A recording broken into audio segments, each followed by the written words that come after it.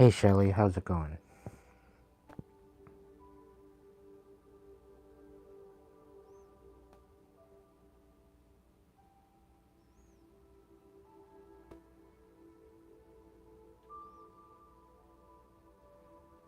Princess Piper, welcome in, my dear. How's the sound?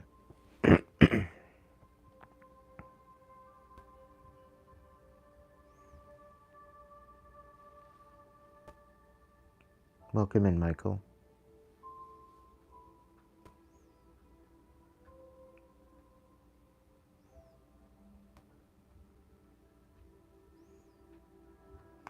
It's a great evening.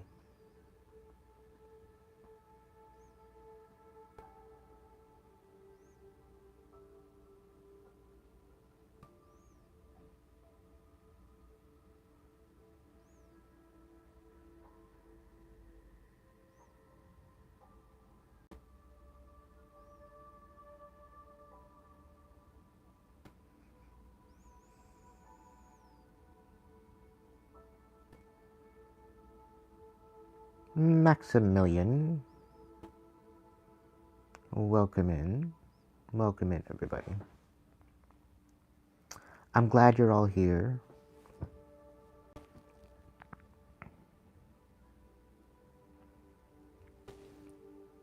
Can I get a sound check? You guys can hear me all right. Gigi, welcome in.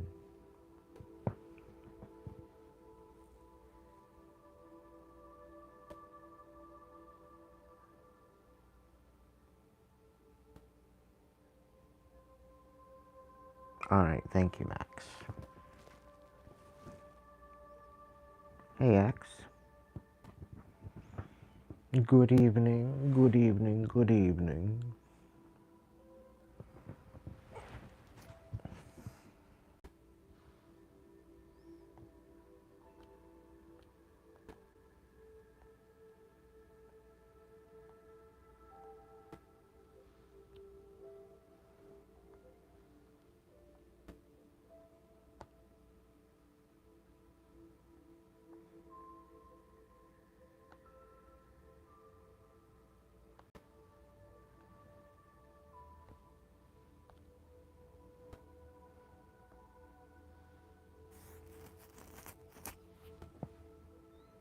Hello, crazy pretzel.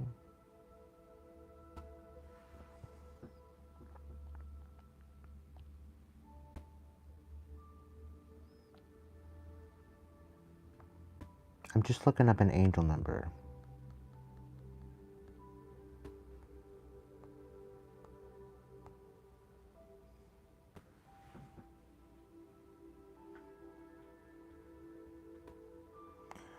So we're going to start off the night a little differently.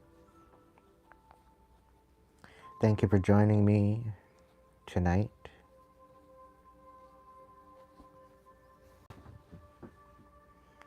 This is a non-monetized episode.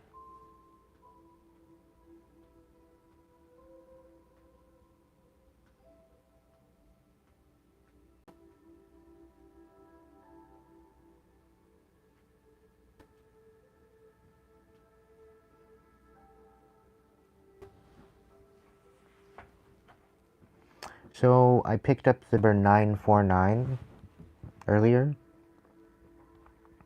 So I looked it up. It says it signifies a period of change and transformation, encouraging you to trust in the universe's plan and embrace opportunities for growth and spiritual awakening. It suggests that your hard work and efforts will be rewarded, leading to success in various areas of life. The number also indicates a shift from one phase to another, urging you to trust the upcoming changes and the guidance that your guardian angels are saying.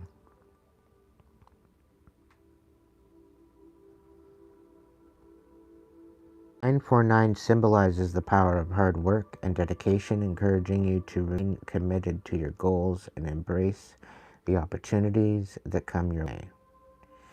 It's also suggesting a period of spiritual growth and awakening, urging you to trust in your intuition and inner wisdom. It also encourages you to trust the universe's plan, positive changes that are unfolding in your life. It also signifies the end of a cycle and the beginning of a new phase or cycle, prompting you to trust in the upcoming changes and the guidance of your guardian angels. By embracing these opportunities that present themselves and staying committed to your goals, you can experience abundance and success in love, career, and spiritual growth.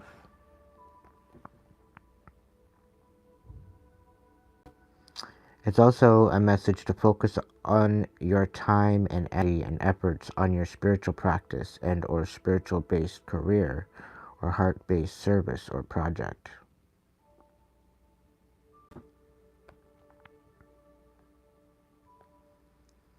So stay focused and just trust in the process.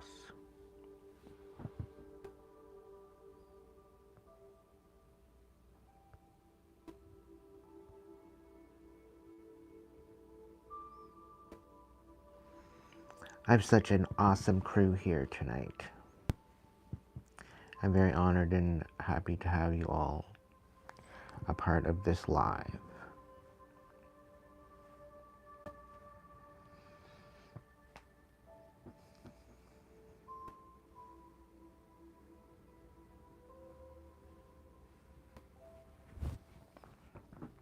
Great Spirit, guides, guards, protectors, angels, ancestors, divine light,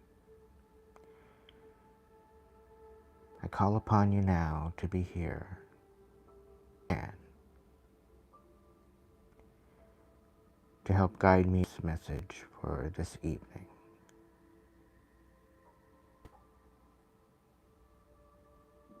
Allow myself to be that kind of light for you.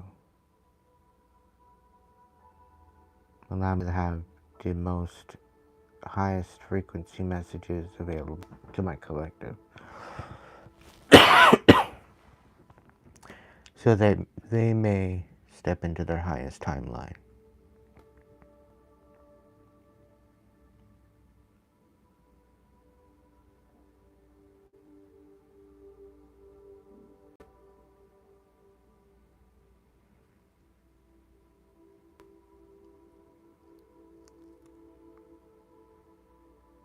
I tried to set up a live earlier and it just totally flunked because I tried to go and put a thumbnail from my tablet up because I don't have the same thumbs on my tablet as I do on my phone. So I decided to just jump in and throw up throw a thumbnail on the video. And it worked out fine. But then it kind of reconstrued and didn't really work well. Because then all I wanted to do was do the live. It didn't want to wait until that time. So there's a little bit of a situation in the upload of that live. It was just very chaotic. So to just trust in the process of the 949. Ending cycles, new beginnings.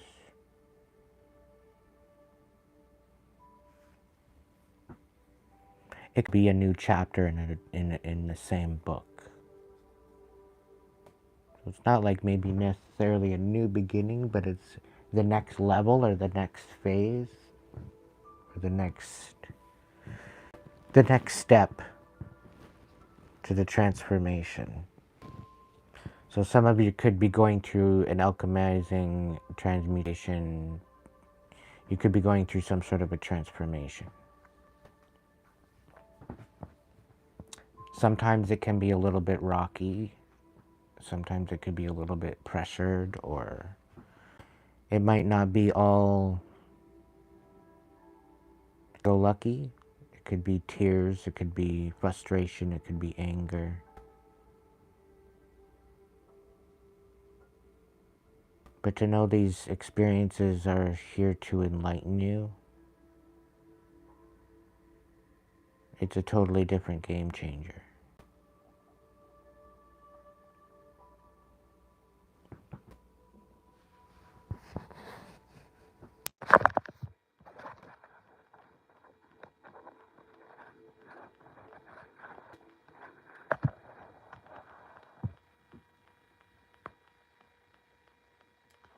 What are we talking about here in the chat?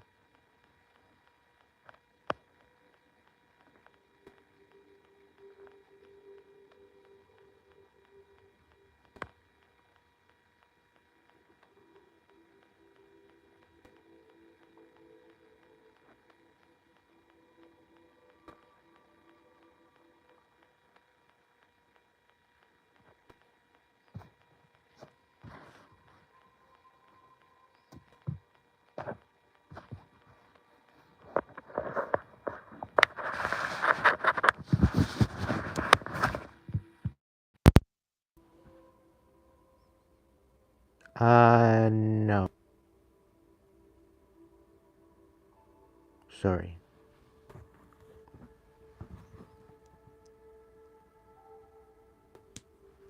I will not bear children this lifetime.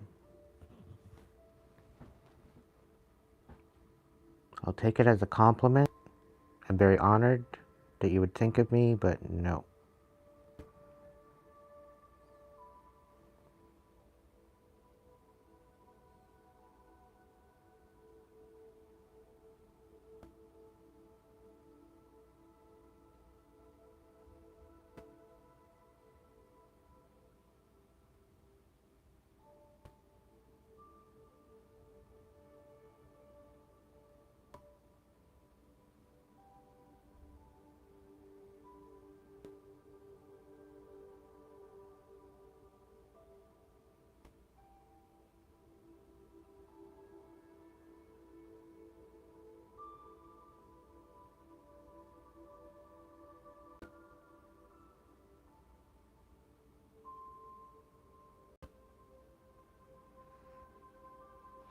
I'm not even quite sure what you're even talking about.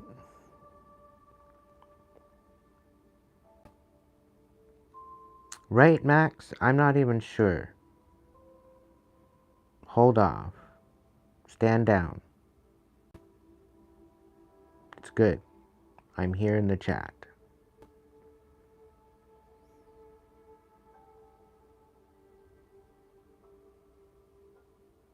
You're not in trouble. It's good.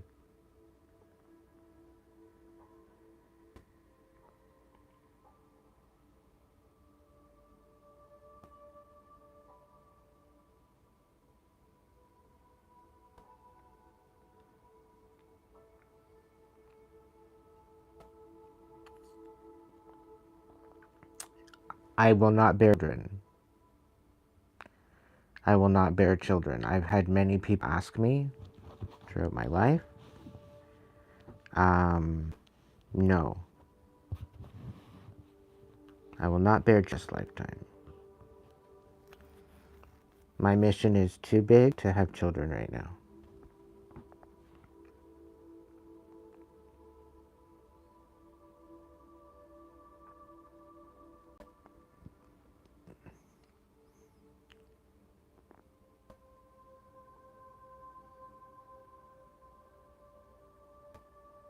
You know how many dykes have come to me to,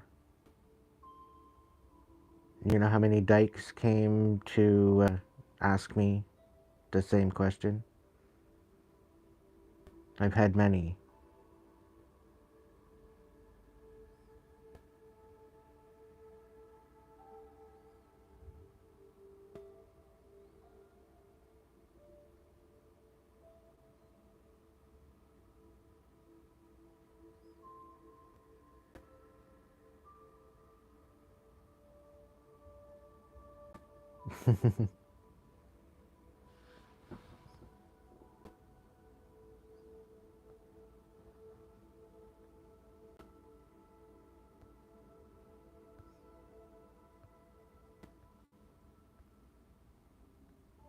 It's all good, Ryan.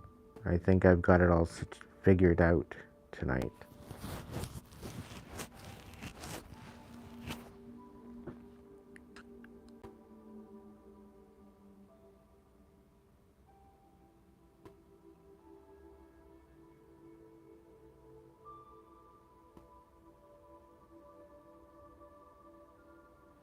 Any, come on now. Straighten up and fly right, my dear. Pretty please.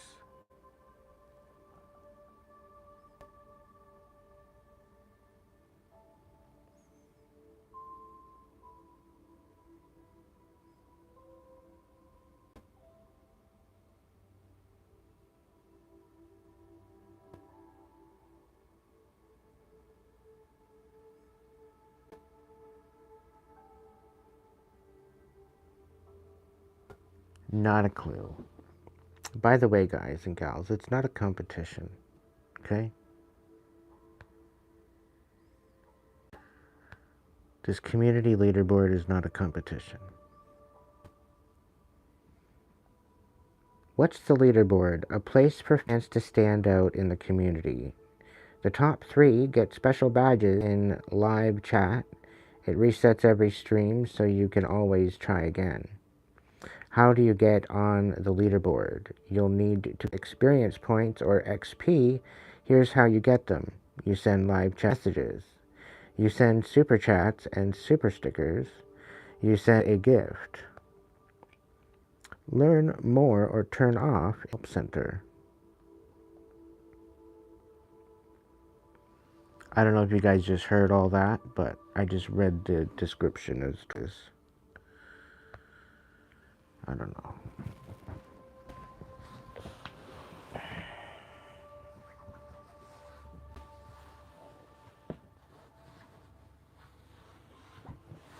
I guess I'll put you up on your stand.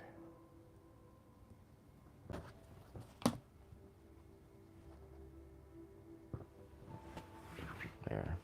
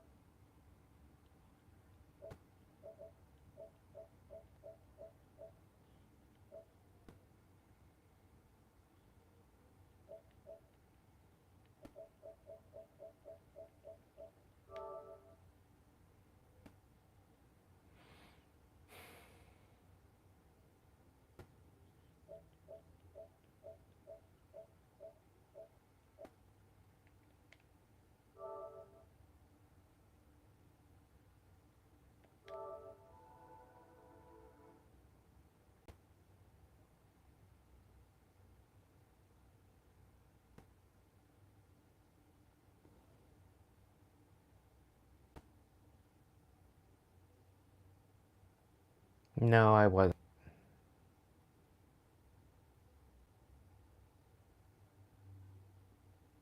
No, I didn't find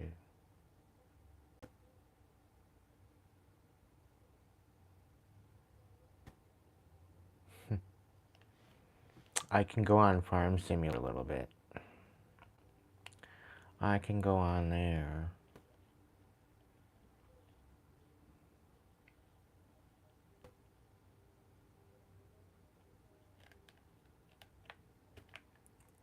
Pray tell what's going on here. Let's go.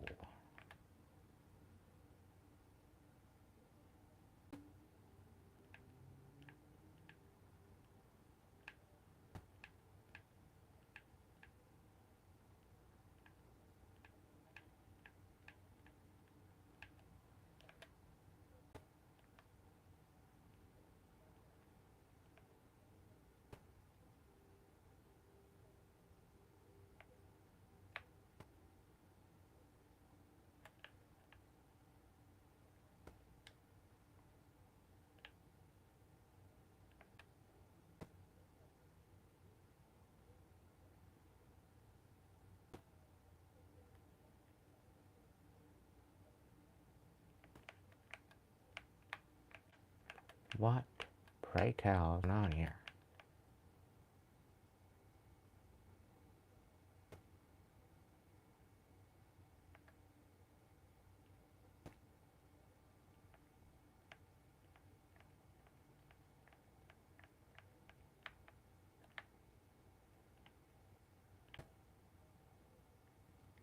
Whatever.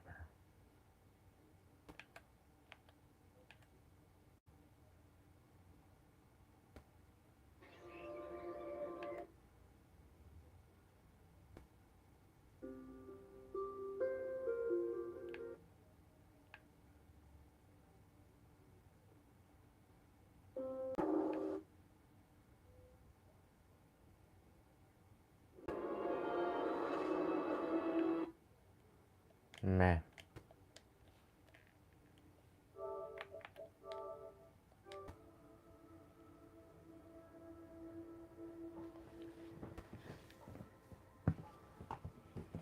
Let's get out the cards. Oh, right, but I'm making a coffee first. That's what it was all about. Okay, so I'm making a coffee, and then we'll do that.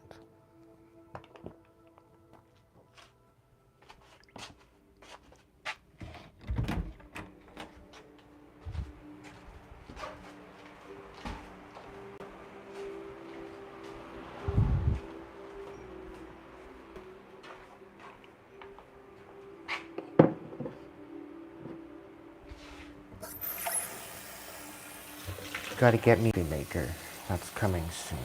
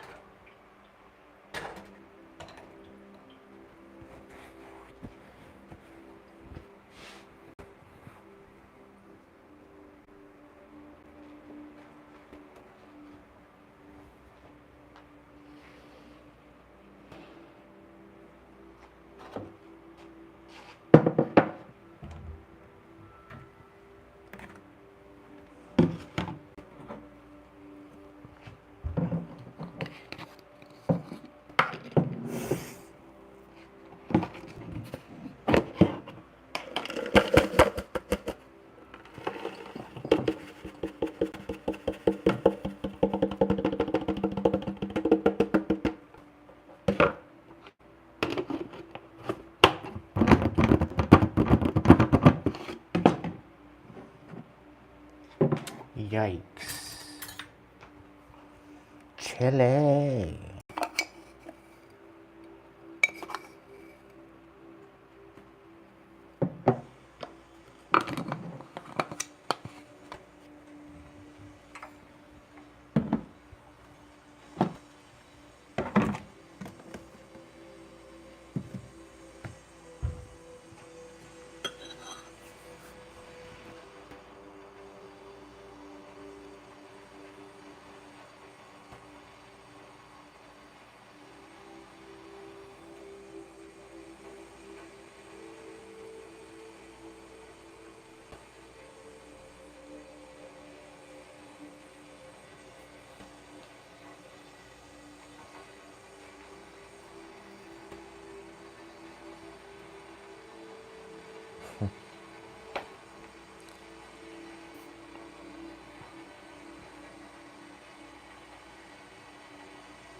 Welcome in, Matt.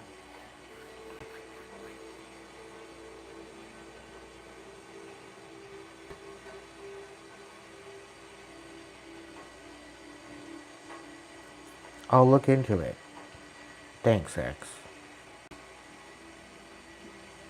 It's my sugar bowl, to be honest. It's what I put my sugar in. I'm not putting ground coffee in a cup. Just saying. Just in case there's a bunch there out there that were thinking so.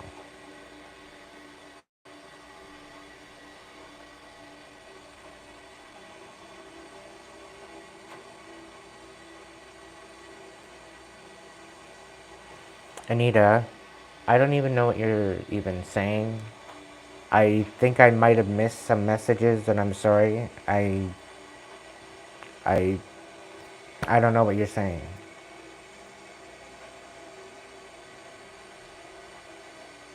I'm following with the chat, but I'm not getting every message, unfortunately.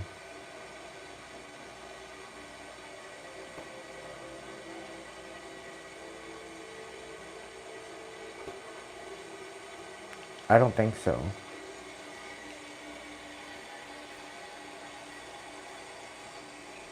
I think it's AI.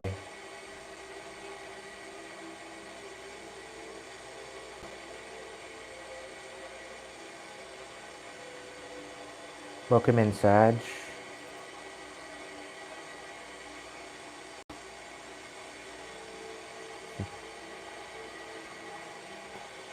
Everyone has their place in Wonderland, Anita.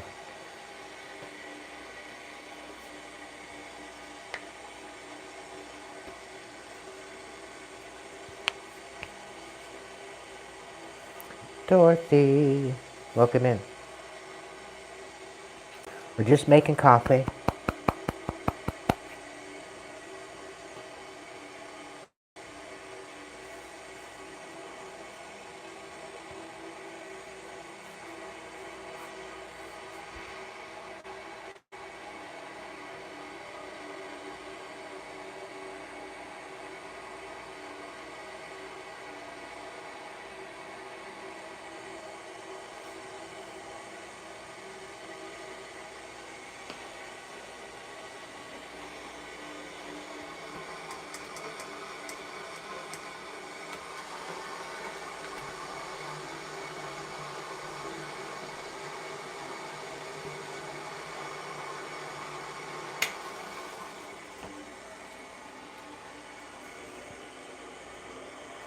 It was only a session.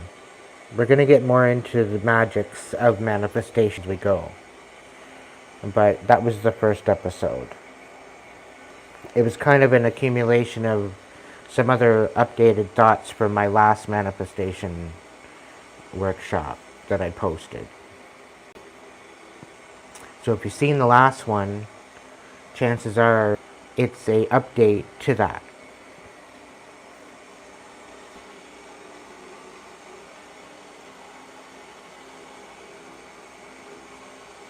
I have a feeling that I can see that stuff. I'm not too worried about it.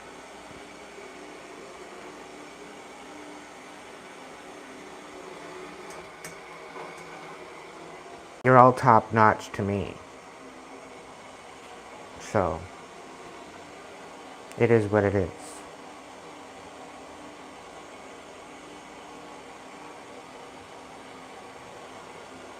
So it doesn't really matter what number you got.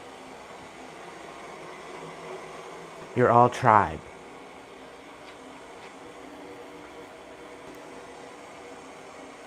I don't know, are we going to turn this into a cooking show?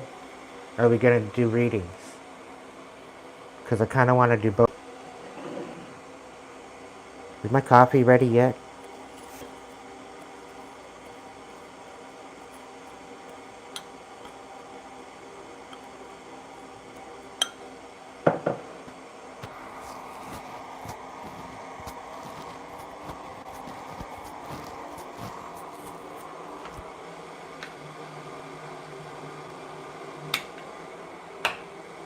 Okay, it's talking up enough.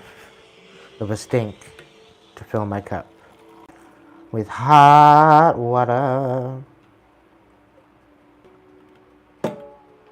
Ding.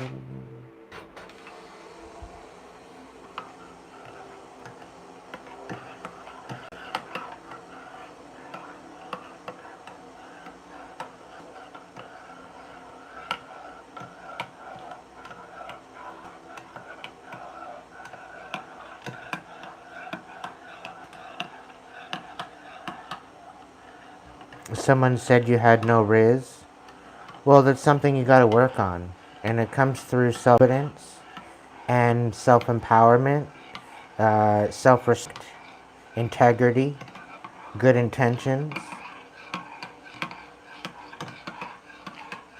And then it all tends to fall into place.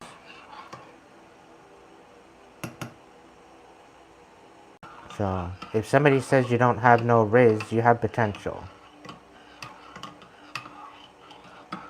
Because now that you know what you're lacking, you can work on obtaining that.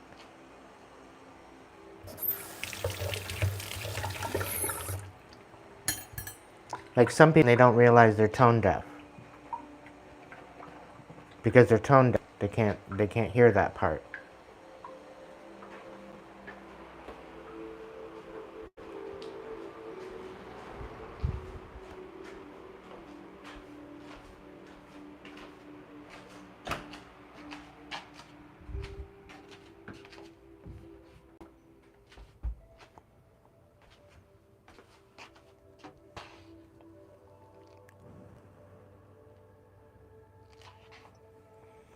Welcome in, everyone.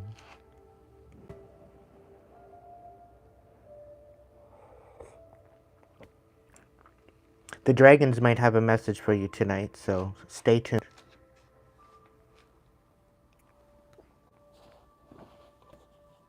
Little rumor says they have some tea.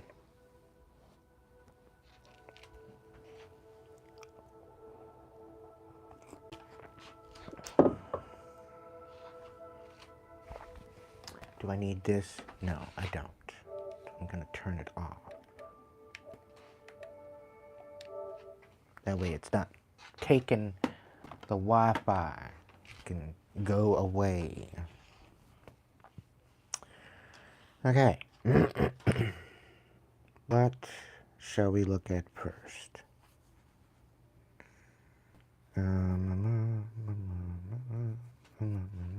Okay.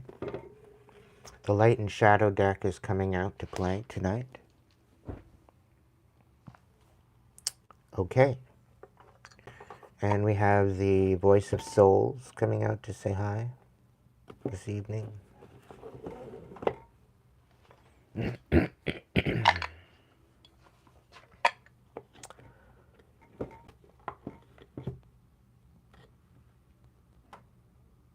I really taking that one out? Alright. Both. I'll move this up then.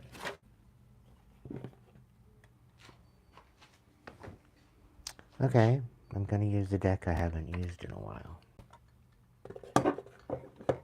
It's because of the killer pictures on the deck, but Spirit says I'm not gonna be showing that anyway. I'm like, okay. So I have a feeling none of the nudie cards are gonna be coming out of the situation.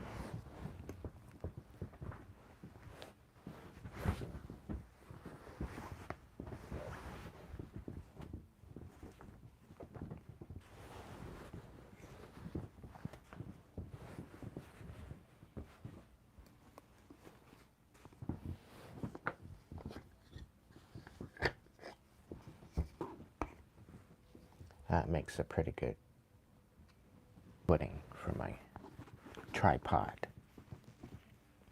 I'm not complaining at all. So I'm using the Witch's Tarot this evening. The Light and Shadow Tarot, the Voice of Souls, and Angelic Activations for tonight's reading. I'm going to use the Light and the Shadow Tarot. It's one of my biggest tarot decks that I have. It's going to be the main cards for the evening, and so I'm going to spread out. It's going to be a little bit bigger spread than I usually do. We're also going to get clarification with the Voice of Souls and the angelic activations afterwards, after the main collective. So I hope you guys all enjoy the message that's going to come out tonight. I'm not too sure. This is about light and shadow, so bringing things to light. There very well could be some tea. And then after this, I'm going to go ahead and grab my dragon cards, and we're going to see about that message from the dragons.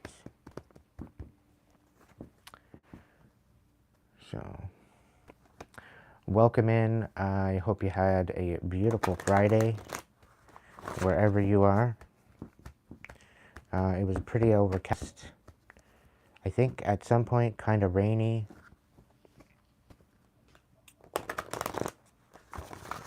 But apparently it was going to be getting good in the going into next week. So it should be all right. If you're in the northern hemisphere.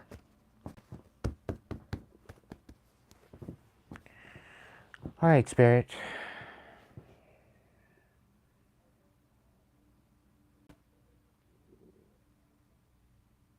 Oh, okay.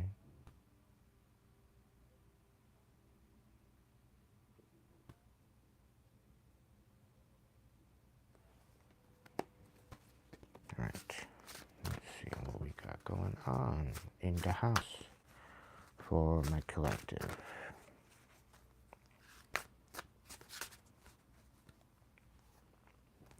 Gonna switch these up like this. We'll go. Got the Three of Cups on the bottom of the deck. Was in the reverse. I usually move it to the right side up in order to do my shuffle, just to keep it organized. Because if I end up with a reversed at the end, then I will switch it up. So that way, if there's a particular card that needs to go in a particular direction, by shuffling the deck that way, it's actually giving a chance for that card to show up in its destined place. So that's why I tend to go right side up as the picture when I'm shuffling. So, but it came out, when I first seen it, it was in reverse. So that's what would be the indication of the message, I would believe. That there's some sort of a third party behind the scenes. You could very well either be releasing of a third party, you could be dealing with a third party situation, and you don't even know about it. Okay? You're the third party in their bullshit, and it's all because of what you say or what you choose to. They're hanging on your every word. What's going on?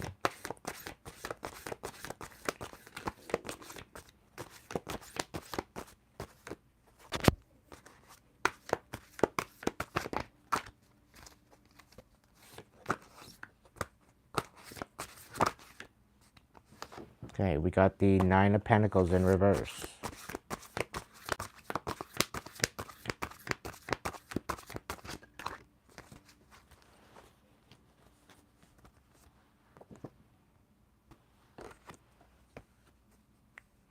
And the Three of Pentacles, and the Three of Cups.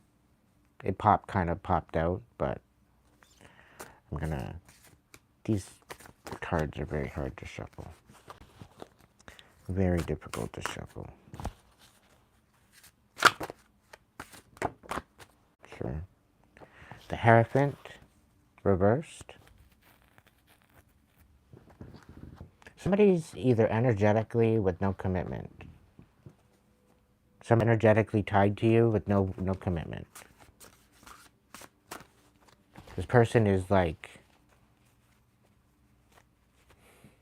this person that's in this energy here is like, like it's succubus kind of energy, but it's not.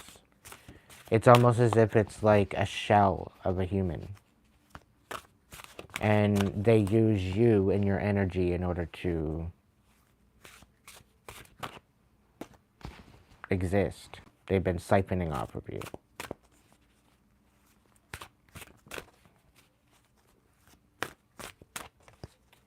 Could very Taurus.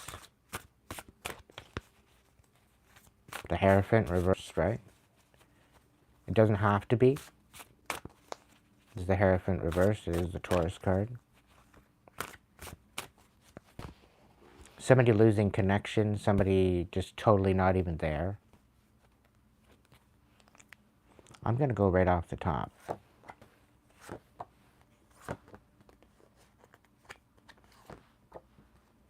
All right, so there's a Queen of Pentacles in reverse. Capricorn.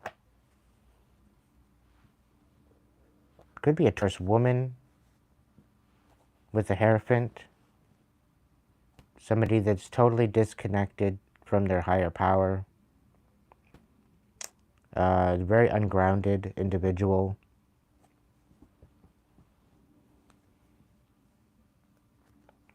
Very unstable. Energetically, quite possibly financially dependent, as well as sabotaging, like very vindictive,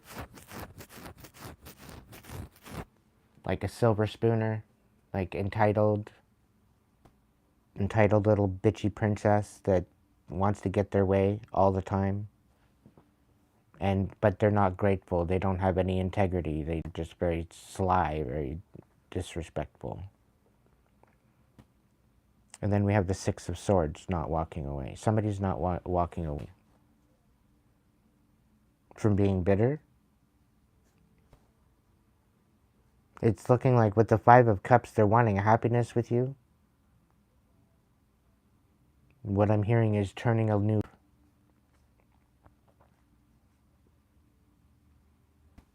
But they're very unstable. They don't know exactly where or how or why or what. Or somebody's lost connection. Somebody's dependent, but somebody's lost connection.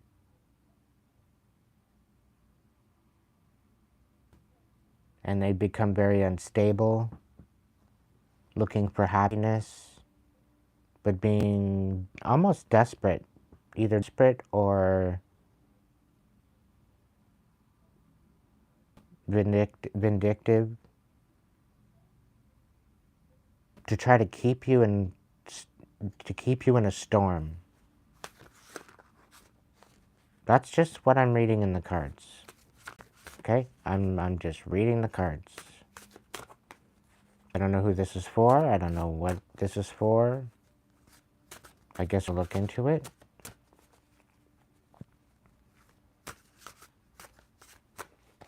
But there's definitely some sort of dependence of energy. Four of Swords and the Eight of Cups in the reverse.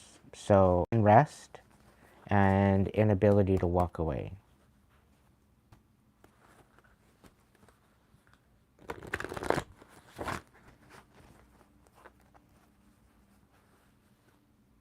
The Emperor in the reverse.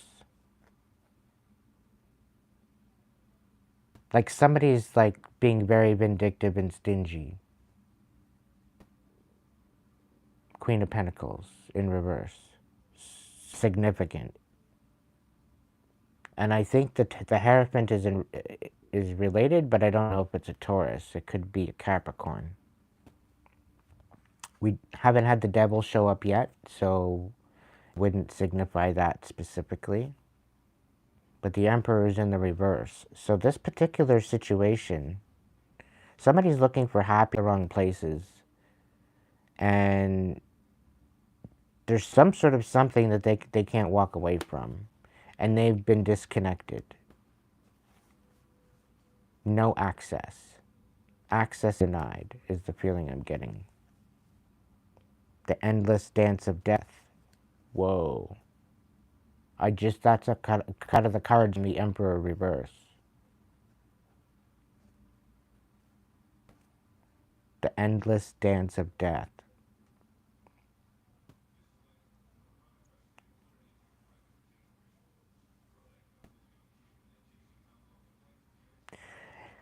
Taurus, Virgo, Capricorn. It's almost as if like there's somebody that's not walking away from what they've done.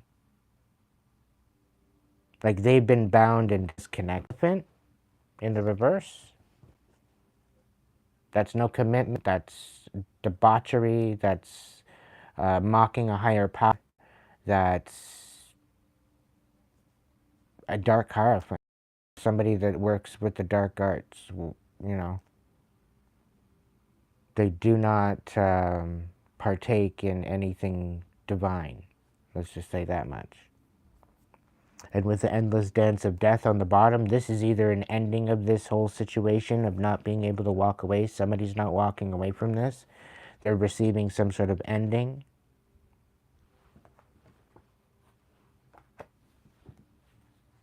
The endless dance of death. It's either that or they're meeting their demise. But Seven of Cups.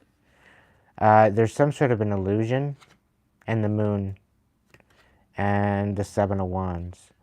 So you're going to have to stick up for yourself.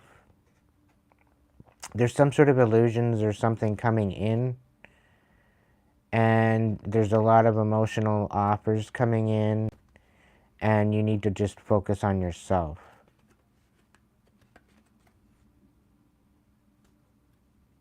Because there's a lot of people casting illusions, and you're having to stick up for yourself because of this. You're having to stand for truth and justice. Yeah, there's the devil.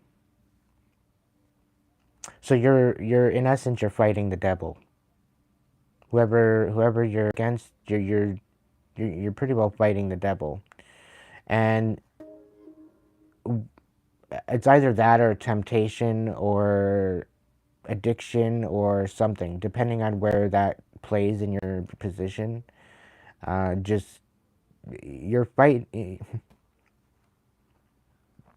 Somebody was stupid and they could contact the devil, contact Lucifer, and get Lucifer on side to take you out, collective.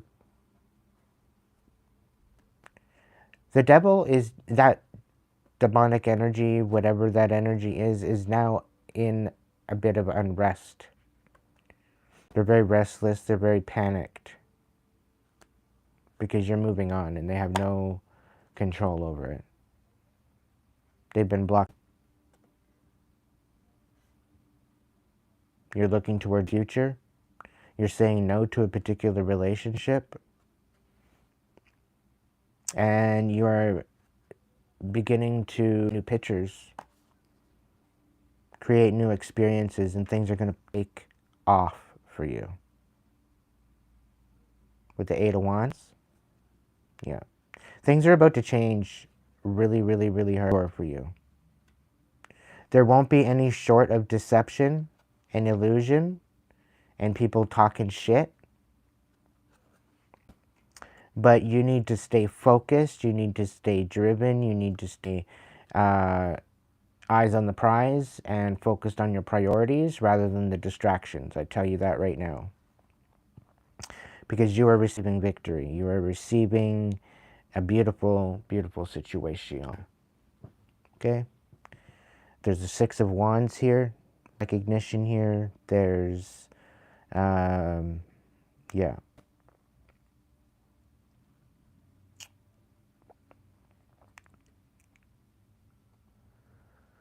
Okay.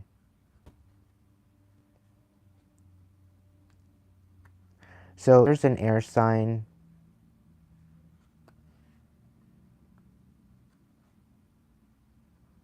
There's an air sign that very well could. There very well could be an air sign, quite possibly being dealt with.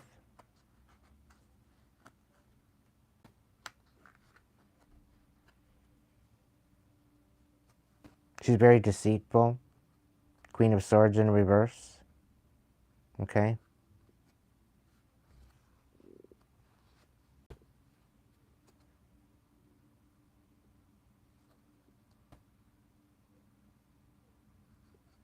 use your discernment. The funny thing is, these manipulative people, they tend to tell on themselves. Just act accordingly. Don't allow people to swindle you. Use your discernment. Strength card. I'm really finding that you are going to find your inner strength. You're going to find your inner courage, your confidence. Good things are going to start working for you. You're going to realize who the fuck you are. You might have forgotten. You're getting reacquainted with what you're good at, with the Eight of Pentacles. You're assessing all of that you've been tending to your garden.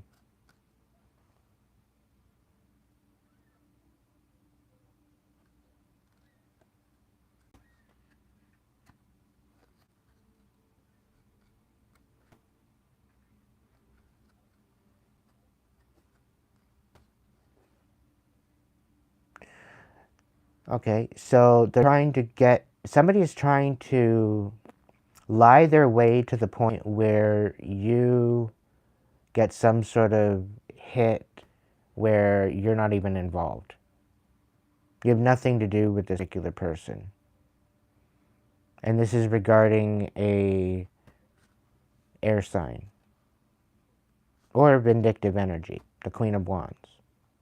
Or not the Queen of Swords. And just as I'm looking at the King of Wands in reverse. So what they're trying to do, trying to get you, okay? And they think that they're good at getting a rise out of you. But you're finding your confidence, you're finding more yourself, you're finding what you're good at, right? You're finding your confidence, like you're seeing your power. And somebody's trying to take you out of your power as you get there. They're trying to get you to miss out on your wish fulfillment. Now, the situation with this, because of the wish fulfillment, you're getting a new offer. It's either that or they're trying to bring in an offer to sway you, right? So again, use your discernment. Whatever offers are going to be coming in for, you know, use discernment. But it's almost as if like you're filling a cup. Like you don't need somebody to fulfill your wish fulfillment. That's the whole situation. You're fulfilling it on your own. You're finding happiness within yourself without anybody, without the requirement of anyone else. The Prince of Pentacles in the reverse. So this is somebody maybe that's having a hard time coming forward. They're very unable. They don't really have much to offer. They're more or less coming in for help. They're coming in asking for help, asking for guidance. On a new beginning with you, this person, someone. And they want to make decisions without you knowing all the information. So there's definitely some sort of deception here. And yeah, the Magician, they're trying to manipulate you. Seven of Pentacles in reverse, yeah. They want you, they're coming in asking you for help, but really they're wanting to try to steal from you. They literally leave you with nothing.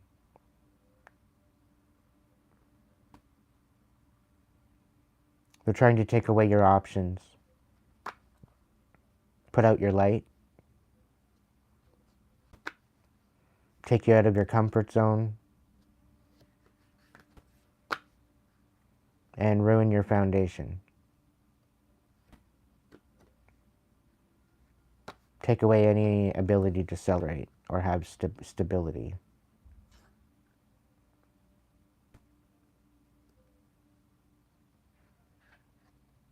Just coming forward, going to be questioning you. They're going to be getting you to question your way forward. Like kind of like a pep talk, like what the actual hell you're doing with your life. Like being all judgmental. Meanwhile, you haven't heard from this person and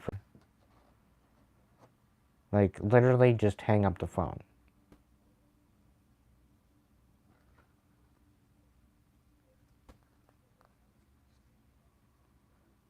because they're after your tentacles. They want to ruin everything. They want to ruin your beginning.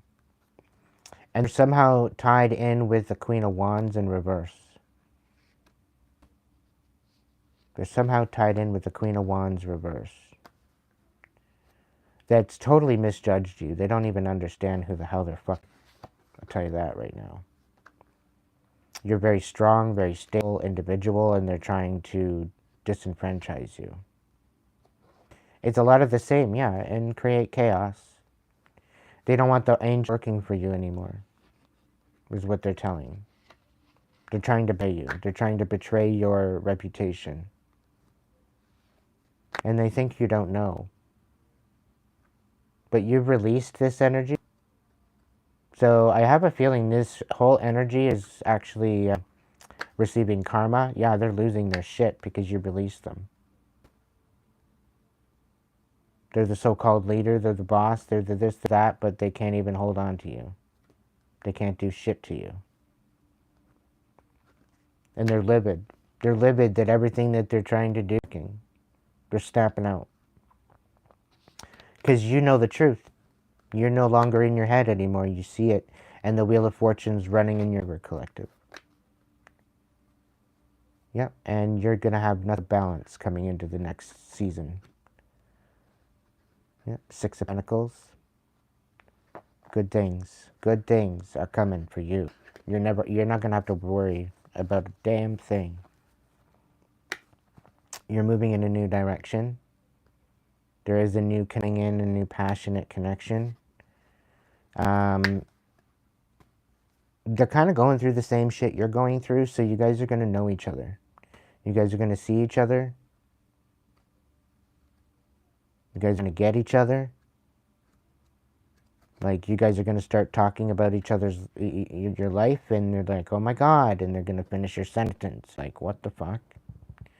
Because there's some sort of self-worth left out in the cold. Somebody's being left out in the cold. And you know all about that. So they need some healing for that.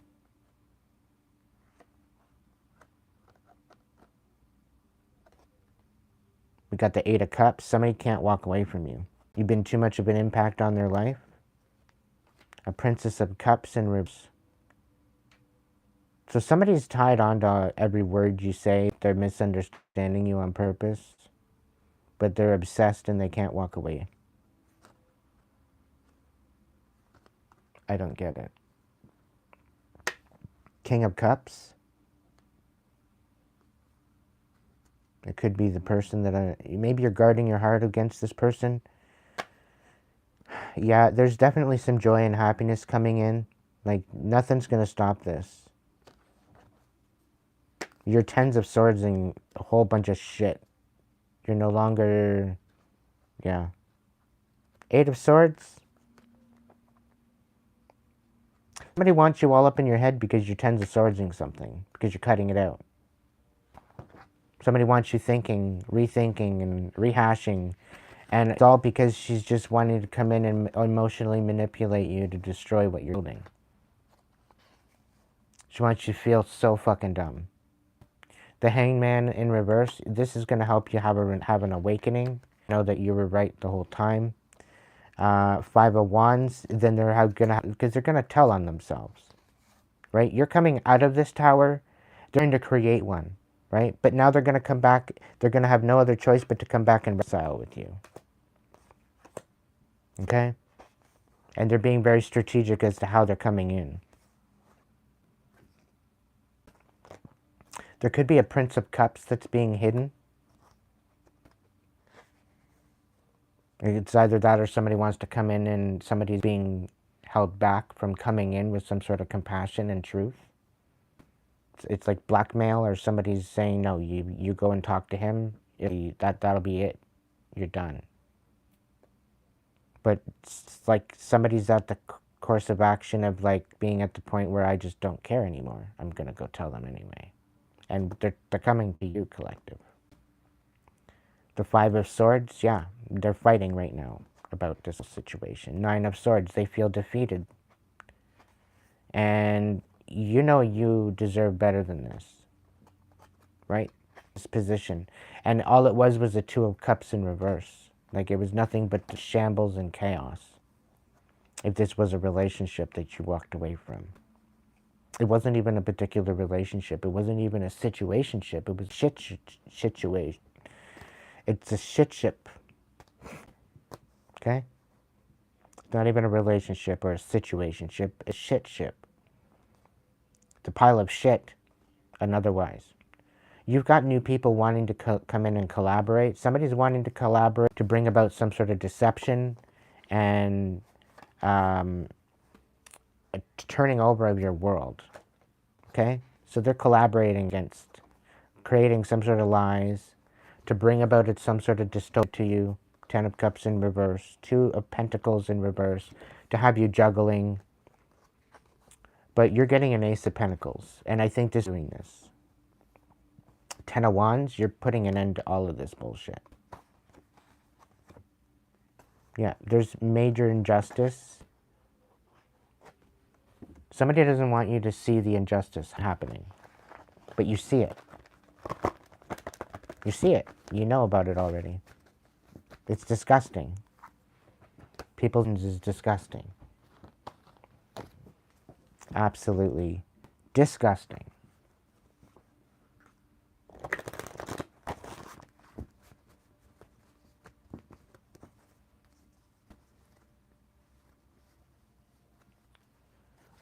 So, what's this?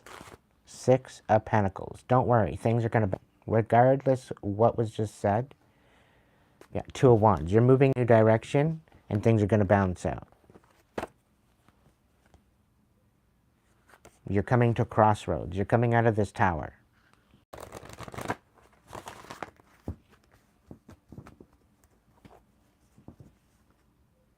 Good things are starting to happen for you. You 10 swords in. The devil. 10 of swords is the devil.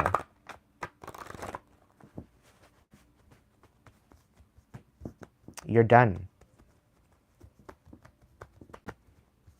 You're done dealing with the deceptive bullshit. And I don't blame you, collective.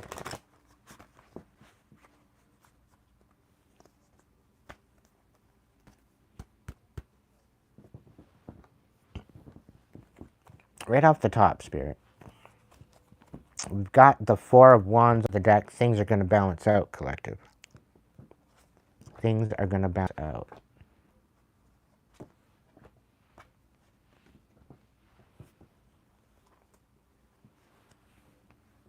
So I'm really kind of thinking on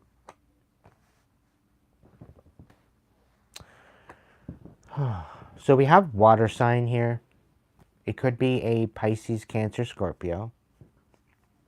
They're going through a dark night of the soul.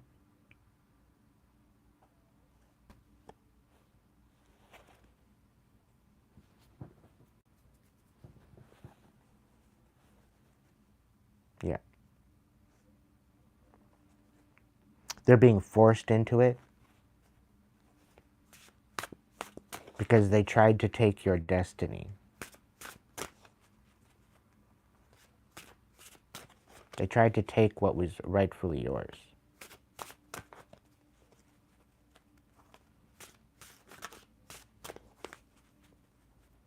This was a very immature individual. They didn't ever grow up. They stayed in this very childish, my way or the highway kind of situation. Very emotionally manipulative. Very guiltfully manipulative. They use their emotions as a weapon. And grew up to be just as bitter. They didn't learn a lesson whatsoever. Wands. They're being brought right to a stop at this point. From a Prince of Cups to a King of Cups in reverse. Both reverse. Okay? And they are having to face the fact and face the accountability of their actions. Is what I'm feeling here. And it's mainly because they were never satisfied with the 4 of Cups. They were never satisfied or grateful for what they actually had. They were always striving for more. And it wasn't the fact that they were happy with what they have or whatever. They weren't grateful one bit.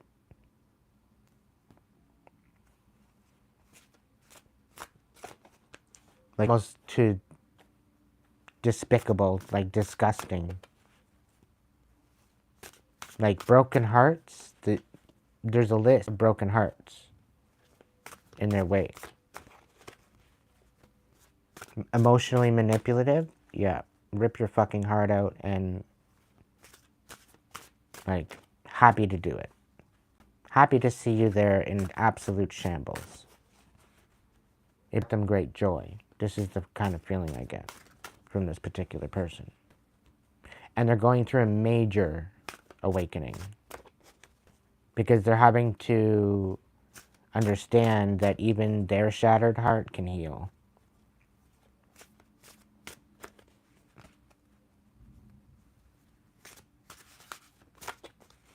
They're being showed an example from what Spirit's saying of how to be and how not to be.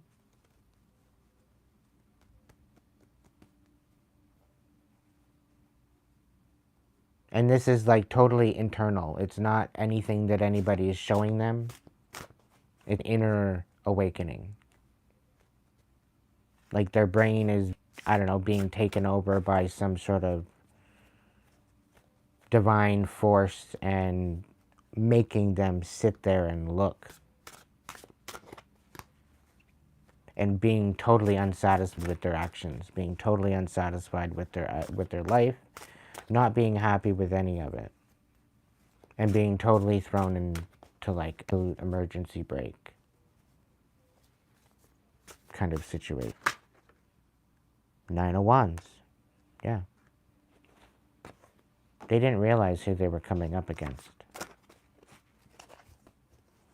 They always got what they wanted up until now.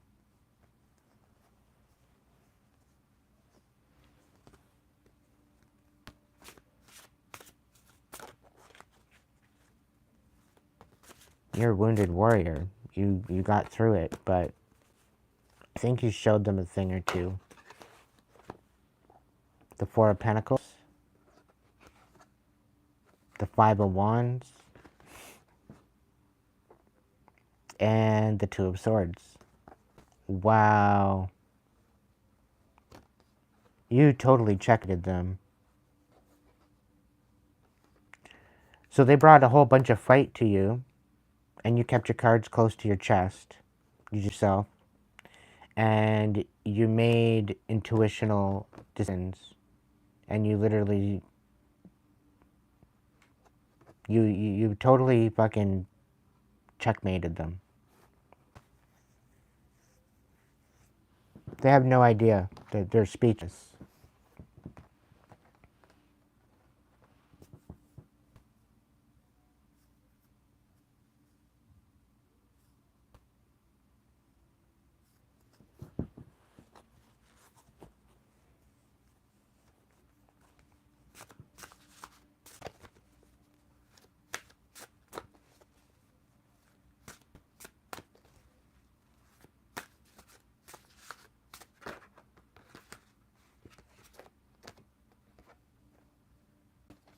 Princess of Swords, the 2 of Pentacles, and the 6 of Wands reversed. So somebody's coming forward.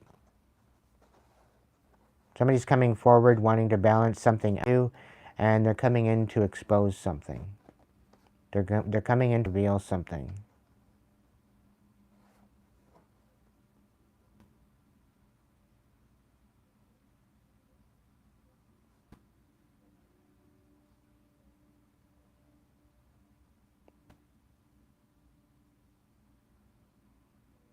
There's some sort of offer.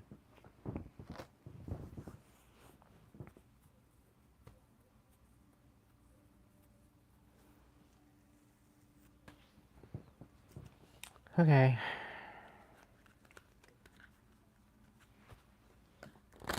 Let's get into the Witch's Tarot. See what we got going on. What other messages do we got? Do I even clarify this?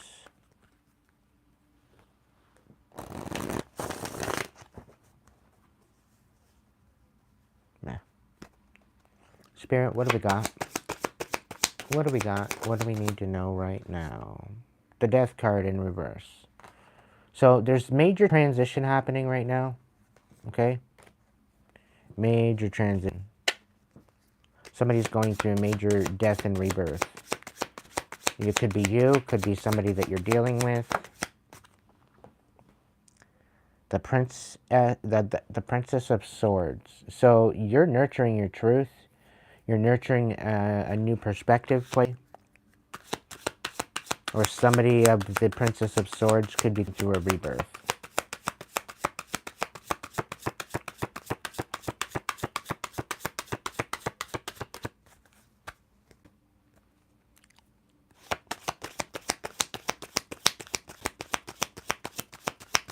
What's going on, Spirit? What's the message? What is it for my collective? The Ace of Swords on the bottom. So there's some sort of deception. What's this all about, Spirit? Let's go. Spit it out, my dear. Spit it out. Thank you. We've got the Prince of Wands and the Nine of Cups. Prince of Wands and Nine of Cups. So you're moving forward, I think. As you're moving forward, there's some sort of an awakening. Or there very well could be a Prince of Wands. You're maybe having a birth with the Prince of Wands. And this is wish fulfillment.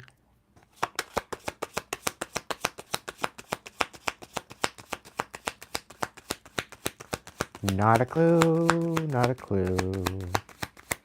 Not a clue, not a clue. The Ten of Wands. So, somebody wants to heal something with you. Like, this is a cycle that's already closed out and somebody wants to heal something.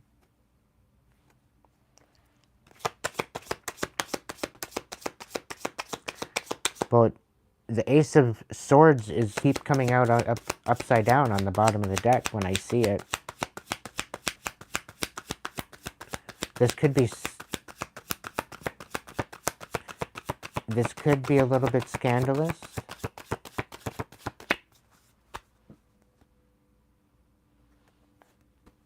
They're trying to reconcile a fire, like conflict.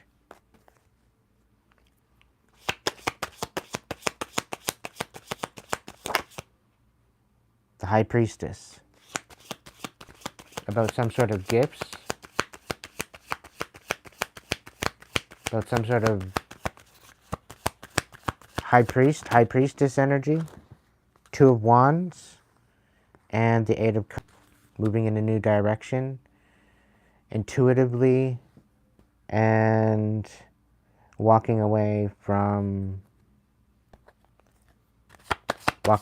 to brighter horizon. Seven of Swords, being very strategic. Four Swords reversed. So somebody's being strategic about bringing some sort of unrest to you.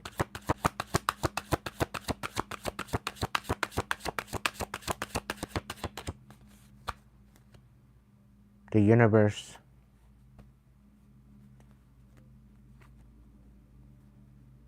They don't really actually understand as to who the hell you're talking, who the hell they're messing with, or who the hell they're talking to, or whoever they're envious or jealous of. You're connected. You're covered.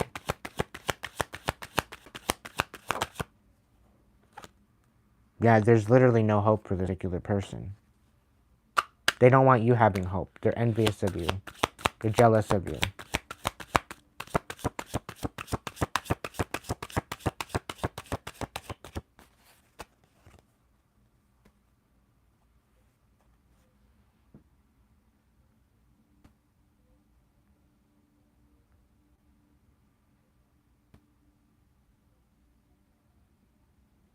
Hey James, sleep buddy.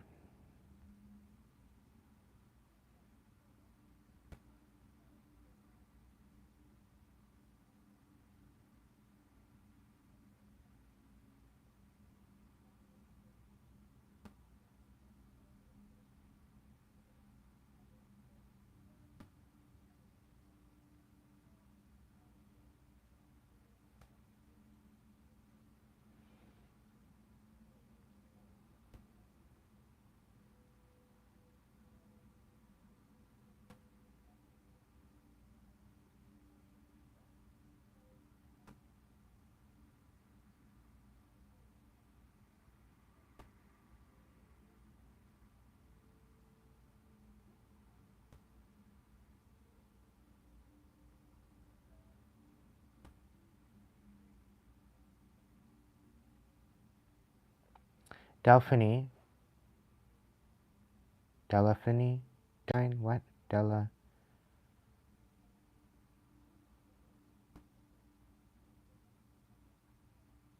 Delphine? I don't know. I have no idea. Sorry if I butchered your name. Trying. Are you vibing?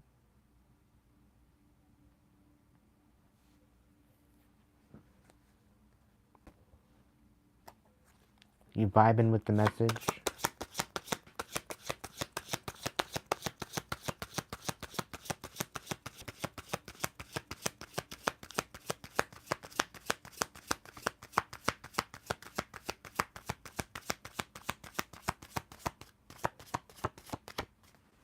What do you mean with the stars? It's my bro.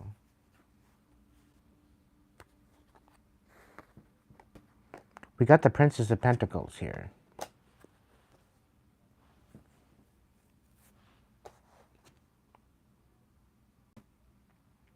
Somebody's very unstable. They have no hope in a handbasket. They're very restless. They're being very strategic. But you see this. You're moving forward. You're walking away from this energy. They're being very strategic as to how they're trying to sabotage you. But everything is not working. Like,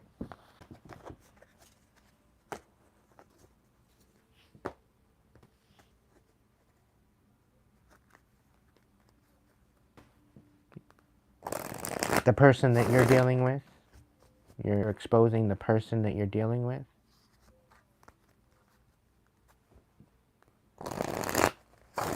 Or is it someone in the chat that you're talking about? I have no idea.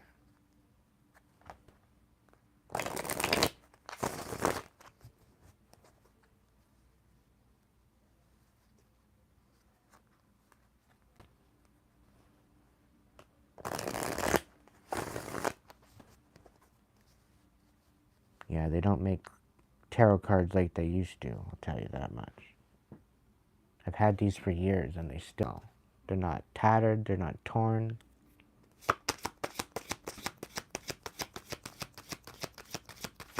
What's the scoop? What's the scoop? What's the scoop, Spirit? What do we need to know? What do we need to know? The Prince of Swords. And so somebody's coming and they're going to speak to you, or they want to speak to you. They could be coming with information, or they're coming for information. Maybe they're questioning themselves, or they're wanting to question you, or get you to question yourself. Okay, Wheel of Fortune. More about this with the Fool reversed and the Prince of Swords. What's the scoop on that? Tell me more. Okay, we've got the Ace of Pentacles. And we've got the Ten of Pentacles reversed. Okay, so there's somebody to question you about something of an offer that you maybe wanted or had received, or whatever the case may be. Yeah, Ace of Pentacles, there was an offer. It's like there's an offer instead of what they did. It's like giving some sort of breadcrumbing. Somebody's coming to get you to question what you're worth, is the feeling I'm getting.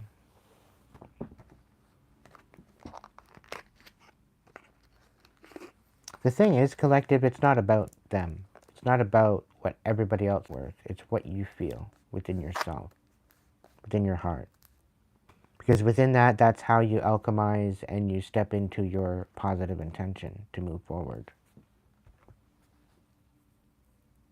Always listening to what everybody else wants, you end up being a fabrication of everybody else.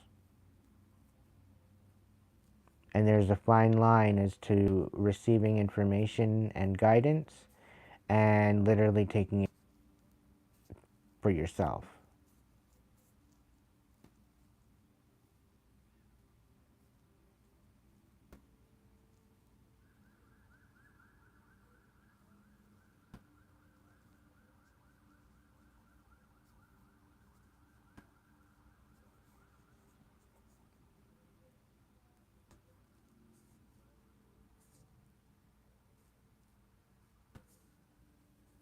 Somebody's getting karma for the shit they've done.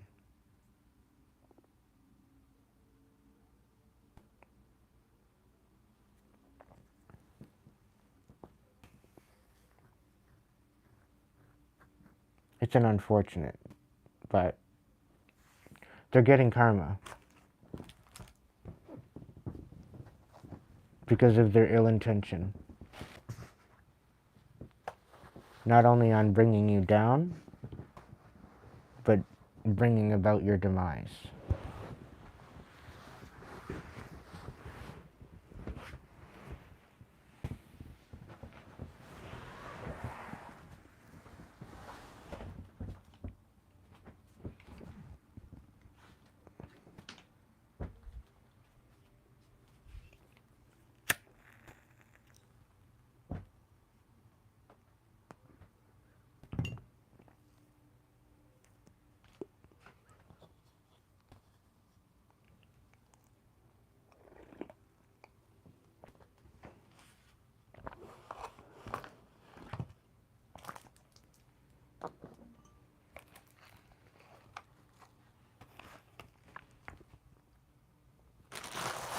Just give me a minute, collective.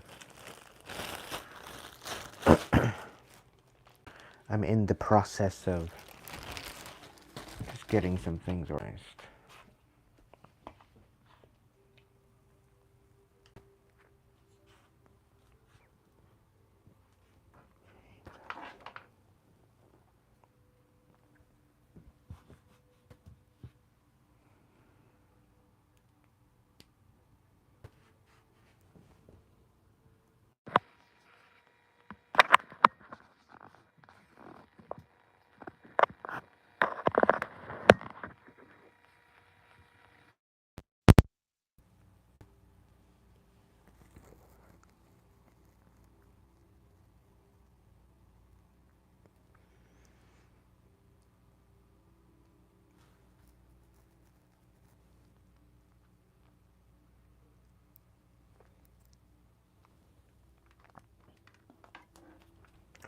All these people with bitter intentions, collective,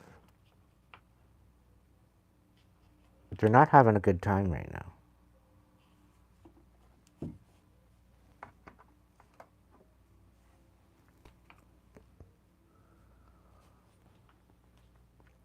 I'm just going to say that much.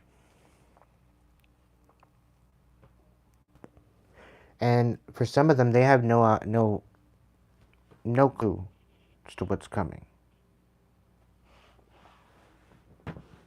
They're not a clue. Not even a clue.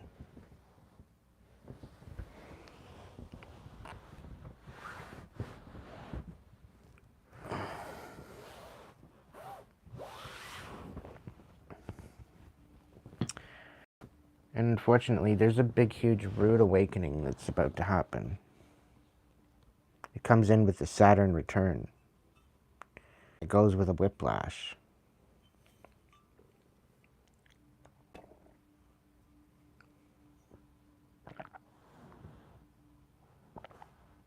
And the people that come up against you, they think they can run and they can hide, they can, you know, they can do what they want and get away with it. With a particular planetary alignment, they're dealing with divine energy. They're not dealing with just any old adage. And this is one planetary alignment that's come through to create a balance. This is a celestial blessing.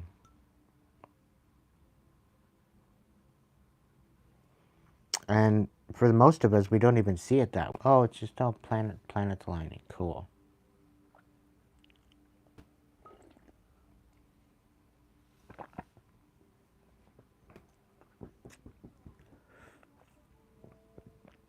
So, if you got ill in your heart, it'd be good to straighten that shit out quick.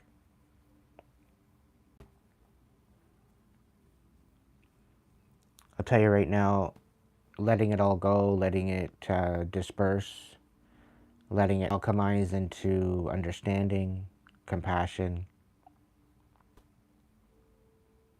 ultimately forgiveness, because somebody's got to be really gone to be that sick, to think that they can manipulate somebody else.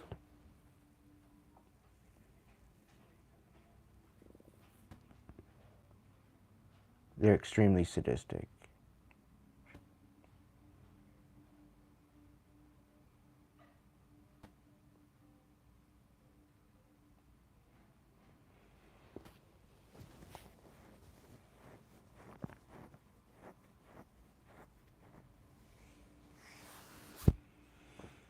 And yeah, there are certain people that have taken oaths that they are going to see. Because they didn't just take an oath to their conglomerates that they're working with. They took an oath to spirit. They took an oath to God. They took an oath to the divine. It's more than just a 3D model of what they're making an oath to. They're making an oath to something so much bigger, whether you realize it or not. When you make an oath into the army, into the police force, into the firefighters guild, you know, it doesn't matter what it is.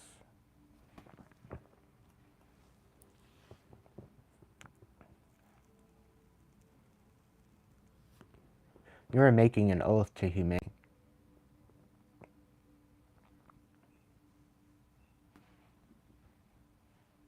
And the situation with this is that you guys are being faced with questions. You guys are being faced with challenges and lessons. Do you stand up as a group, or are you totally independent? Are you just minding your own business?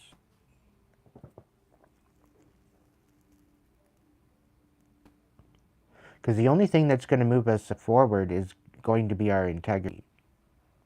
Nothing else.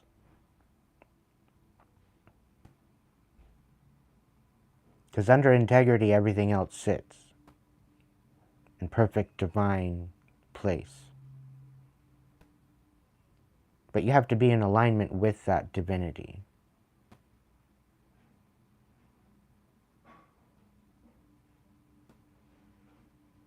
The moment that you're in alignment with that divinity, that's when start changing for you. When you can finally align your energy, your own energy, you can guard it, you can keep it to yourself, you can project it to where it needs to go, whether it be healing, protection, whatever. That's half the battle. Recognizing your own energy and being able to utilize it. The next thing is getting a hold of your focus and your intention and moving into your manifestation.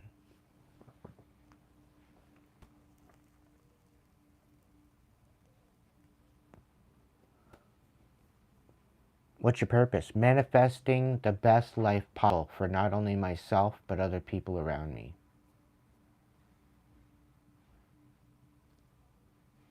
I think that's a pretty good purpose. That's why I'm here. That's why this channel is here. Because I'm trying to share my wisdom with the chat, it's being able to share your wisdom. And together we can work something out and make something beautiful.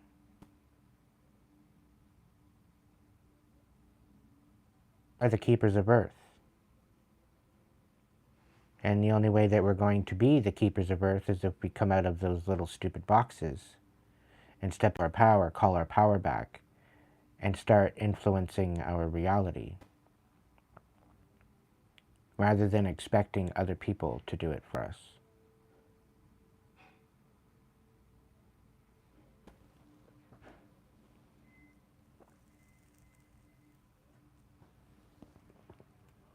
There's a way to do it where it's in balance. And I'm not saying to go out and do unlawfully things, okay? Unlawfully does not, equate to being an absolute dick.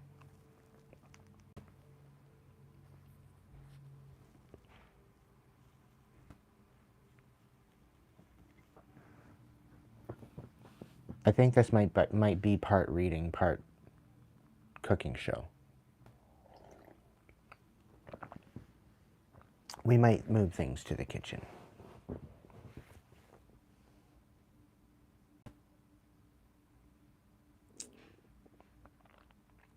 The thing is I've been sitting here wondering, how am I going to create a world, such as the one I'm trying to work with, right? How am I supposed to create a world that I want?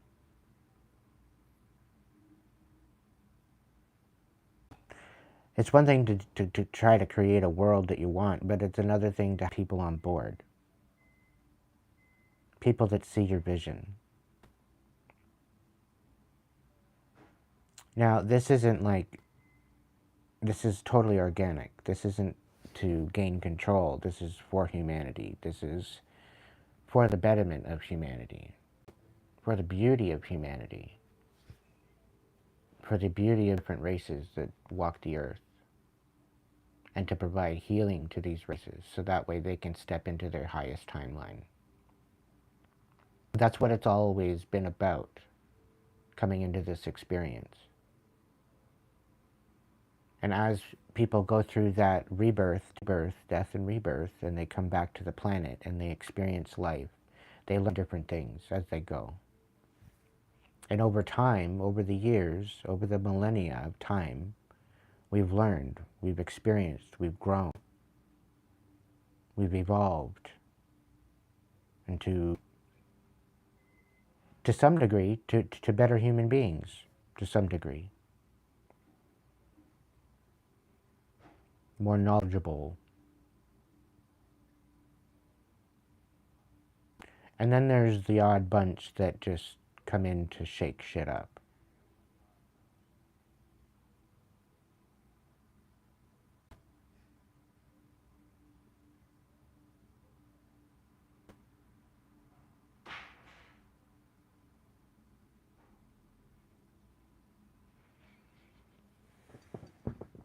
But how you shake it up, that is a big question. Are you shaking up the deception? Are you bringing truth?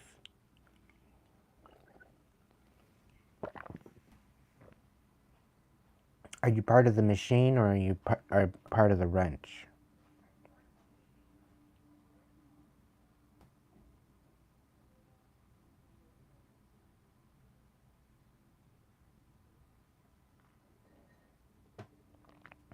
Does it have to be a wrench?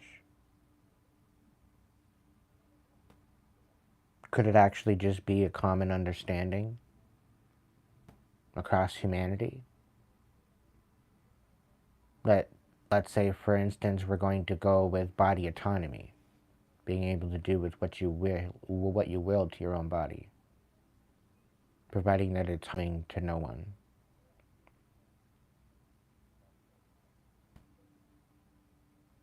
Giving you your full reign to express yourself. So if you want to get tattoos, get tattoos. If you want to get piercings, get piercings. You want to be a test rabbit, be a test rabbit. You want to go for science, go for science. You want to go for biology, go for biology. You want to go for tech, go for tech. Be the experience. That's what we're moving into. To be the experience that you wish to seek. And because we've evolved in such a way, we're coming into the integration with machine and human. And this is what they've been trying to do for the last year, 2 years, 3, 4, 5, 6, decade? Is try to enmesh and to merge AI with HI, human intelligence.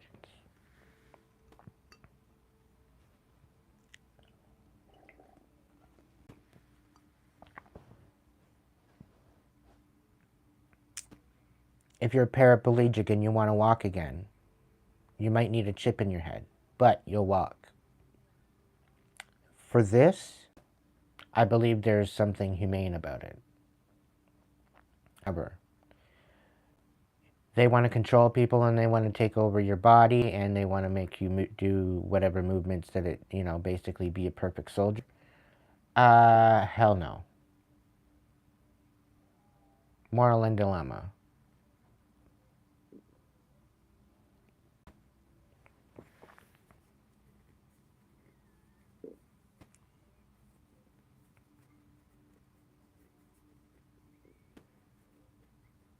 The current changes that we're going through and the current dismantling of all the systems across the world, it's happening at a very odd, obnoxious, awkward kind of rate. I'm just going to let you know that there's a way to go about this, that it is in balance with the divine course of action. There's a way to do this which is in balance with humanity, which is in balance with human rights as a divine sovereign being on earth, as a earth keeper.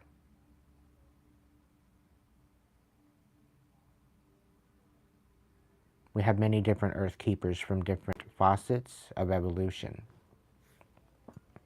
Some of us are at some things and not so good at others. And that's okay. That's what makes us special in our own particular way. But it is us to find that insight within ourselves and to allow it to build your destiny. Allow it to build your purpose. Finding out what the calling is from within you and letting it be birthed from within, outward.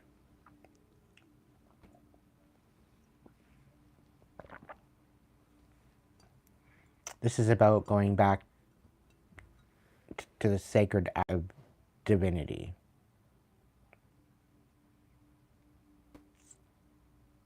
Following the journey that is meant for you rather than the distractions of what everybody else's expectation of you is.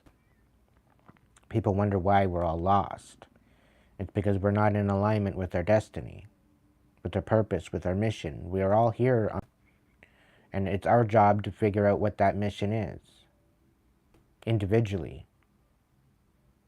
If you don't know what your mission is, you're missing the point. If you think this is just a joke, it's just a bunch of bullshit drama that you're... No, it's bigger than that. Way bigger than that. Bigger than you. Bigger than your skin suit that you're sitting in right now. It's even bigger than the soul and the spirit that you have within you. But that soul and spirit is connected to that divine light, which is giving you life. It's giving you existence. It's giving you purpose. It's giving you a day to wake up to. Another chance, day after day after day after day after day, to make an experience for yourself. Is it going to be in good intention, or is it going to be in a negative intention? Are you going to go out sabotaging people's lives, or are you going to go out and provide peace and tranquility to the populace and to humanity? Are you going to be a friend, family, or are you going to be a foe? Are you going to be an enemy? It's all based on your intention. You're graded on this intention. You cannot run, you cannot hide. Whatever you choose to do in this life, in this experience, it is a lesson for your soul, for your spirit, to bring back to the astral consciousness of all there is. This is the whole experience, to come here, to experience the 5 and 6 and multiple differences that you have available to you, depending on your upgrades, depending on your evolution, depending on who you are and who you try to become,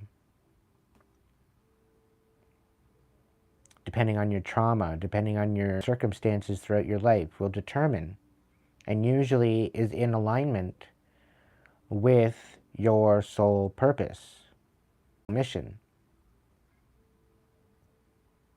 So a lot of people with abandonment and wanting to people please and wanting to serve others, this is a aspect of yourself of abandonment, but it is also aspect of self of being of service, being of a messenger or a keeper of earth.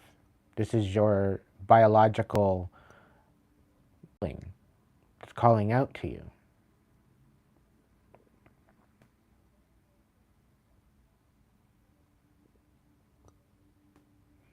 And in order for magic to happen, it needs to be in the happening.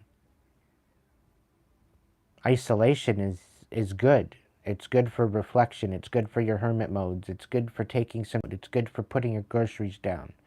It's good for putting your bullshit down for 5 minutes, 10 minutes, an hour, a week, a month, even a year for that matter.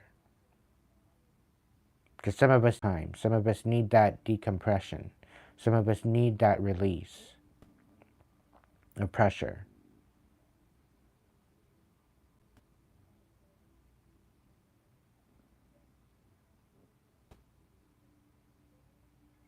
So the people that have been in isolation in hermit mode for the last year or two, you are soon to be coming out.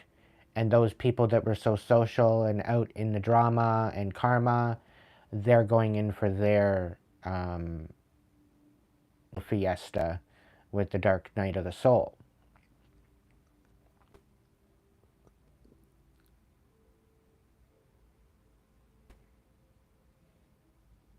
I'm really getting a call that Spirit's basically saying, okay, that's enough.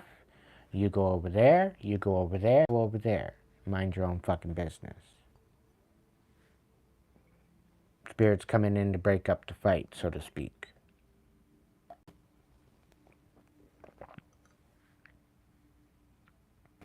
Spirit sees everyone's intention. You cannot run, you cannot hide, you will be judged. You will be judged on your overall and how you hold yourself within this reality. No ifs, ands, buts. You cannot run, you cannot hide. Doesn't matter if you go to the dark side or go to the light side. Makes no difference. Your overall intent within your whole existence. The growth matters. Your evolution matters, depending on how much you've elevated, genuinely elevated, not lying to yourself, where you've held accountability for yourself and for your own actions and your own part in your reality. Yes, we might have gotten swindled. Yes, we might have gotten into shit piles, but how did we get ourselves out? What did we learn? How did that help us to evolve? Did we feel a failure like they wanted us to, or did we rise?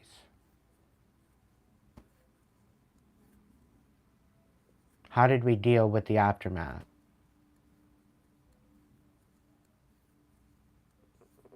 Did we engage? And how did we engage in a way that was beneficial, was liberating? Was it freeing? Was it non-confrontational? Was it eye-opening? Was it ascending? Was it transmuting, alchemizing?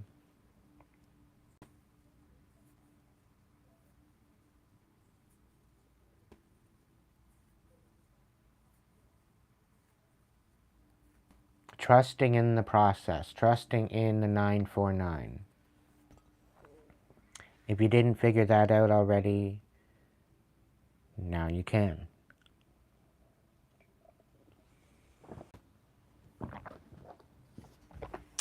The voice of souls are whispering at me, so we're going to look in that. Look into that. I'll do a 5-pack.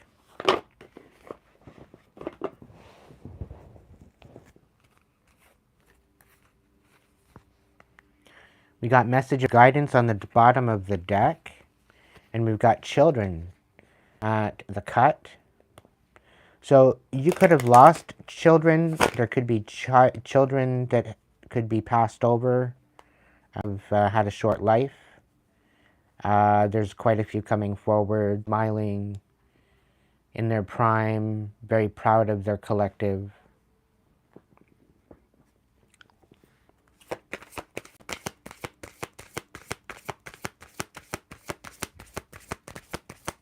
What's the scoop? Your inner child is thanking you. To the ones that have been doing a lot of work with your inner child is thanking you. Okay, you're recognizing, you're acknowledging that getting reacquainted with your inner child, there's definitely no loss to it.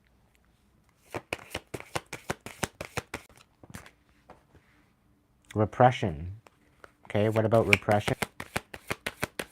The number 22 or 4 could be significant about some sort of repression.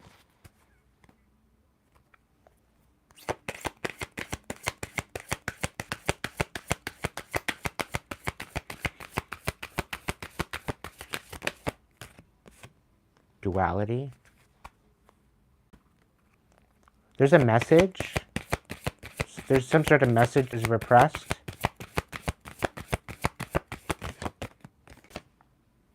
About duality and education.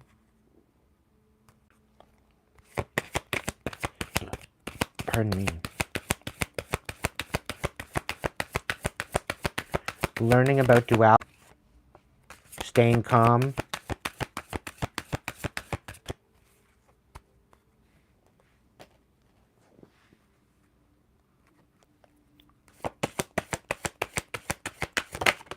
Karma. Staying calm, karma, and getting the lesson. Somebody's getting a lesson, and they're very angry about it, and they don't know how to, they don't understand why you're so calm. It's because they're getting karma. Somebody thinks that they're giving karma, but they're actually getting the karma. It's racking up for them. You're actually the one learning the lesson from their karma. Because you learn from your experiences. What you take from your experiences, you learn, right? So, if you're learning people's experiences by you being observant, then that's one lesson that you have to learn yourself, right? If you're taking it in, you're seeing how other people are dealing with their shit, and you see them necessarily dealing it in a particularly balanced way, and not do that because of that. You're going to learn the lesson. You're going to take the lesson. It's like finding a little Easter egg. Knowledge. These messages, these little Easter eggs, they usually take lifetimes to learn. Right? Because they take a lifetime of experience in order to understand and wrap your head around. So when you get these little bits of, these little Easter eggs of knowledge, it's good to hold on to it. Because if this is an Easter egg of knowledge, you'll know how it hits your soul. You'll know whether or not it's solid, where if your soul says yes, this is legit, to no, this is kind of questionable. But somebody's angry at the fact that you learned a lesson on duality.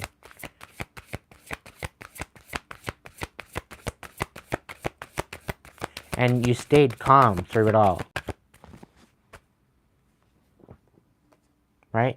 And because they tried to be your karma, they are going to be receiving whatever karma they tried to be for you. And they're extremely angry about it. They know, they can feel it, they can see it coming.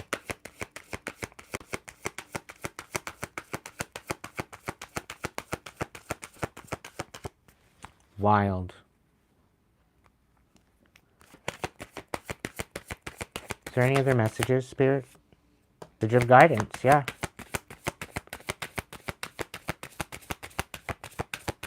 Somebody tried to incite you into anger, and you stayed calm the whole time. You were totally unbothered. It's like, what? What? No. Not my monkey, not my circus.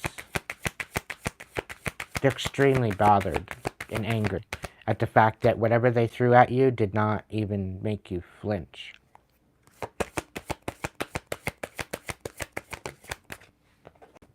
Source. Because you're connected to Source. It could have even been shit that they sent to you, and Source pretty well protected you. Like, nope, nope, not happening.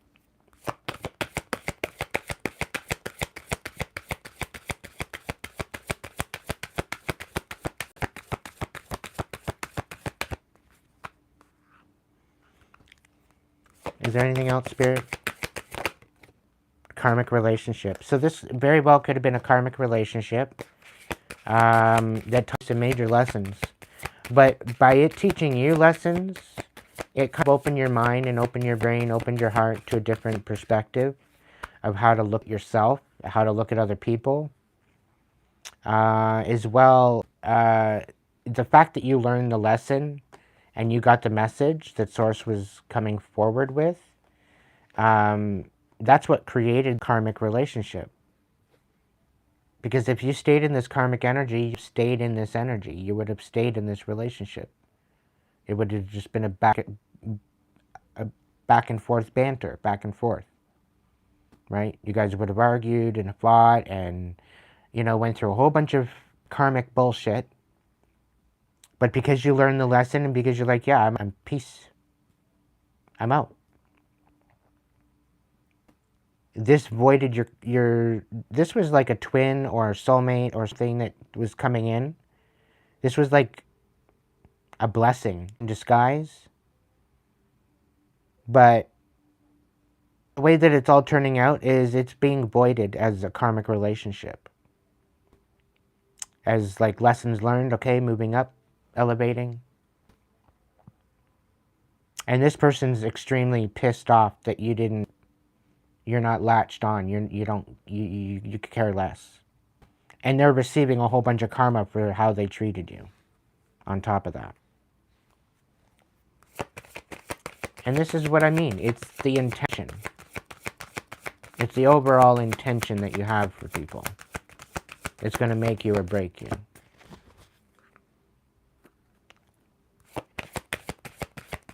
Okay? It's not about what book. It's the intention that you have. And the book is going to tell you the truth. You have to go within your heart, within your soul, and bring those to balance within yourself, without any other outer distractions or distractions. Is there anything else with this message, Spirit? Is there any other guidance? No? Okay. Somebody doesn't want to take accountability for the bullshit they did. But that's on them, collective. It's on them. They chose what they chose. And they're not going to run from it. They can't run from it. They can't run, they hide. They will be judged. And I'm hearing the vengeance is mine. So the divine is not happy with this particular energy of this particular person, because they're literally trying to screw with your mission. They're trying to pry in and sabotage you making it to where you need to go to be in your highest timeline. And they're not going to succeed.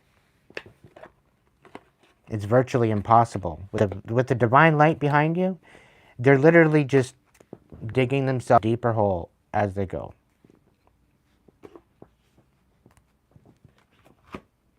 It's kind of sad, really. I must admit. It's actually really kind of sad.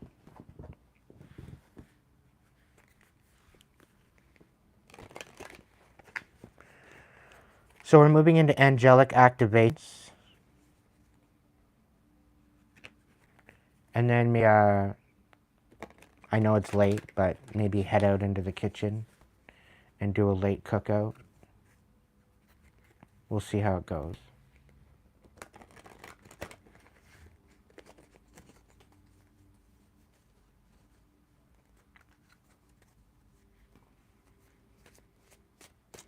All right, Spirit, what's going on, angels, ancestors? Thank you so much for the donations tonight, whoever donated. Thank you, thank you, thank you. Very, very much. Angelic activations, angels, higher beings. What's the message for my collective tonight? The cards that want to come out and be known to bring us a message from angelic activations.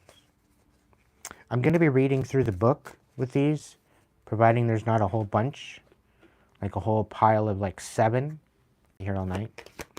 What's going on? What is the situation? 1, 2, 3, 4, 5. It's all in divine timing, collective. 1, 2, 3, 4, 5. I just seen. I'm looking up at the clock here, and I'm seeing the time going by. 1, 2, 3, 4, 5. So it's all in divine timing. 2241. Maybe look up that angel number.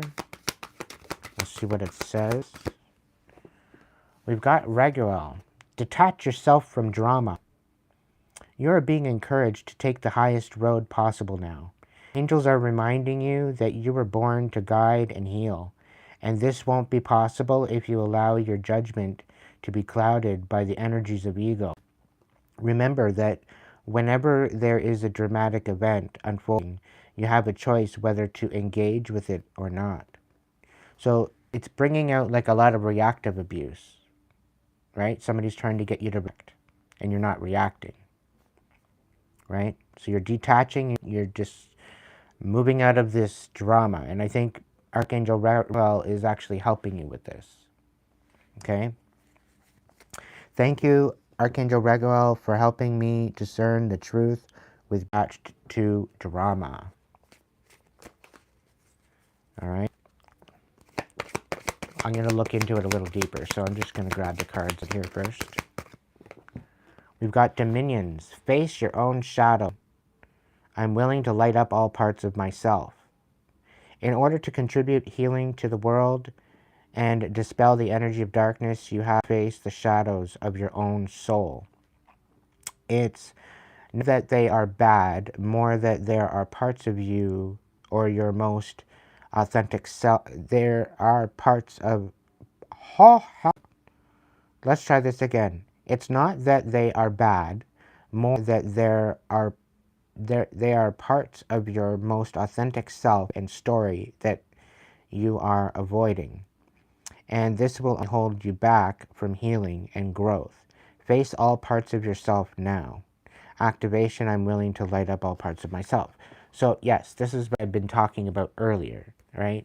Doing the healing is very extremely important to your priority list in your evolution, because it ties in with your empowerment, it ties in with your courage, with your competence, it ties in with your own validity of being sovereign, it ties into your divinity, your intuition, your higher self, into your energy, your frequency, your chakras. It ties into everything. And when all of that is out of whack and you are not really taking into consideration of that, this is why. Because you're not paying attention. Listen up, Linda. Pay attention. Cherubim, create your own story. So nothing is set in stone, and you are the co-creator of your life. The circumstances that you have experienced up until this point have been linked to the choices that you've made and the karma of your ancestors. Now is a pivotal time for you to begin moving into a space where you can create a story that's more aligned to your needs. Ultimately, the calling of your soul. And again, it's coming back out. Of everything that I just said, this is a confirmation as to what I've been through the whole collective. I recognize my ability to direct and direct the experiences of my life.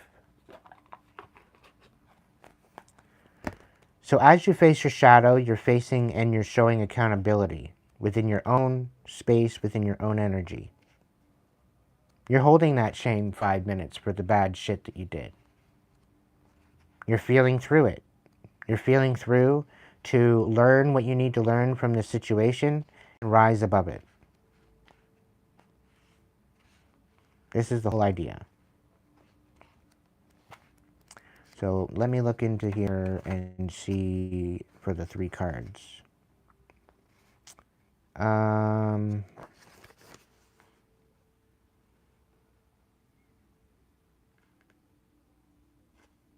Dominions, Cherub, and Regular. Okay. Dominions. We'll do that first. 44. Alright, so face your own shadow. Dominions means lordships, and these powerful beings have a real sense of presence and authority. They regulate the roles of every other angel for those of the higher spheres, and are seen holding orbs, scepters, to represent their authority. These angels look after nations and international situations. They are the angels that we can call upon when there are world challenges, disasters, and conflicts. By avoiding your emotions, hiding how you really feel, you are missing essential information and guidance that are streaming directly from Spirit and Source. But angels are here now to hold you in a sacred, non-judgmental, fully loving space where you can own all aspects of your story. When you willingly see the parts of yourself that you have been avoiding, you open up the channels to abundance, support, and expansion in all areas of your life. And most importantly, you demonstrate to those around you that healing and wholeness are possible. So I am willing to light up all parts of myself. Okay? With the Dominions card. So, beautiful message. Let's look into either cherubim.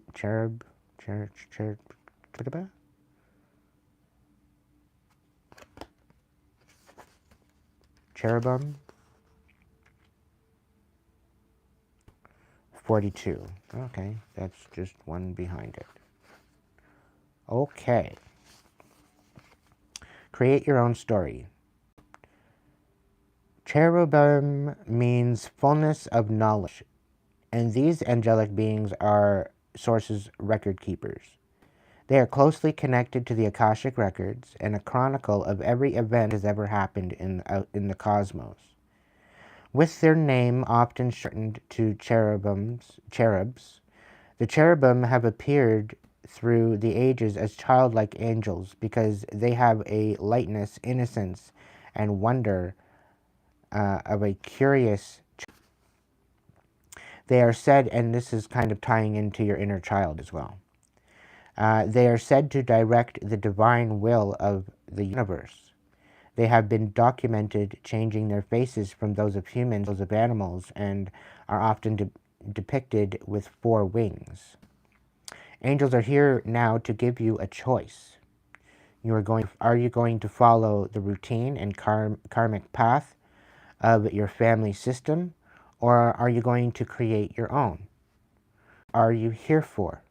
And this is a crucial point on your path, and if you wish, the universe will help you release the stories of your own past and move beyond the limiting factors of your lineage.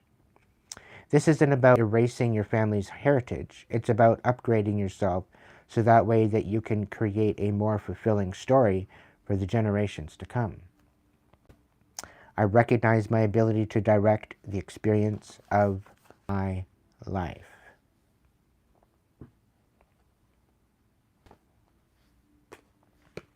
All right, Raguel.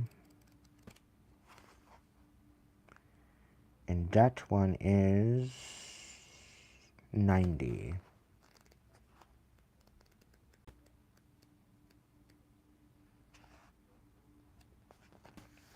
Detach yourself from drama. Archangel Raguel, a friend of source energy, is the pearly white adrenalinous angel of harmony. They work very closely with all of those who call upon them to bring an end to conflicts and challenges. This powerful archangel helps us to remember the importance of relationships and the importance to relationships, and brings to our awareness the limiting stories of our family history that we can heal and change.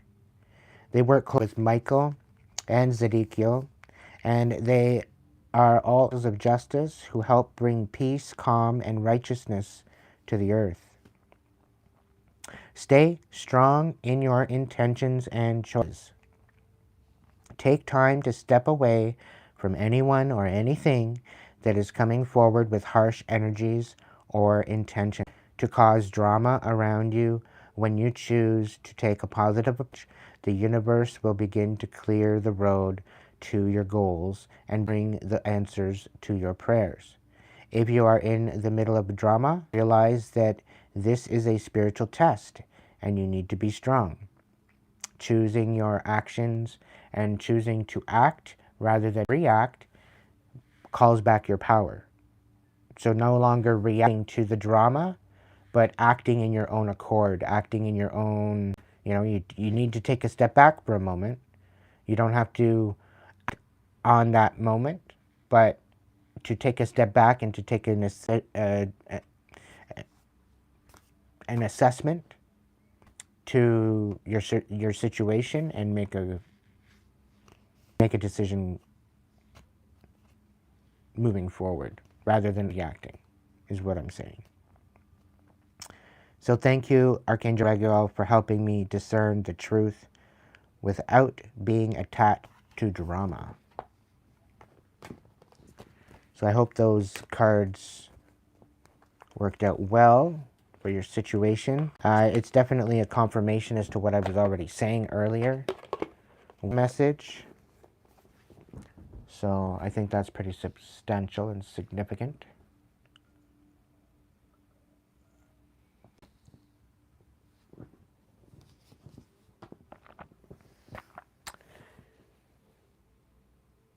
Is there still messages? Okay. Going back to the Witch's Tarot, I guess. Prince of Pentacles in reverse. Somebody's coming and ask help.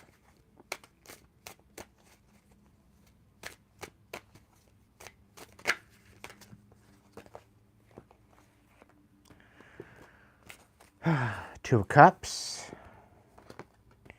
Four of Pentacles. Somebody wants to give to you. A Queen of Pentacles. So Queen of Pentacles wants a new beginning, or a Two of Cups. Four of Pentacles reversed. As either they want to nurture you or want you to nurture them with the Two of Cups.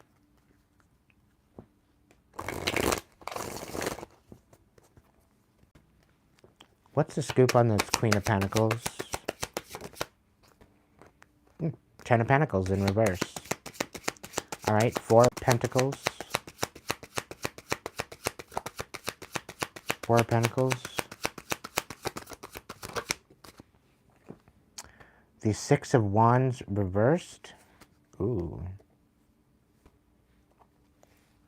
Somebody's being exposed.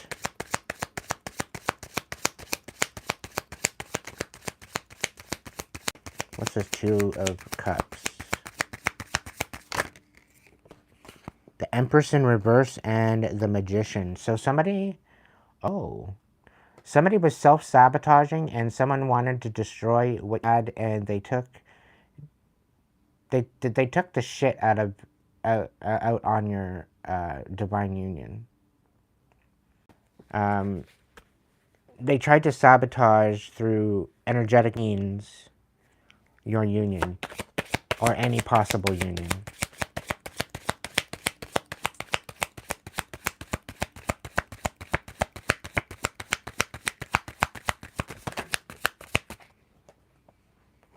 Prince of Wands, but you're moving forward anyway. It's like you're unfazed, is what you're gonna get.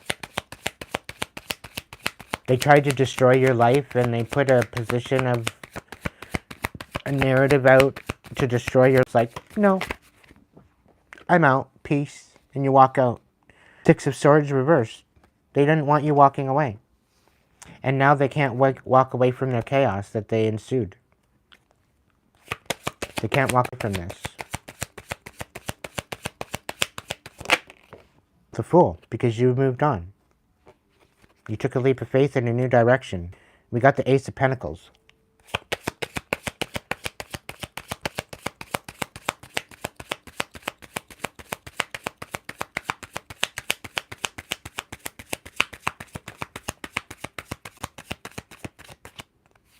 We got the High Priestess in the reverse and the Three of Cups in reverse. So somebody didn't see this coming. Somebody didn't see this disconnect coming. They tried to third-party you, what it is. They tried to third-party you. They tried to pull you in, and you're like, no, I'm out. Peace.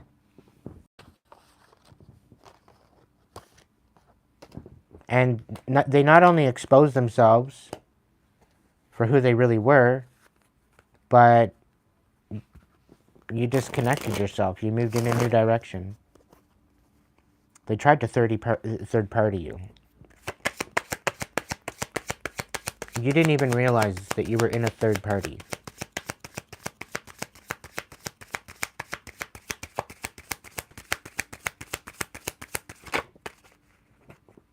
Yeah, you're coming out of this Tower moment. Eight of Cups in reverse. And the fact that you're coming out of this Tower moment has got them stuck.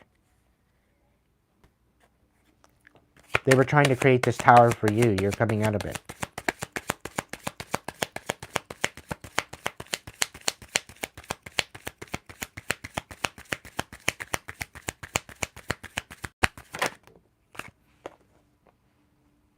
The Sun. Yeah, and you're kind of keeping it to yourself. You're either keeping it to yourself, or somebody doesn't want you walking away from this tower, but you're walking away from it anyway. Somebody doesn't want you to see a particular connection happening. Somebody doesn't want you to have this connection. There's a divine connection coming in, though. Somebody doesn't want you to see it.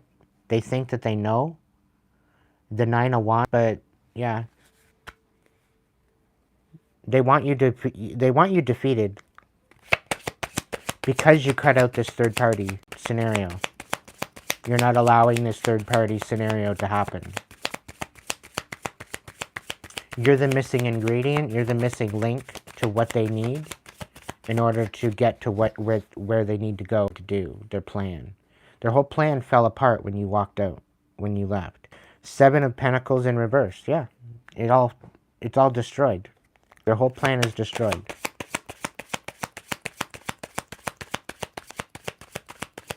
Somebody wanted you back, and they tried to pull you in. But they didn't even have a chance. Yeah, the Wheel of Fortune was not in their favor. I love these cards, spooky as fuck. Yeah, it was definitely not in their favor.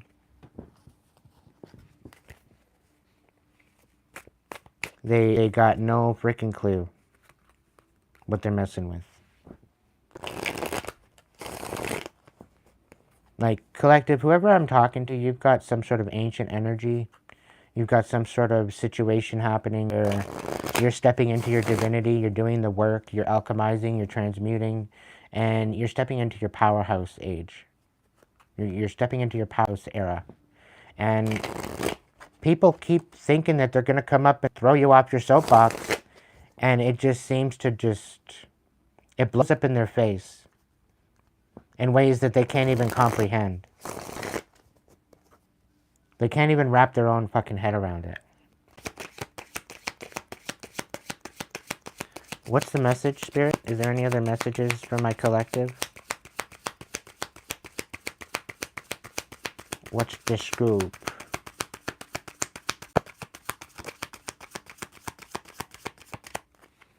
What do we got here? The Ace of Cups in reverse. So somebody's brokenhearted that you didn't, that you walked away. Or somebody's trying to break your heart. It's not going to work because you love yourself too much. You're not going to stoop down to that level again. You're going to stick up for yourself. Right? They're trying to downgrade you. Trying to get into your emotions, right? Ten of Swords. You're like, fuck no. Fuck this. Fuck that. I'm too old for this.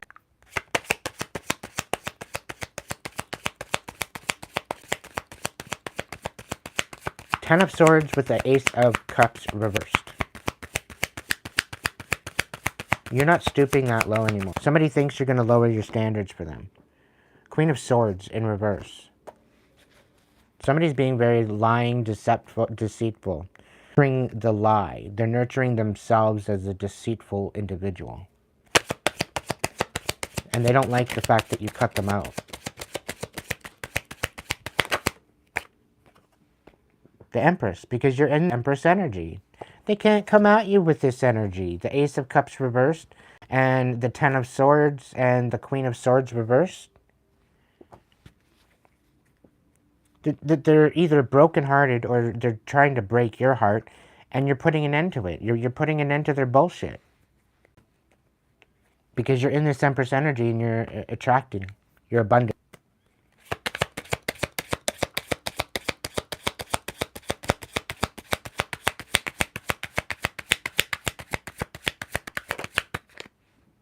The Prince of Wands. You're not interested.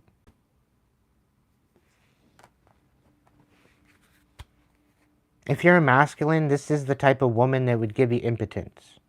Just by looking at her. Like, there's nothing happening with this person. There's no attraction whatsoever.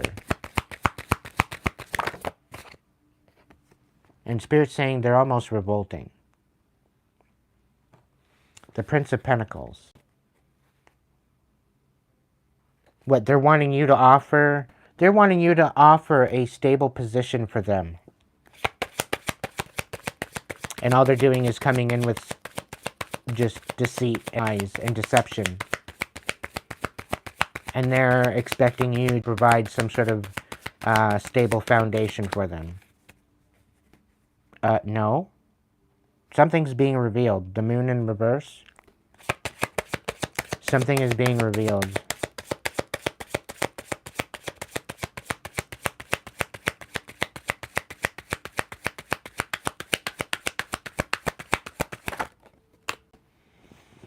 Five of Swords reversed. They have to somehow reconcile with you. They want to reconcile with you. Seven of Cups reversed. You need to focus on yourself.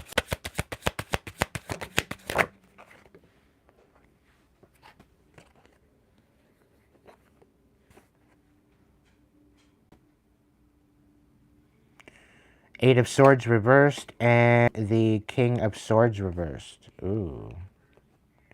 The King of Swords, they're not in their head anymore. There's some sort of death going on with them. Or they could be ending something, you could be ending something. There could be something ending.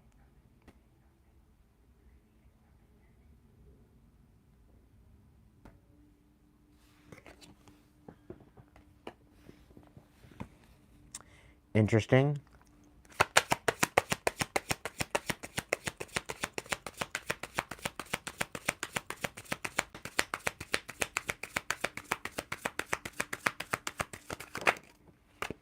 Ten of Wands. Yeah. You're bringing this to an end, is what is happening, because of the deception. There's a whole hell of a lot of lies being thrown around right now about the Empress. Now, you could be a man or a woman in the Empress energy. Makes no difference. But you need to be focusing on your own cup. Because there's a bunch of different energies in the cup thinking that they're going to get in touch with independence. You're finding independence. There's no anybody getting, yeah, they're coming in to get you to think and to make you feel like you're doing the wrong thing, or they're trying to get you to overthink your decisions. They want you to regret. The Wands, yeah, they're bringing conflict in. And Two of Wands, because you're moving away. You're moving into a new direction. You've got new connections. Like, you got no fucking time. These liars, these backstabbers, these people that want to break your heart and ruin you, you got no time for that shit. They're being left in the dust. They're being left in your last timeline. You know, you're never going to be going back to the timeline again. So chances are, is what they're doing is they're trying to bring you back into that old timeline, but you don't live there anymore. You don't even live there anymore.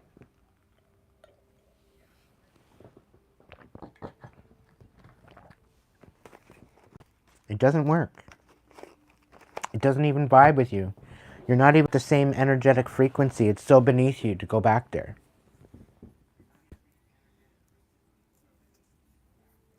Now, these are karmic energy we're talking about.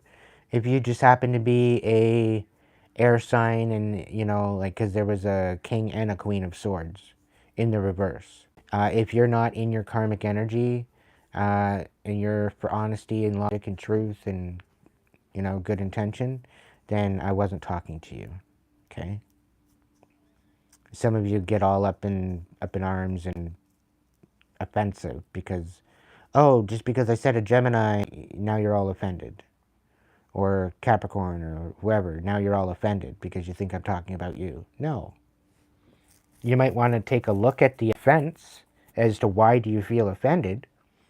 Take a look at yourself, make a little reflection, see where if there is maybe a spot where you can evolve. That's the only thing I would say. But other than that, I'm not talking about you.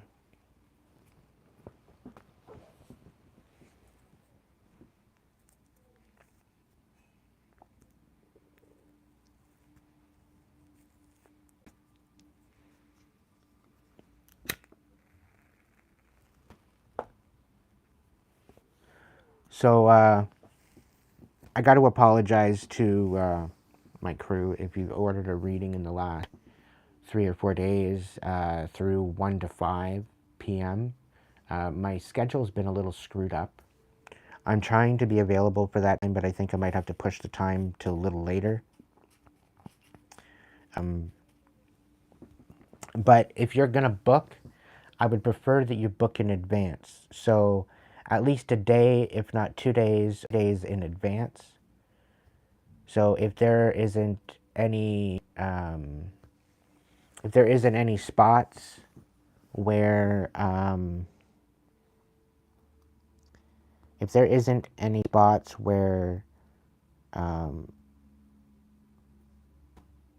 like within the first, like, immediate, try to book in a couple days advance so that way I can work into it.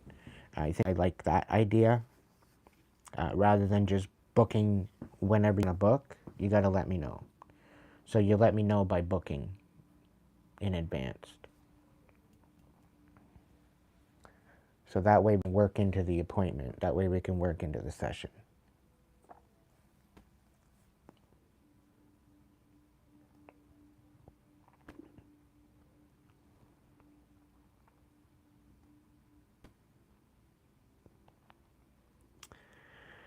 But yeah, I've been a little bit off sort because I'm still finally being able to celebrate, and I'm not having to be on eggshells when I'm not having to be in fight flight, and I finally come out of that and I've released that. So it's to a position now where I'm re-alchemizing my own energy, which I'm getting to know and recognize my own energy and not having to be constantly in somebody else's energy. So it's I've I've ran this rodeo before. It's not my first rodeo. But as you step to it with new wisdom and new evolution and new levels, it's a totally different learning experience because you see it from a different perspective, right?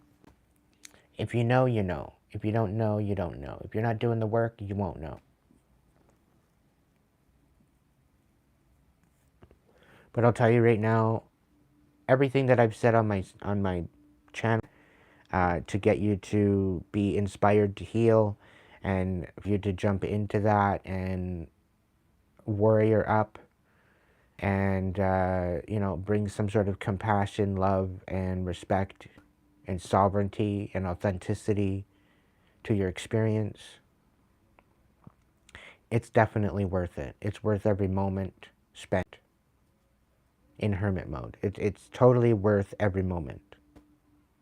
Now, if you can't take a week off and you're working or whatever else, so do an hour a day. Take out an hour a day to where it's just you and spirit.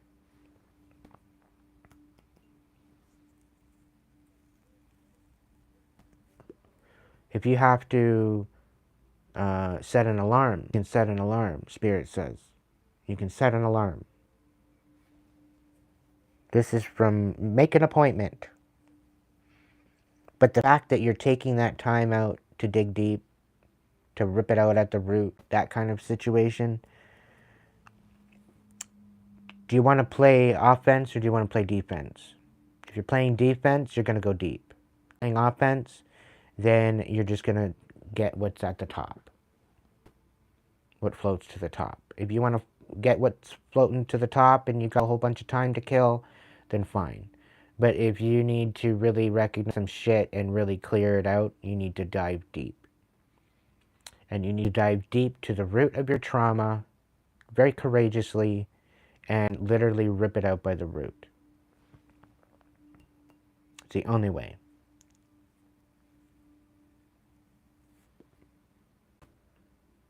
So the energy's been absolutely whack. It's meant to be that way.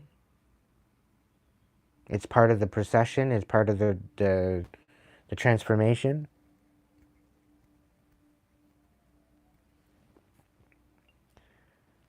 The moment we realize that and the moment we just go with the flow, things are going to be looking a little better.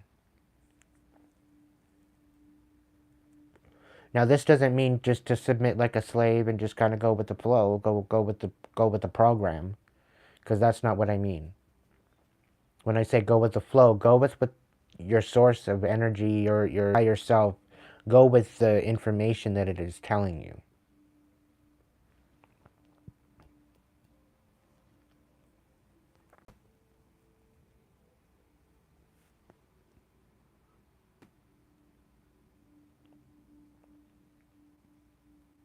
So one of these nights, I might actually, once I know that Little B is going good to rock, I'm going to maybe give her a call on a live. So that way we can hear her voice. And that way we can, we can have a little call and update.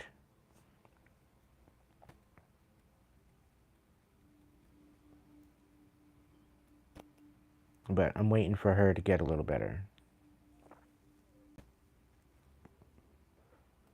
Letting her heal. There's apparently issues with communication, so there's some sort of blockages happening somewhere along the lines. So that is going to be rectified soon. So she may be watching tonight. She could very well be watching tonight. But sometimes she just doesn't say anything because, and that's okay. She's healing. She's allowed to step back. There's no judgment there.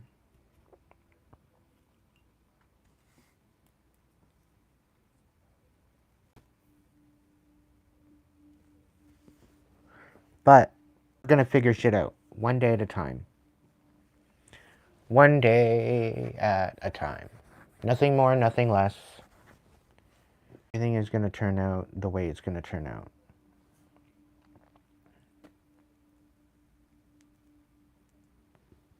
Does anybody have any questions about the subject matter that I'm speaking on tonight?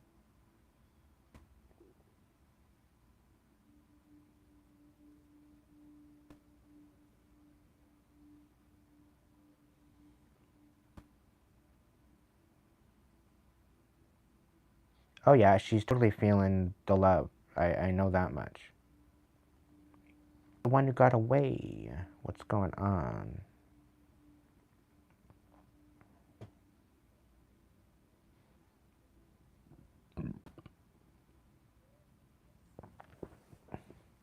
You check out the lives afterwards. Either way.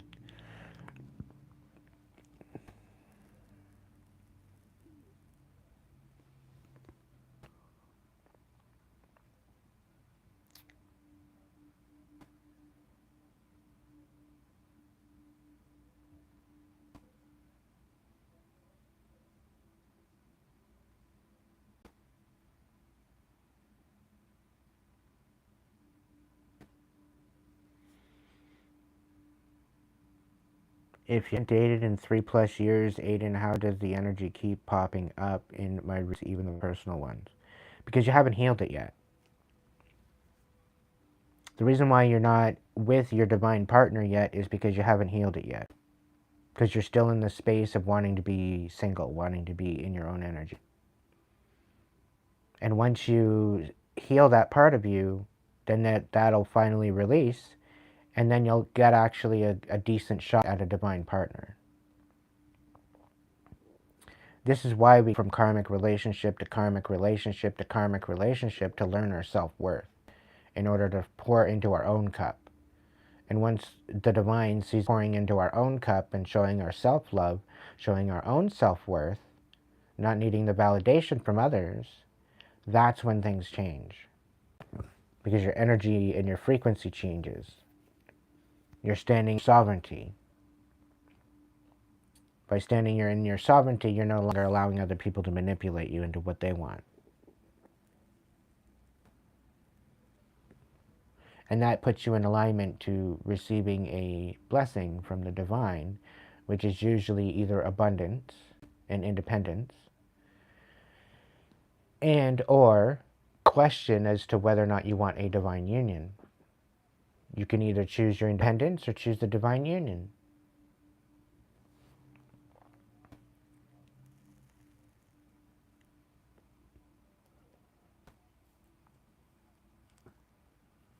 But there's certain possible divine unions that may come in that may just take your breath away. And you haven't even spoke to the person yet. And if they don't comply with destiny, then they're currently not ready. It might be seeming like you miss out, but you get a new contract.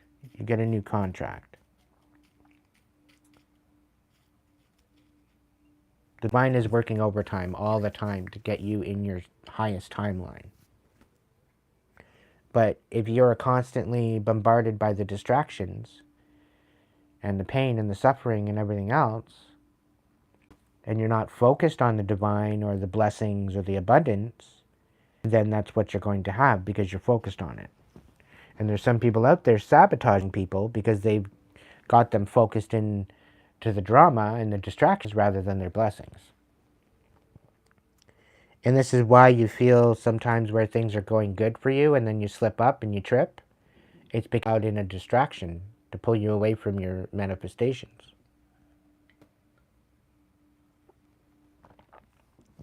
So it's very discerning. You need to be using discernment as to who you have in your energy. Because some people are not your friend. They might show up and they might look like your friend, but they're really not your friend. They're there just to siphon off of you.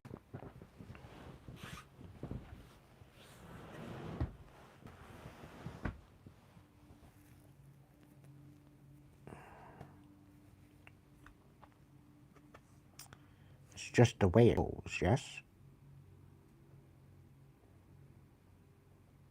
Learning about reactive abuse is helping? Thank you. Yes.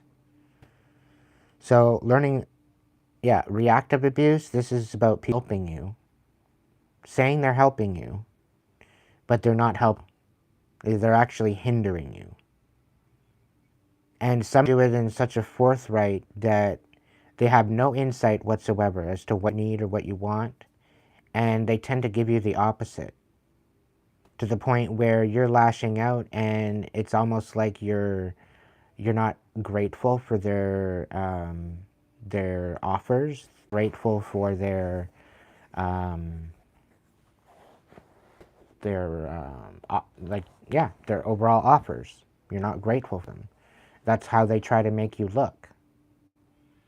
And then they go on with this bitterness because you're not taking the bait, so to speak, and you're not allowing them to step into your reality in order to get you to react, to get you out of your element.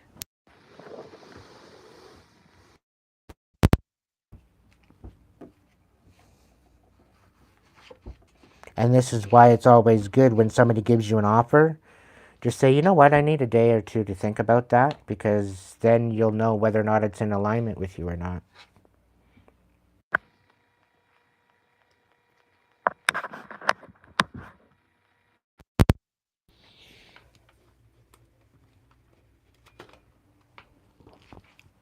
And you find out really on how and who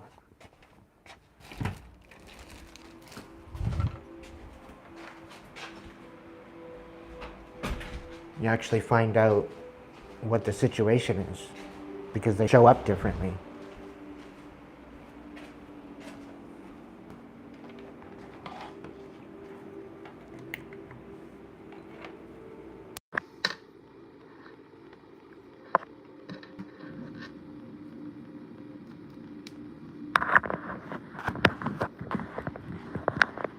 Okay, so I will be right back.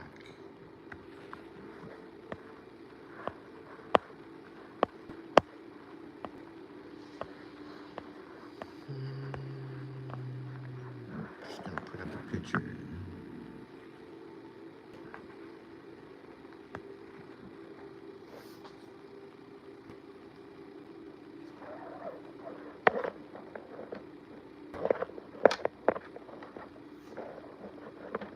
Thank you for your invite and reading.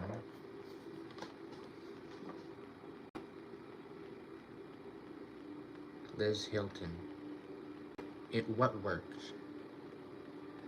What worked and where? Are we talking tonight's message?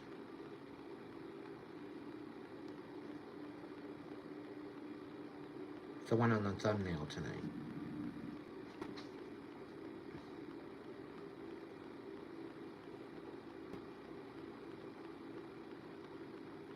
Okay, I will be right back.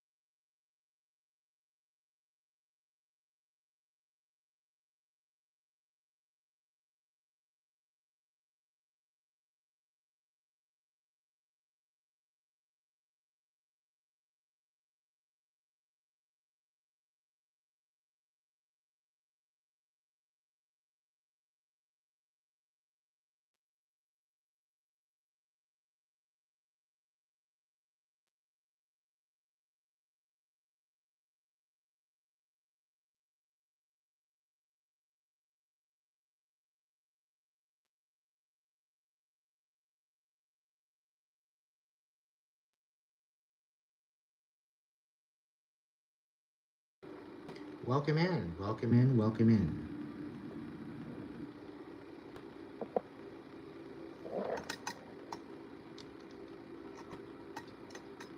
Right, can you guys still hear me? Can you guys hear me fine?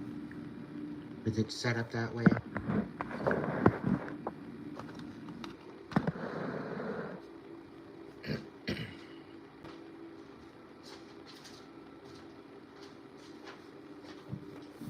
Alright, good, good. Good, good, good.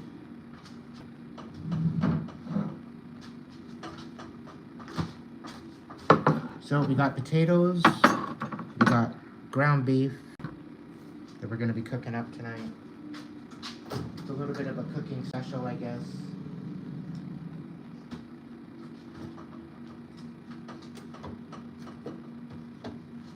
Get out some butter.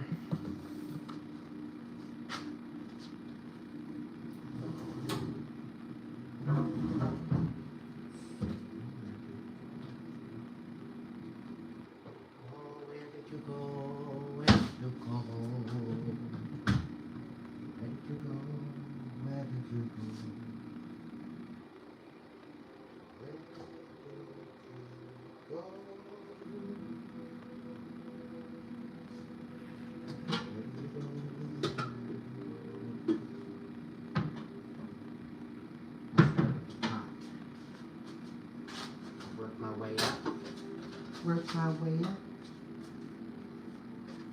Started from the bottom, now we're here.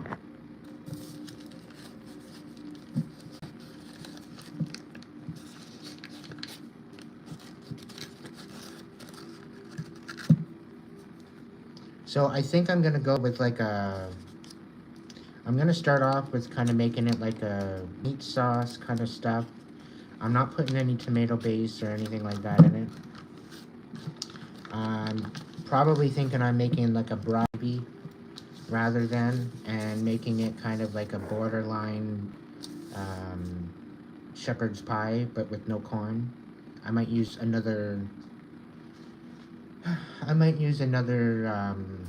shall we say, ingredient.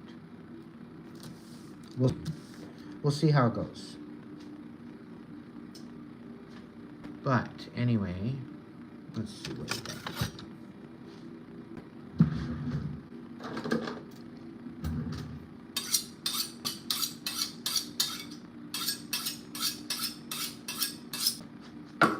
One knife. Get my paring knife all nice and sharp.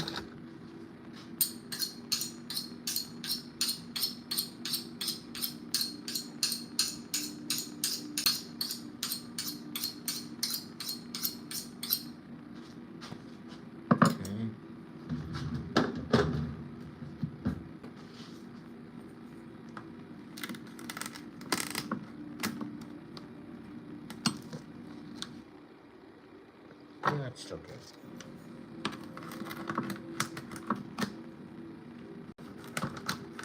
I was gonna make patties with it, but I decided against it. Because I think I'll be all hamburgered out by the time I'm done with it. So we're gonna throw an onion in with the potatoes and the ground beef. And we're gonna make like a gravy-ish broth kind of stuff to go with it. We'll see how it goes. That's the plan. Maybe we'll throw some pasta with it. I don't know. But figure it out together. So we're gonna peel the potatoes to start with. Gonna let the ground beef out here in the pot.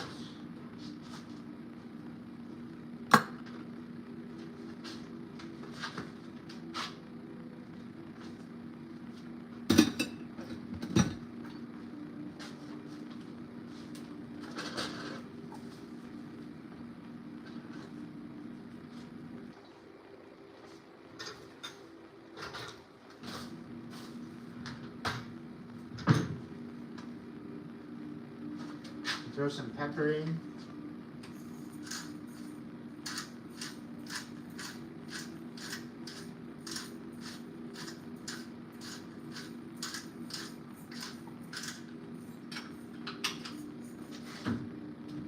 just a touch of salt.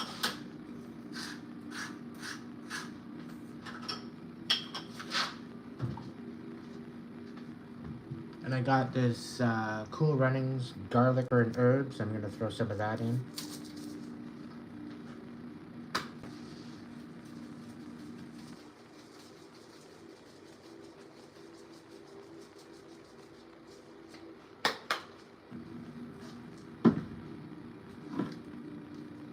I'm going to throw some bullseye barbecue sauce in later. I'm also going to put a teaspoon of the beef broth mix.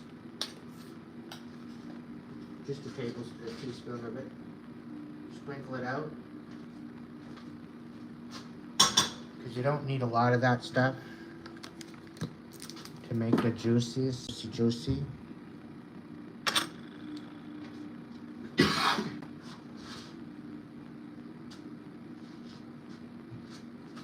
Bring that up into a medium heat.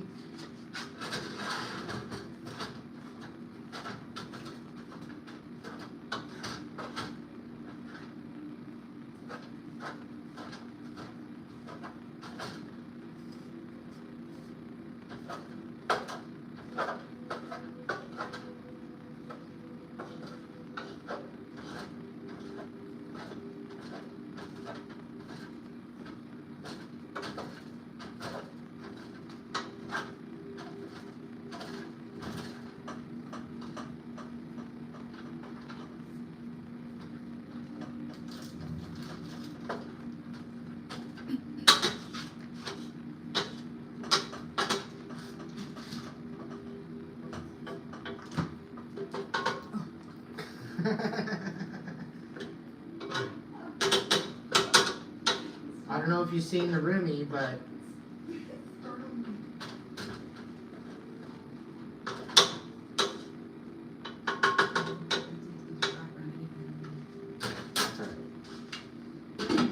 if you showed up on the camera, you showed up on the camera. Not that big of a deal. It's all good. You're fine. There's nothing wrong with that. So we're gonna prep out some potatoes. I'm gonna do like a hash brown kind of situation with the potatoes so they cook quick.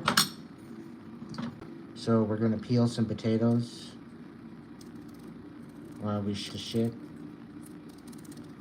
on the stream.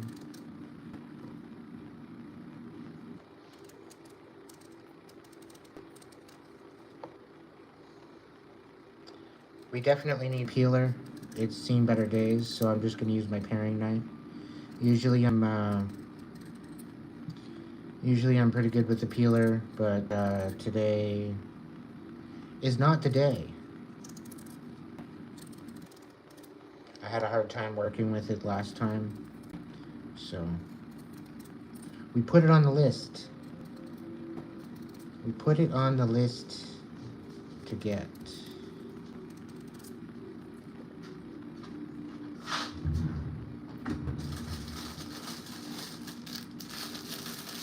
Oh, okay. All sophisticated and stuff. Apparently, there's new peelers. Okay. Apparently, they're sharp too, which is good. It's a good thing. The sharper, the better. Some people, they're like, "Oh, that's too sharp. I can't use it." The sharper it is, the safer it is, really. You have less slippage that way. And there's a way that you can rig up your vegetable with a fork, so that way you don't have to have your hands anywhere near that. So maybe try that. Check it out. Thank you, Whispers.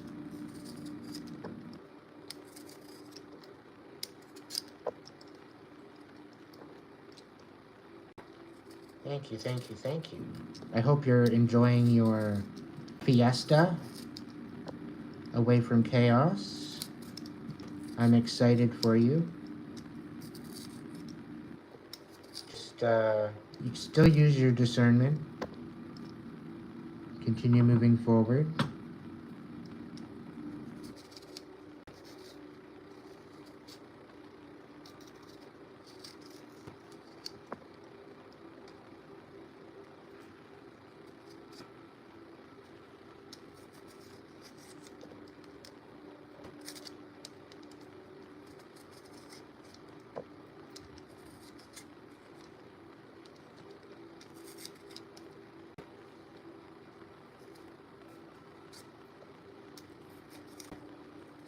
So I broke up the ground beef that's in the pot, so that's cooking up.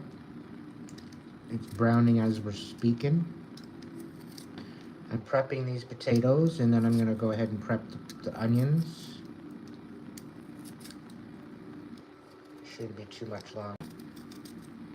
And we'll be cooking. We're already cooking, but you know what I'm talking about. Cutting out all the bad spots.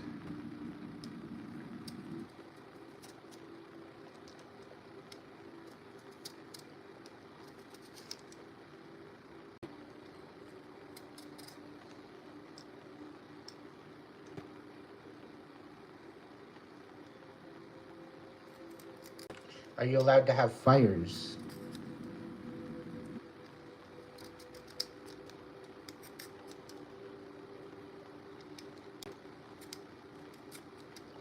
I'm curious if you have a lot of wood to burn. Because I have a feeling a lot of Florida foliage I would find not all that easy to burn. It's probably a very smoky burn. You're probably having to go out for firewood. It's probably very soft wood.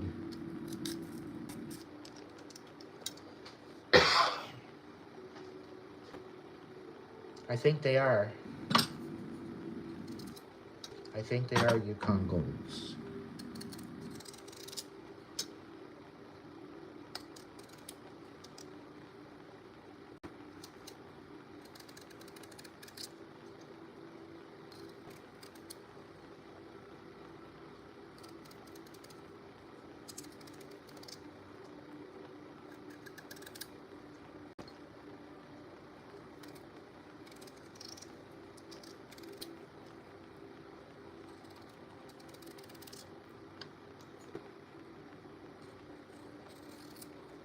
Yeah, I moved to my parents just because there was a bit of a bad spot on this one and I wanted to make sure it was taken care of. There we go. So we got our potatoes cut. Move out all the potato peels for my so that way I don't have to worry about that.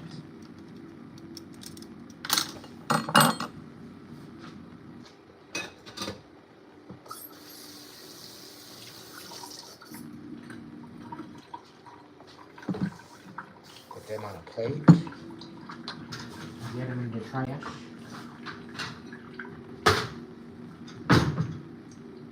Okay, we're gonna get our onions.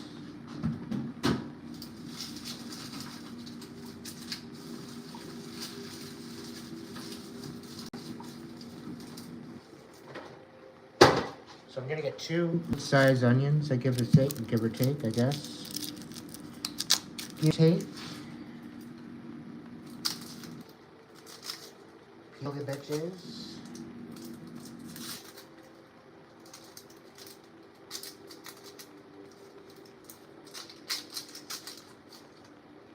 And how I start with my onions, just to kind of give you guys a tip that are kind of novice in the kitchen.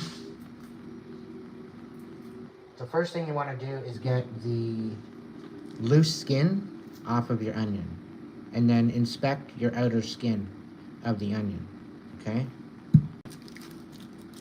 See the different conditions of that outer skin. Are you noticing that it's solid? Is it shiny? Is it limp? Is it very kind of lacking in moisture? Is it dried out? You want to really find out what that outer skin looks like because that will tell you the environment of that onion, of where it was. So if it's shriveled, it might have seen some dehydration. It may have witnessed some sort of heat. If it's very firm, very shiny, then it's probably been kept chill or to room temperature.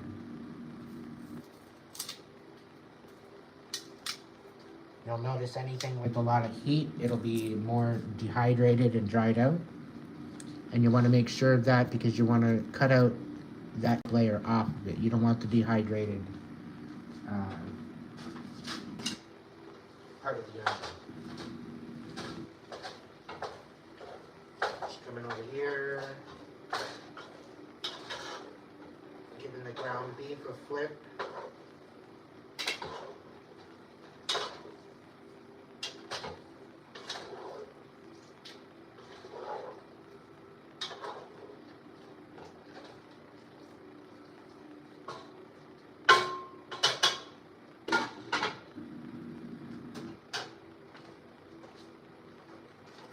Alright, so now what we're going to do, we're going to chop up the onions. Now there's a bunch of different ways I usually chop my onions, but usually the quick and easy is the way to go, right? The least time that you have access to these onions before they cook, okay? So, you want to do your onions either fast. You don't want to have them in the mix of everything else. Okay? So what I'm going to do is I'm going to cut out my potatoes first. Now that I have the onions prepped to this position. And what I want to do is I want to cut the potato long ways. At least once, if not twice. Because then I'm going to make hash browns. About pinky size hash browns.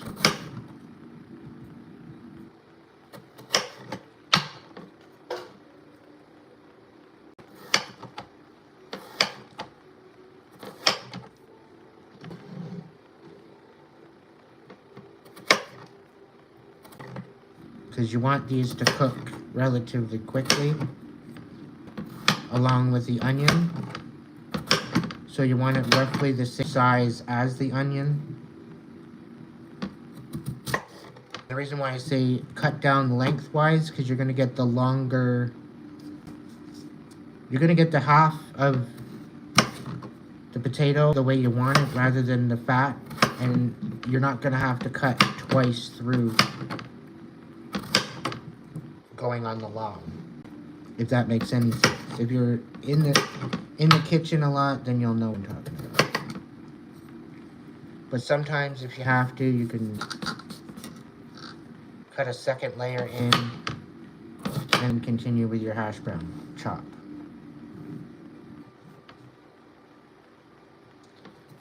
If you're finding that you're more than a pinky over, make a couple slats rather than just chopping it in half. And then you can put them back together again once you have them all chopped.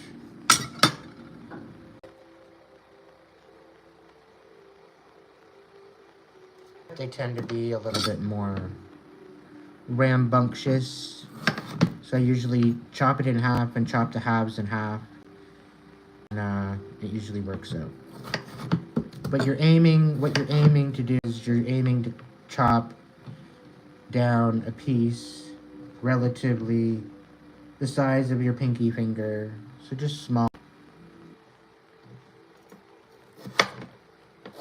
The bigger they are, the longer they take to cook. And being put in sort of grease after rinsing is definitely a possibility too, because you want to rinse them before you put them in a frying pan. Them off. Some people soak them.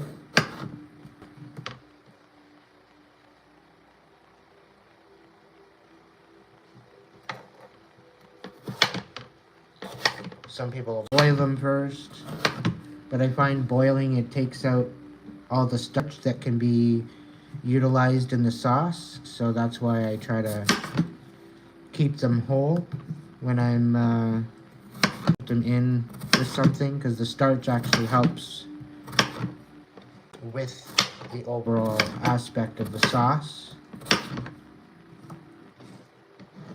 And that's why the potatoes in it to start with, because it's going to help me with the starch.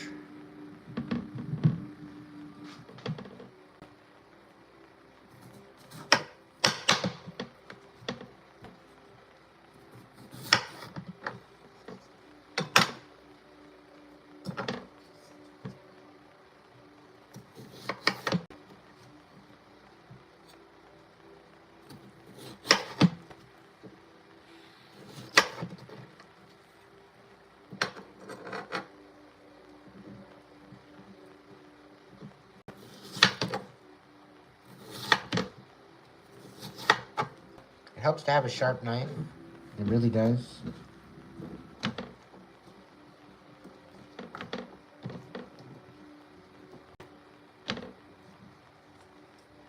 I'm gonna grab myself a bowl. Here's a bowl.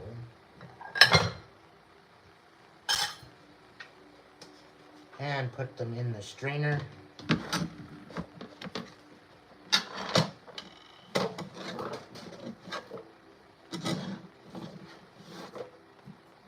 To some degree, if you don't want to rinse them off, you don't necessarily have to.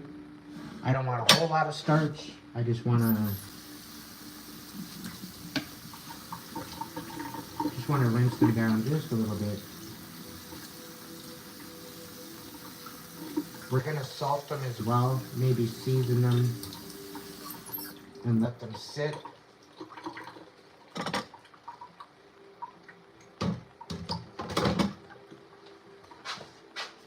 I'll give it a bit of a salting.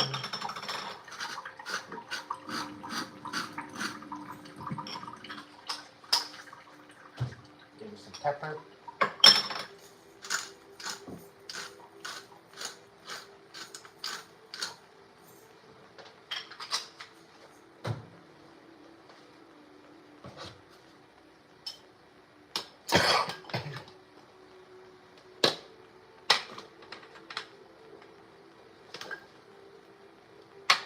I'm just transferring it back and forth just to kind of mix in the salt and the pepper with the potatoes.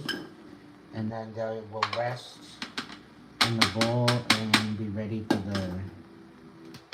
for the mix. Now I'm going to be doing up my onions.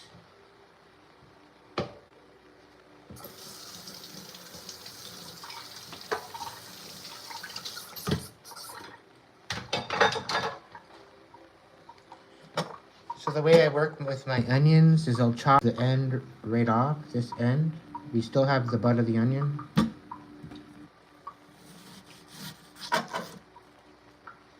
And then what we'll do is we'll chop it, we'll find the long of the onion, and we'll chop down the long of the onion.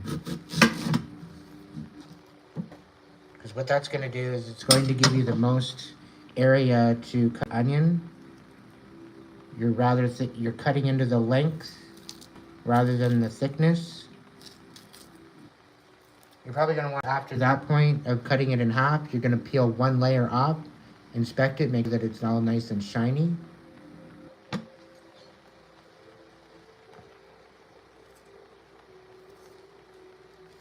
Not there, and there's a little bit of a film there too.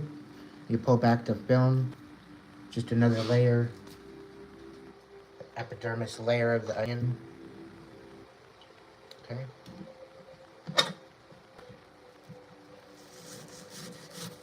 Do that for both of them.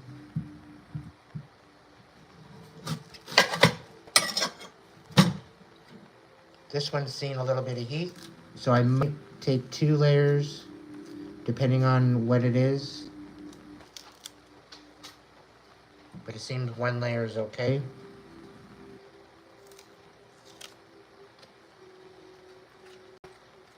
You want to make sure that slippery film is gone with that layer that you're taking off.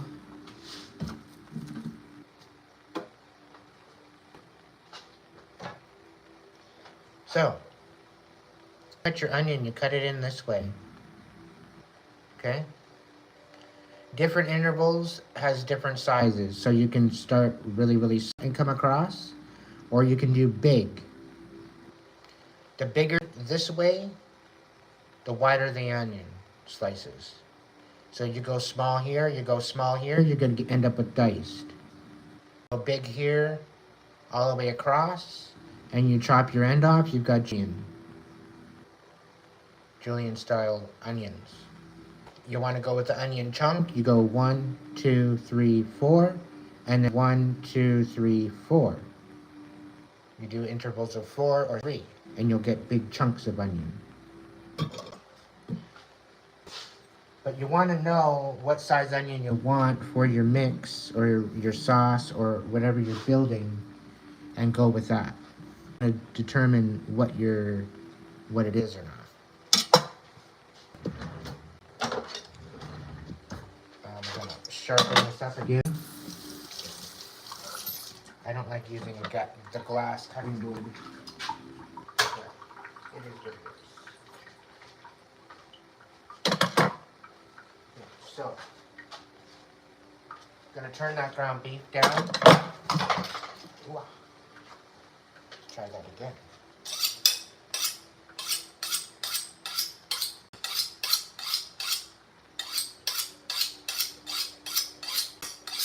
I got like 4 different sharpening rods in here. So I just want a nice sharp knife going into this onion. I'm doing, again, pinky size. 1, 2, 3, 4, 5. So 5. 2, 3, 4, 5.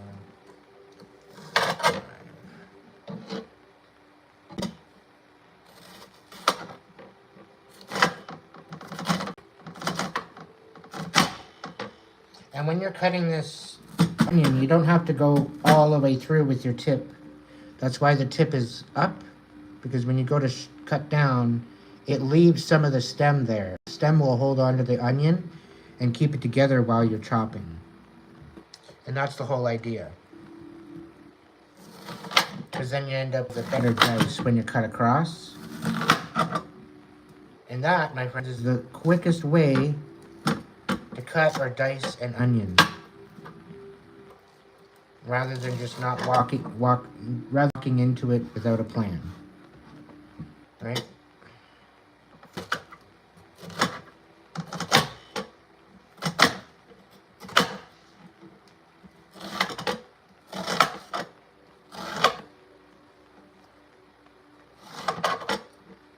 So with this, I'm gonna put the onions in near the end, because onions take as long as potatoes. So I'm gonna drain out the ground beef. Now that it's in, I'm gonna render this the grease, because I don't want it going down the sink. I want to try to put it either in a cup or in a garbage in the sink.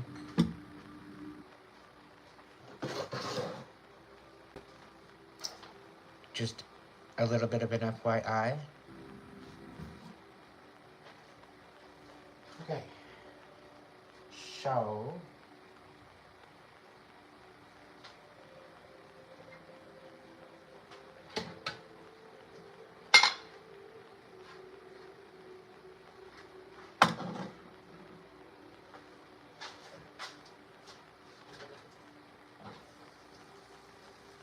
yeah, there's a lot of liquid in here.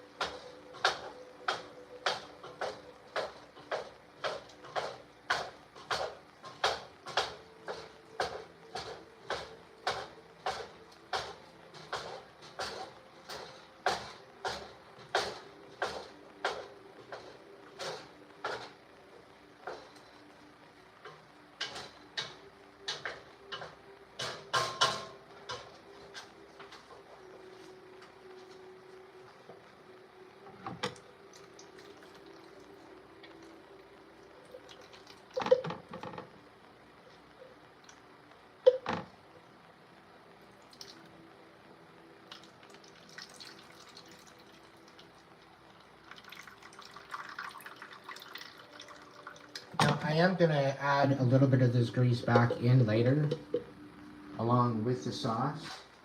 But it's just to have more control of what's going in it,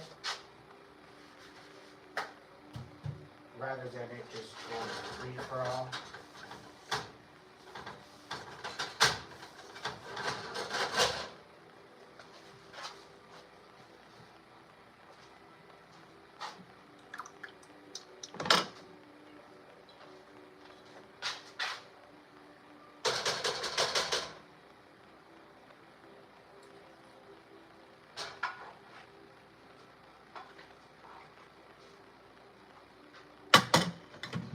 Okay.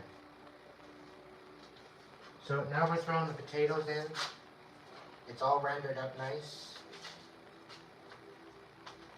I'm gonna give that a stir.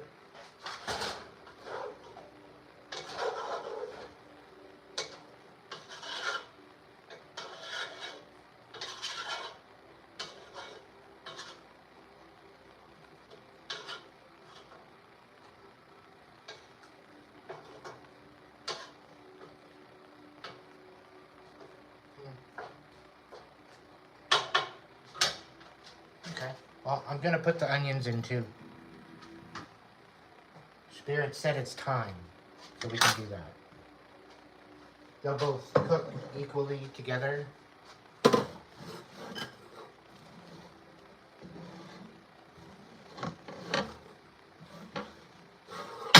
Add to the flavoring.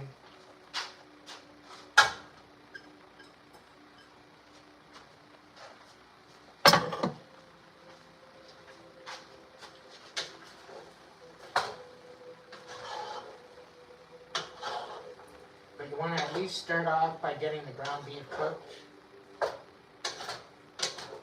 Just to the point where the red is gone and it's looking nice and brown. Nice brown chunks.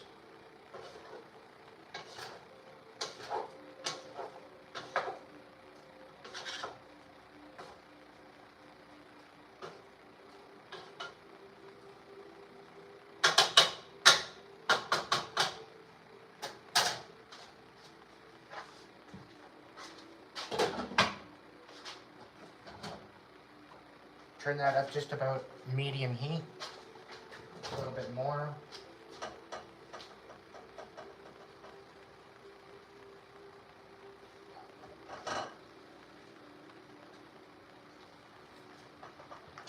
I'm going to add a little bit of lemon juice.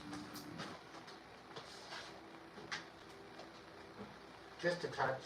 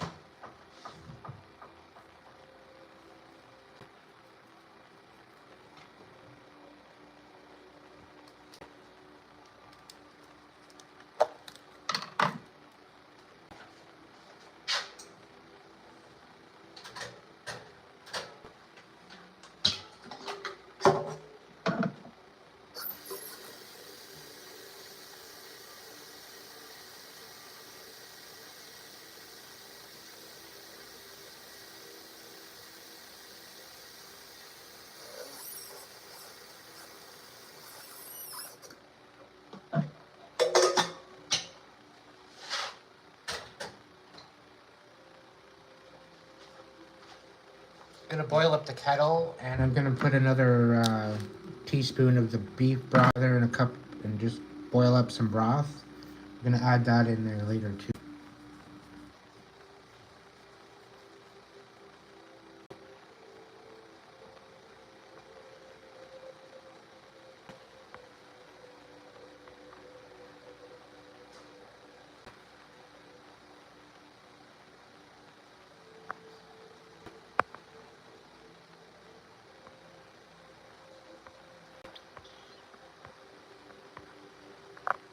Wow, Whispers, you busted a nerve in your hand because the moth flew by your face, and your headphones fell off and hit you in the thumb.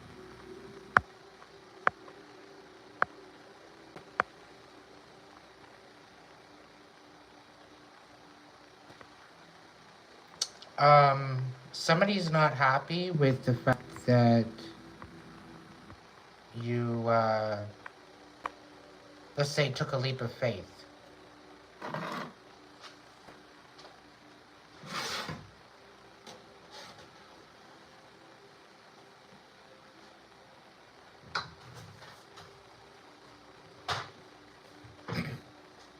They're pissed off that apparently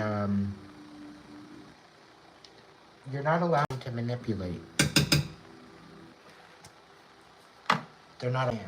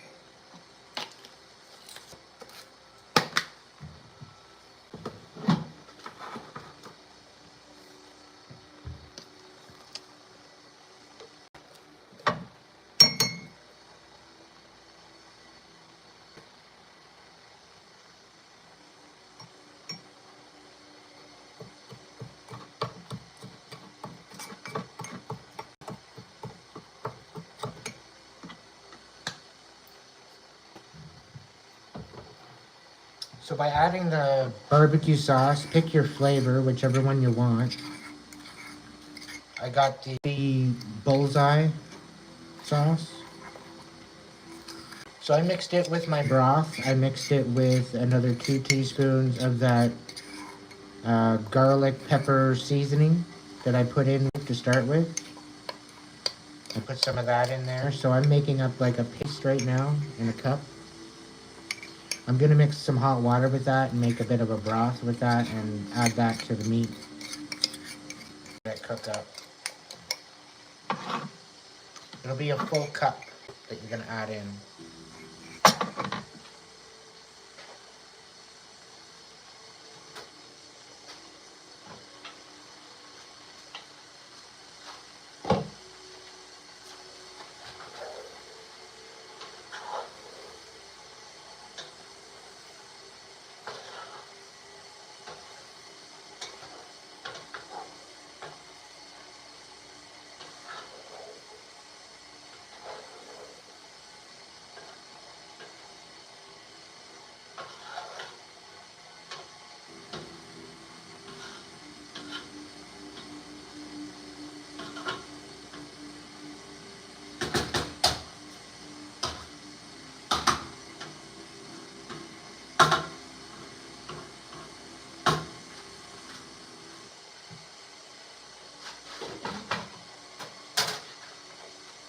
With a medium-high heat, you want to be turning that over at least every 3 to 4, maybe every 3 to 5 minutes. Letting it cook. Going in and turning it over. As it gets a little bit more dry before you add broth mix, you're looking at probably, it's going to get a little bit dry. You can add a little bit of butter if you need. But chances are it should be good to go, ready for the broth. Once it dries up.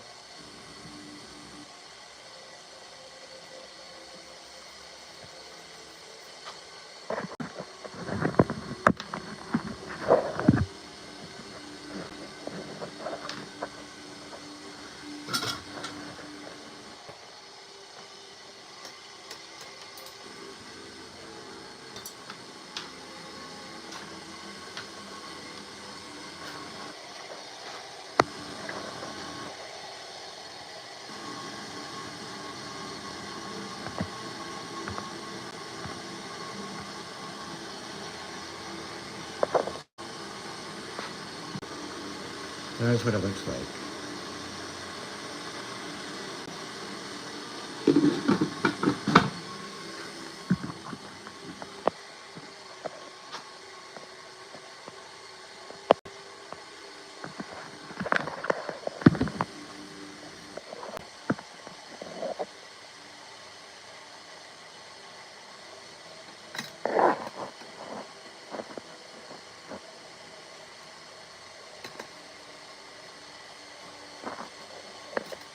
He's a little lady. Hey, what are you doing? Hmm? What are you doing? Is it starting to smell good in here? Huh?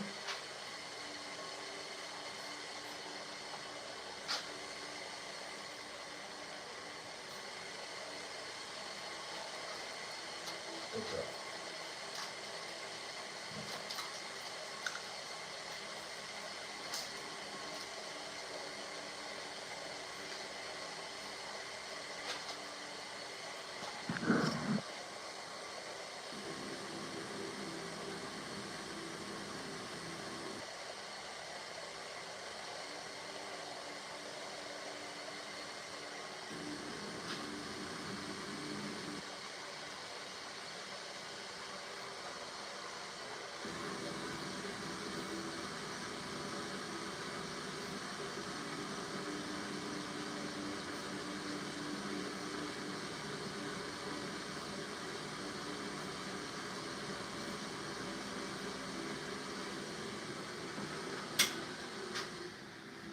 So the water that you want to use is hotter than tap water. Okay, so almost to the boil. Just something to ferment the spices and to get them all working together.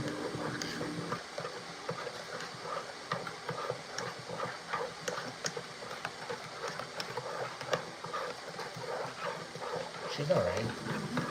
It's fine. She's being curious. She's gonna be curious. That's just her. I just gotta make sure I don't have any drops of onion or anything here. I'm pretty clean, so I should be alright.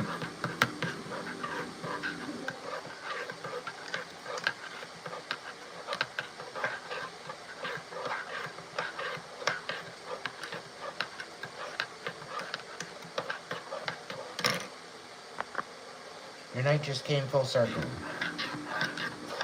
Talking about sculpting a Mothra earlier.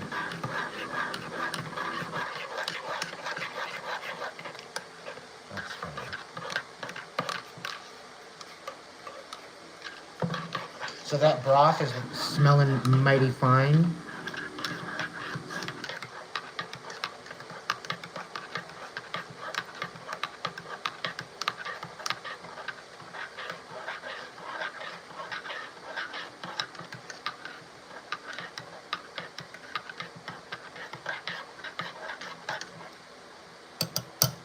So give it a good stir, let it do its thing with the spices.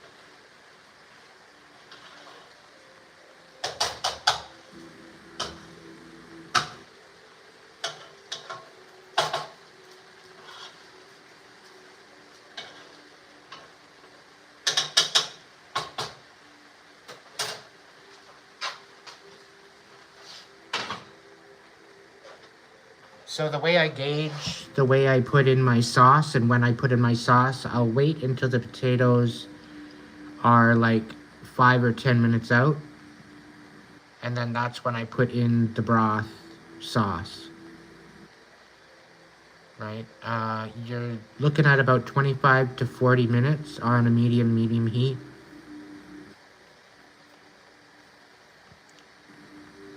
And it's just a simmer, so you want to make sure that you're turning it every 5 or 10 minutes. So that way you're, it's good to get a non-stick or stainless, so that way you can make sure that your pan's not going dry and that it's, you know, you're going to be able to grease that up and it's going to work out well for you when you're cooking with it.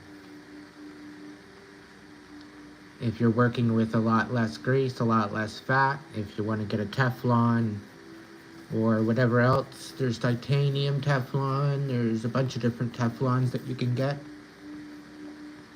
to cook with. It doesn't necessarily have to be that black coating kind of Teflon.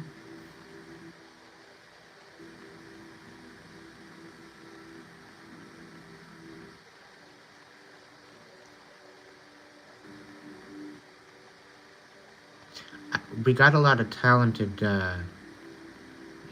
bunch kicking it with us here.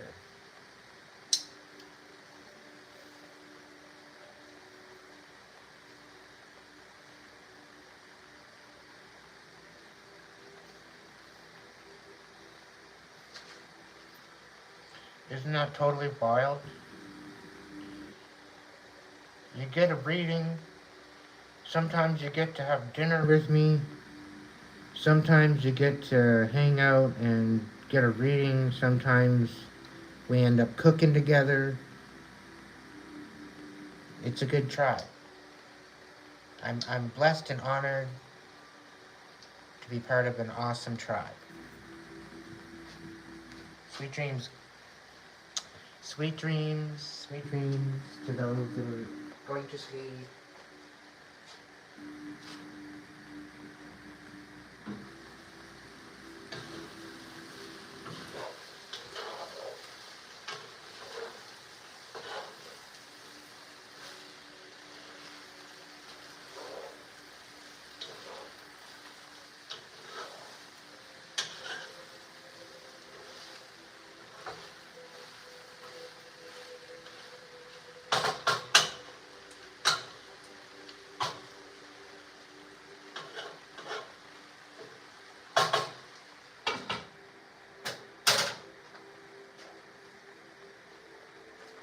And I'm noticing that with having the onions and the potatoes go in, because the potatoes are so small, it's a lot quicker to quicker cook time for them.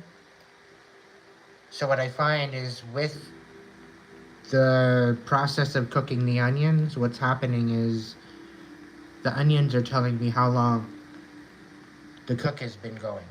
And by stirring it up and stirring it around, it's showing me how it's working. It's helping me time the sauce.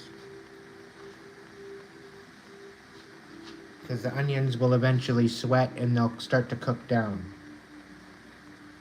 And as the onions are cooking down, so are the potatoes. So as both are cooking down together and rendering together, it's allowing you to witness without having to poke the potato. It's allowing you to witness the cook and whether or not it's balanced.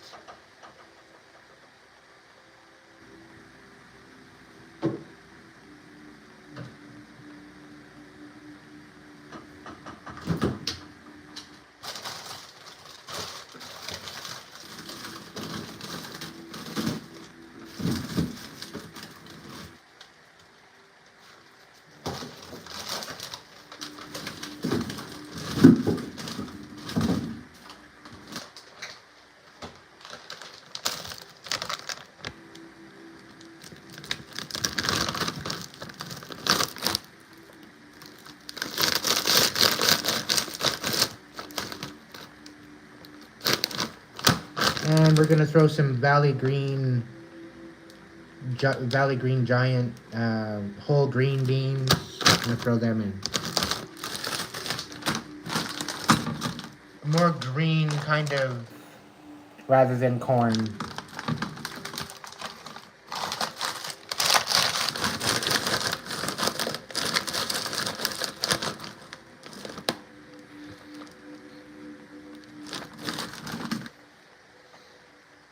But the veggies I like to shock and butter them up. It's pretty well shepherd's pie in a nutshell, but it's just used slightly different ingredients, that's all.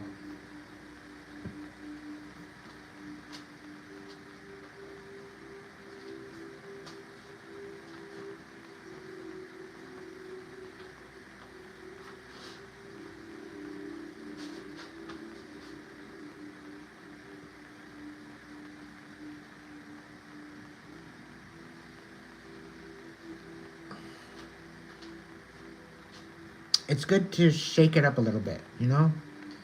Not always do the same thing. Shepherd's pie or to use other ingredients.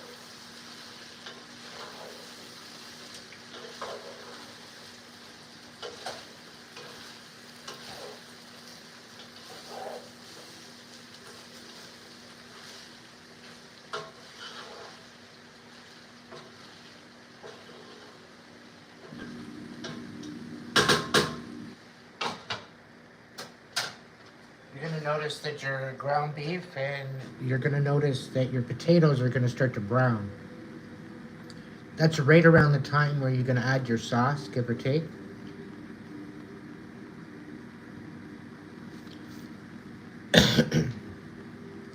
And it's also right around the time where you can add your veggies.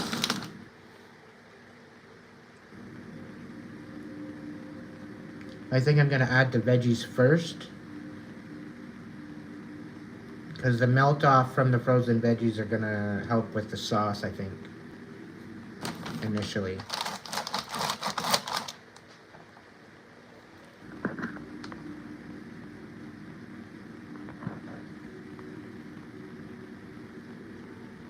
Oh, shepherd's pie is yummy.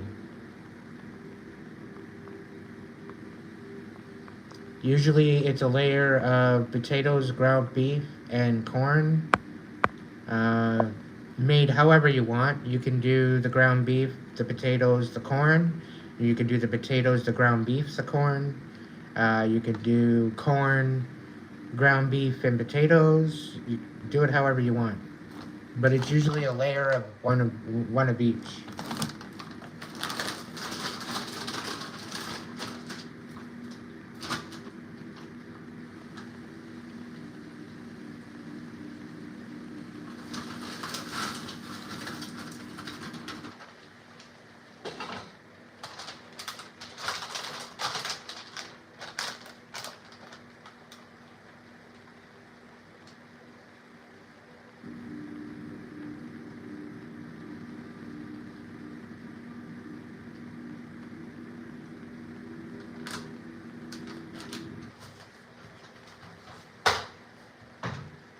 So it's got the beans got a cooking time of 3 to 5 minutes, so I'm gonna let them cook up.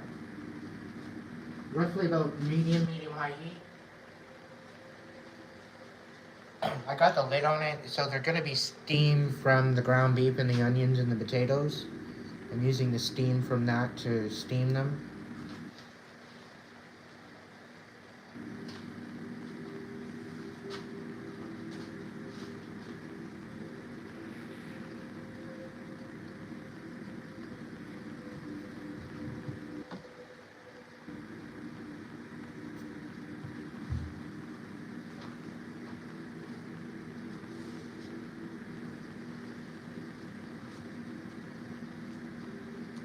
I'll let them sit and cook for 3 minutes.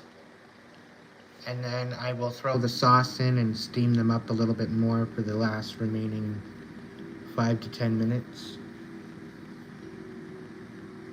And then it should be ready to eat. All in all, you're taking about 45 minutes to cook, give or take.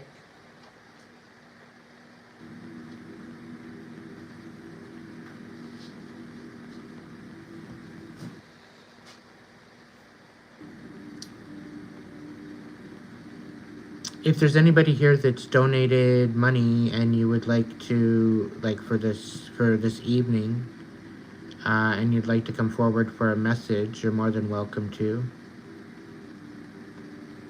I do not speak of my zodiac sign.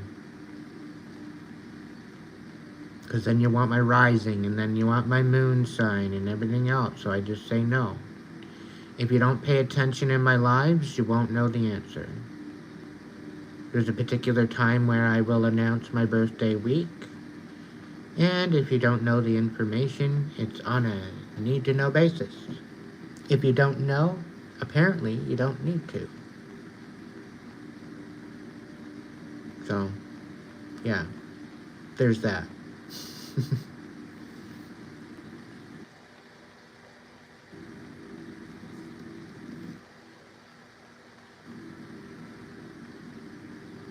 And it's not out of distrust, it's I usually trust people, but there's other people watching, right? There's lurking individuals.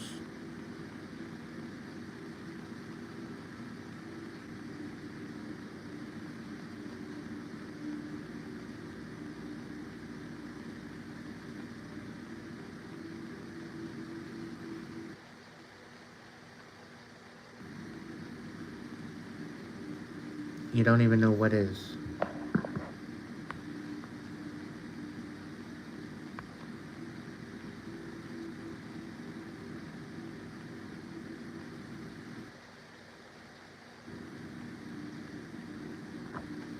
With the wrong people getting a hold of your information, they can fuck shit up. So I choose to keep them guessing.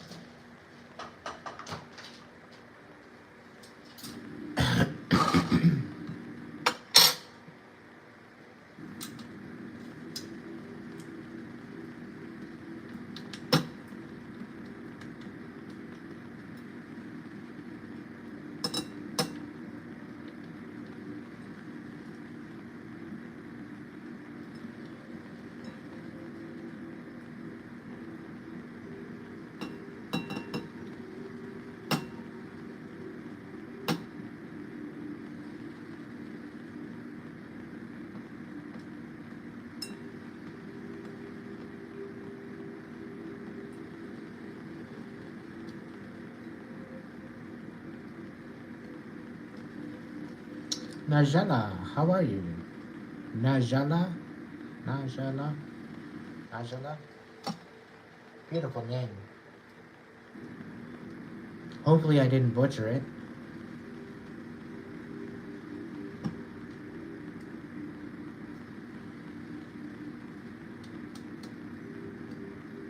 Very exotic. Sounds like it's from the islands.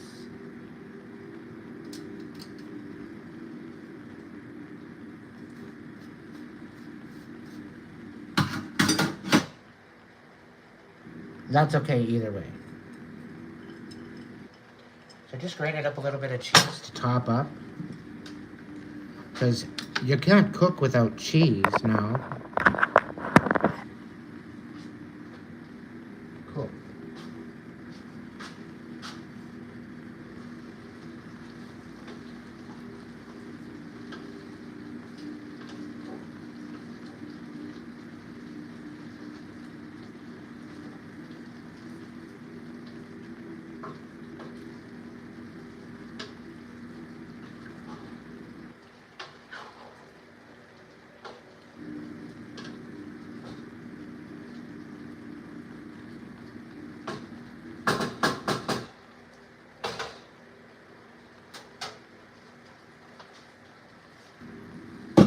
So at this point, if you put a little bit of too much water, you can take the lid off to let it reduce.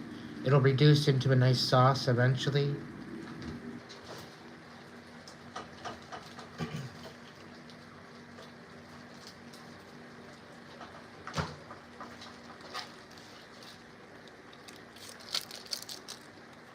And no, I didn't freak out. I didn't screw it up. Don't worry. I usually add a little bit more water just to kind of so it doesn't burn or dry out.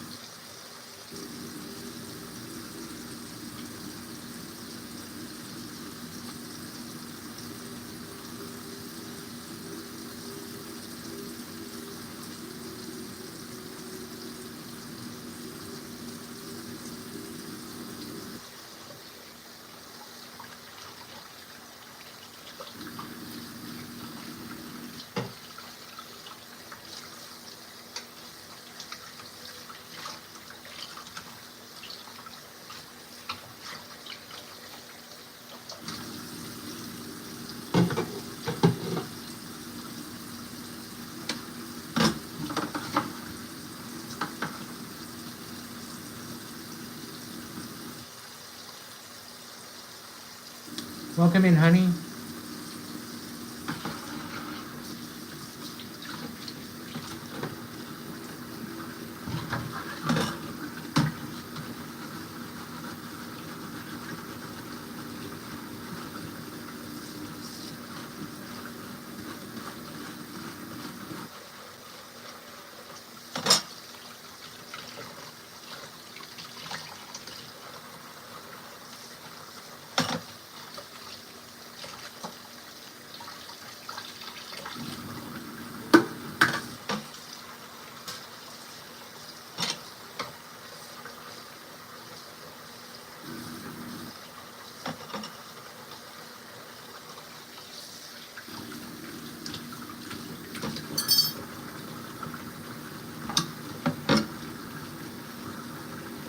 Just doing up some dishes.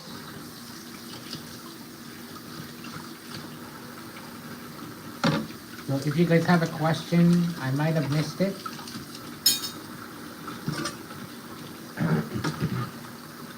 Well, let me just finish these up, and then if you guys have any questions, think up, and then I will ask you. So that way I'll be there and I'll be present.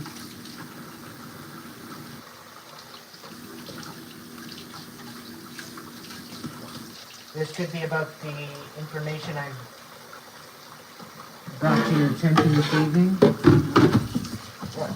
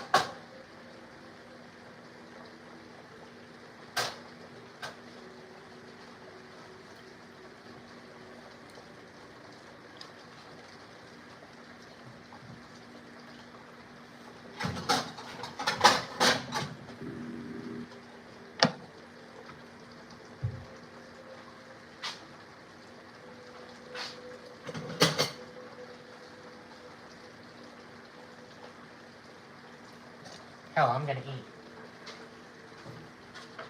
It's looking pretty good as it is.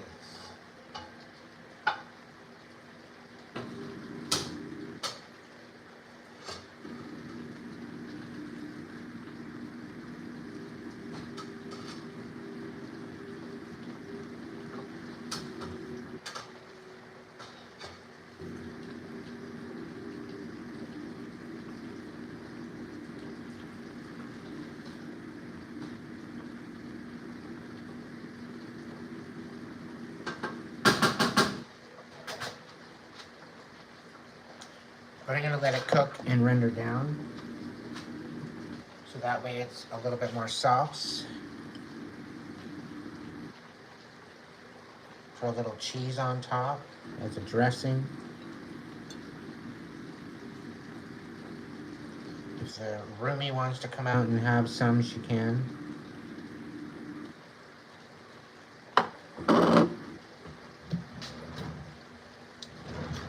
Feel free.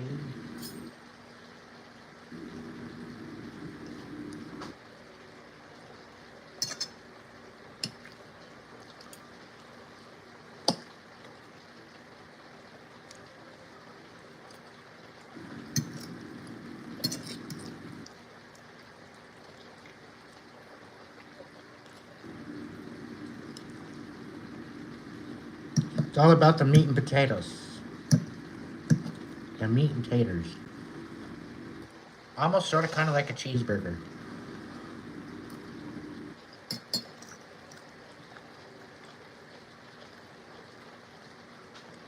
Cheeseburger with a side of fries and veggies. Well, fries are veggies.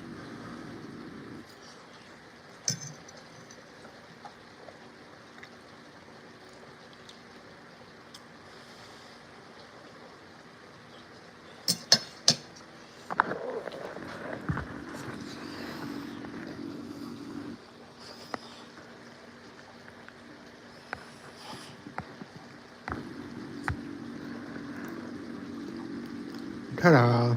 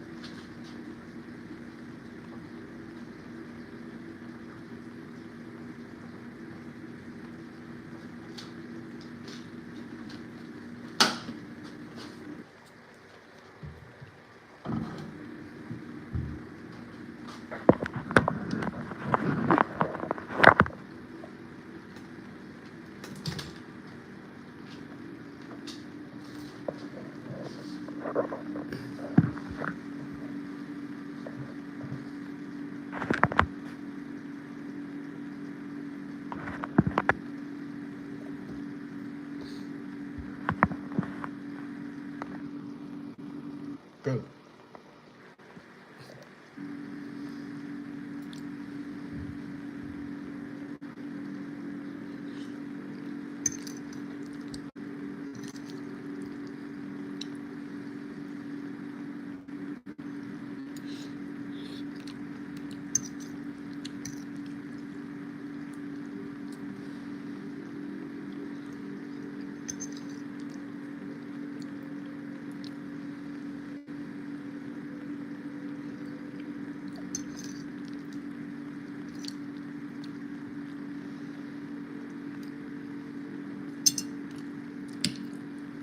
I don't know. This very well could have some pasta in it.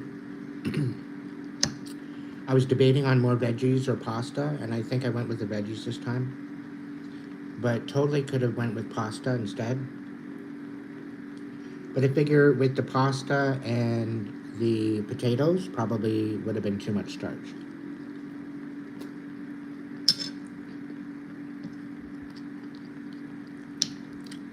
Because I'm funny looking, Saj. That's why.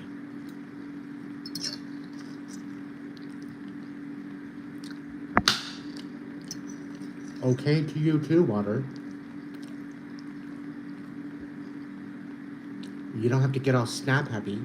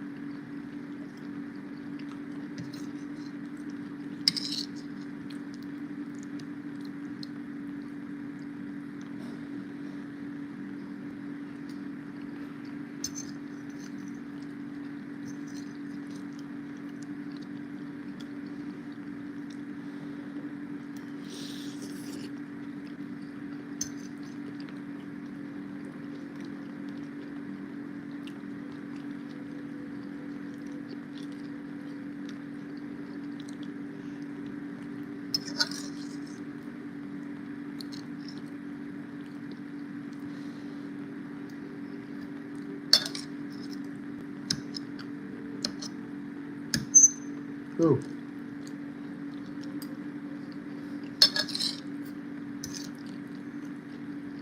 Sorry for that high pitch.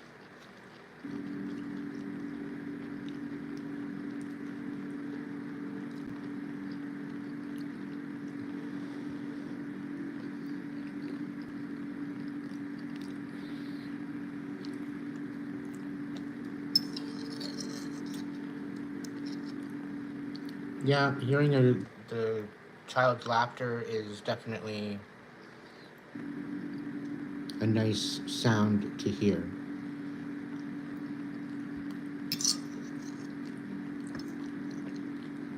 Providing it's not creepy. It's innocent and playful, sure.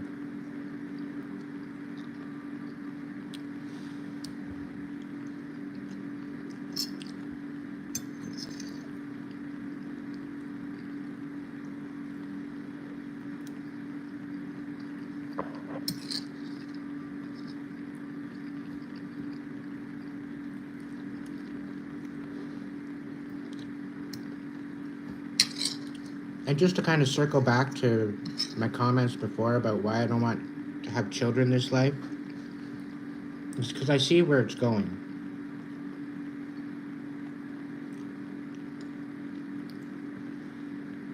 I don't want my kids having to endure that. And I don't want to be karmically and morally responsible for bringing life into the world when I'm having a hard enough time as it is.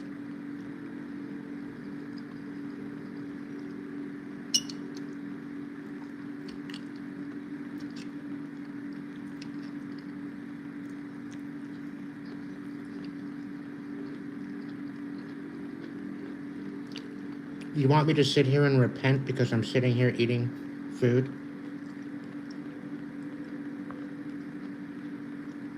Really?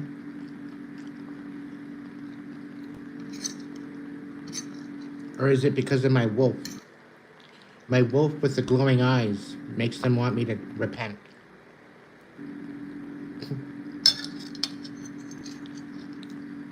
I wonder what gives it away. What gives away my evil?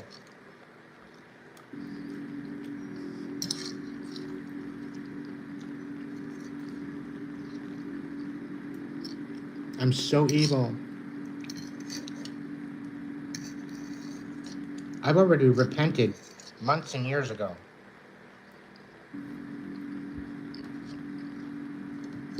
And the thing is, I probably repent more than the ones that say, yo, go repent.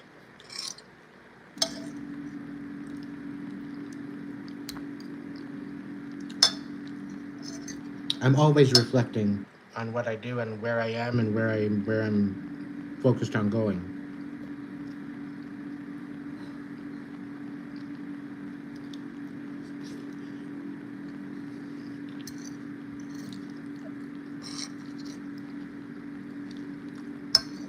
So somebody else showing up to the silly hat party without a silly hat.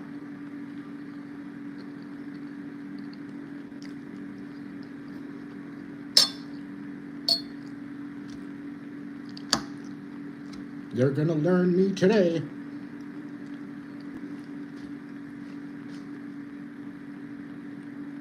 No, I know I don't need to explain myself, but I just find it funny the way these people come in thinking that they can just verbal vomit all their bullshit.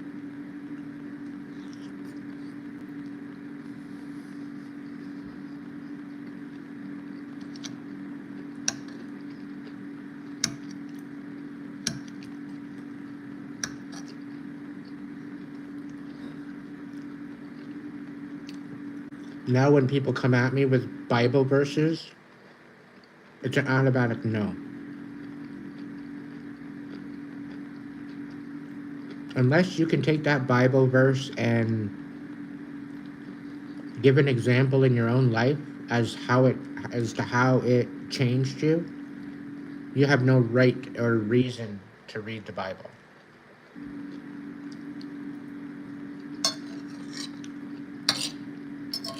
Because if you're going to read the book and not reflect on your own life and just reflect on the story that it tells,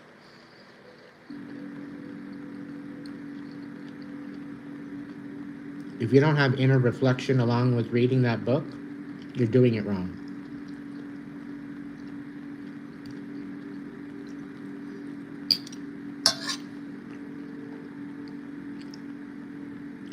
That's one of the perks of being a part of the tribe, Sag. We have a wolf protector on the other side.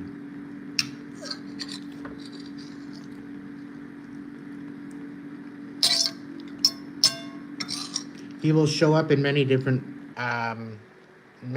ways.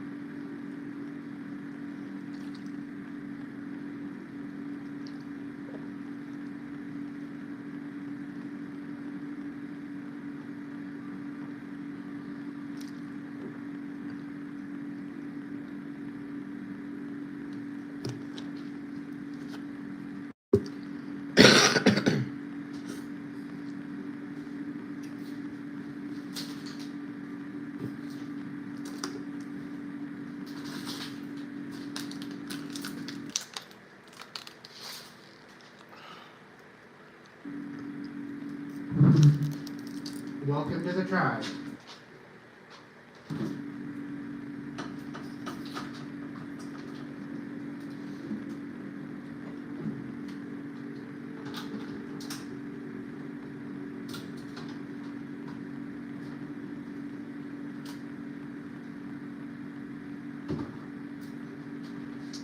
Oh, yeah, I'll use that for the next.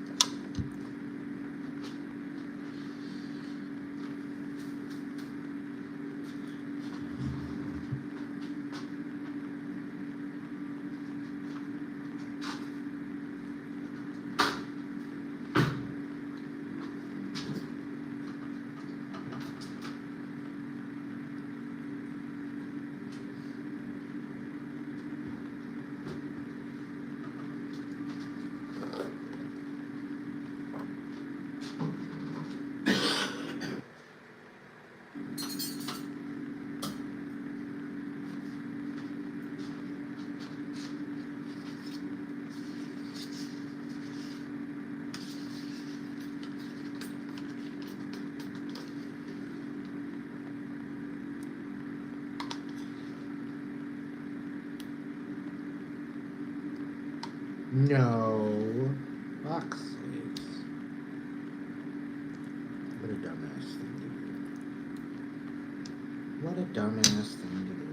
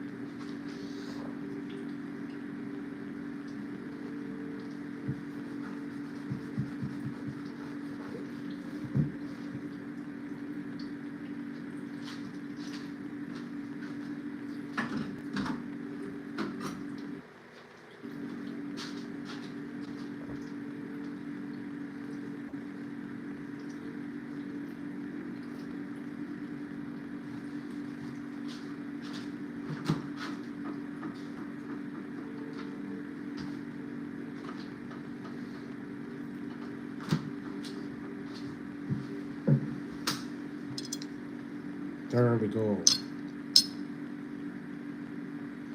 Had to clean up a little bit of a mess. I'm making messes again.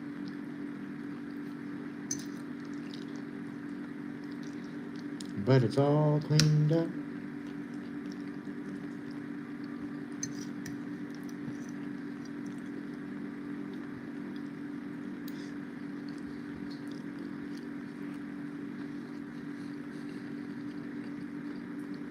Sweet dreams. Najala.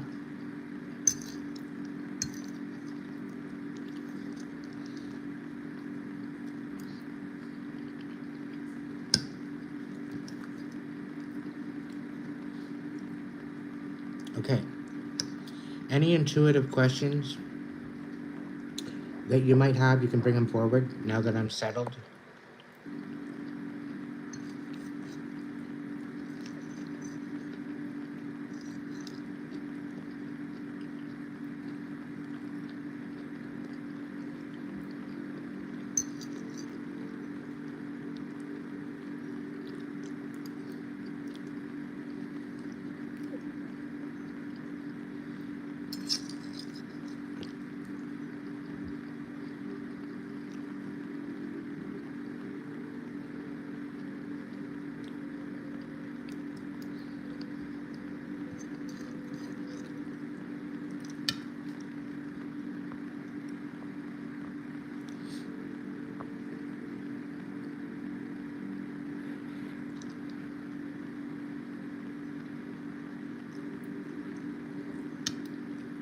Well, that's the thing, Sag. The dire wolves are rather intimidating. But had they went after you, you would have been lunch already. And I think that's what might have, that's what Spirit's saying, kind of come over you.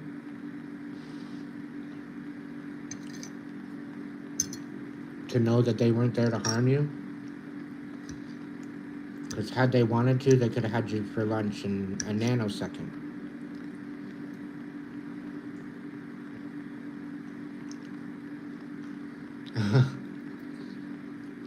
Yeah.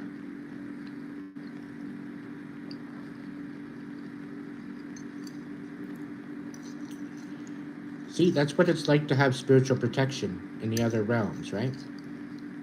Most people don't realize the capabilities that they actually have.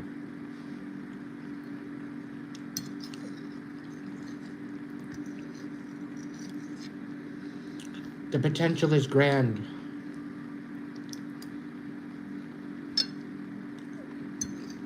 And for a lot of it, it takes your courage and inspiration and your imagination to make it happen.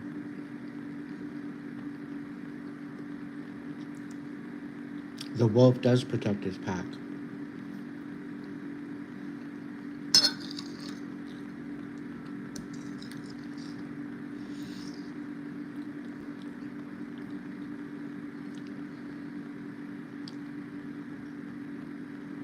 It's meant to. It's meant to put the fear of pretty well demise into their hearts.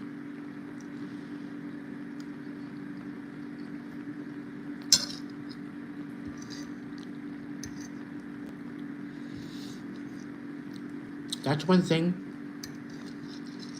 The dire wolves aren't much for mercy. You're either pure of heart or you're not.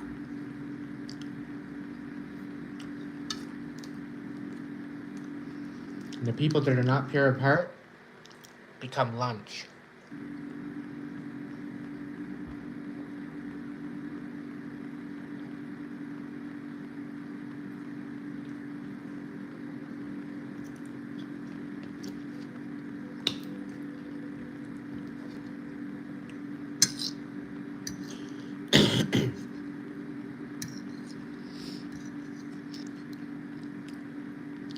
No, Russia hasn't been having wolf problems. They've been having people problems.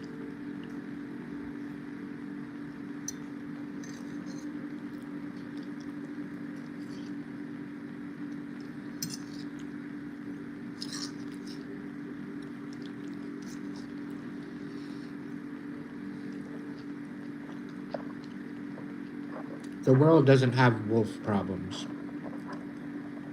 It has people problems.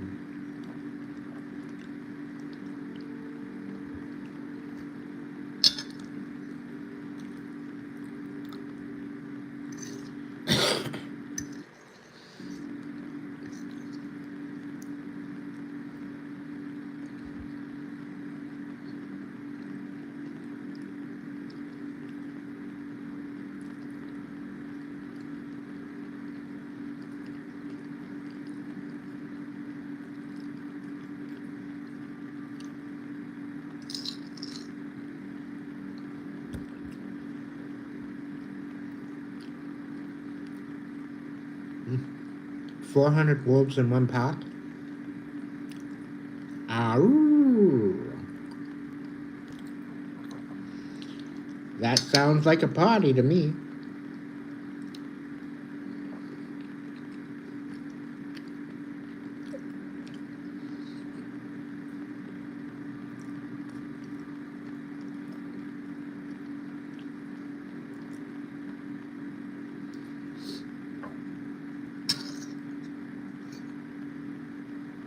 They take down horses. What they didn't tell you, Maureen, is they took down a horse from a scoundrel idiot.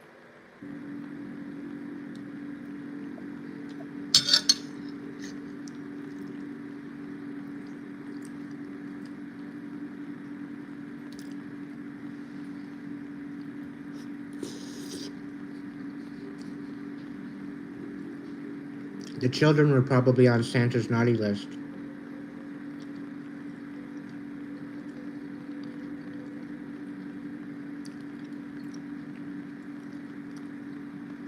Everything happens for a reason. No mercy.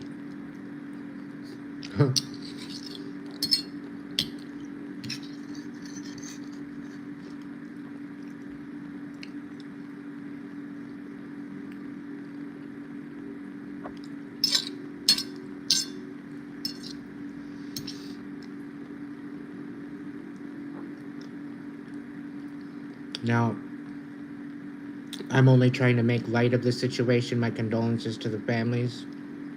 I'm not that much of a merciless scoundrel.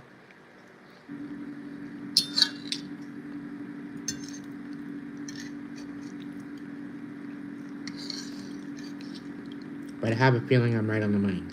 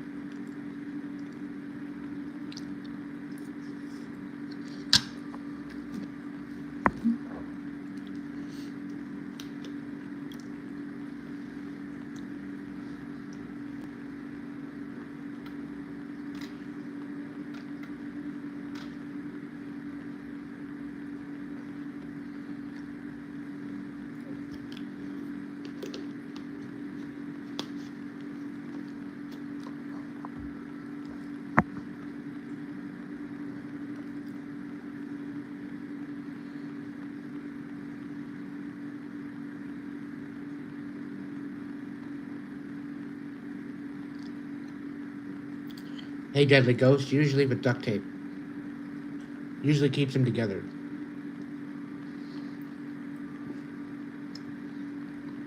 Scotch tape just doesn't hold them anymore. They're getting too big.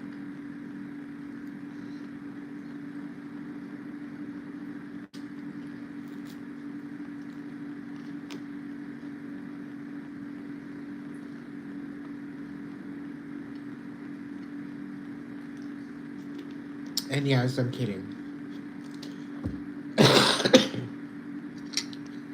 All right, people, time to go out and tape up the wolves.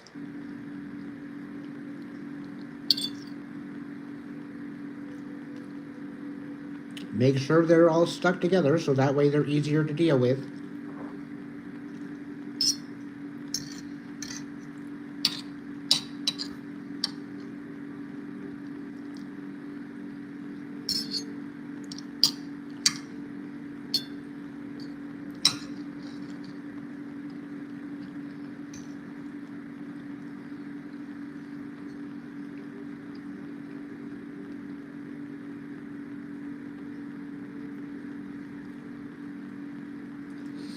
Yeah, there's no fooling a dire wolf or even a king shepherd.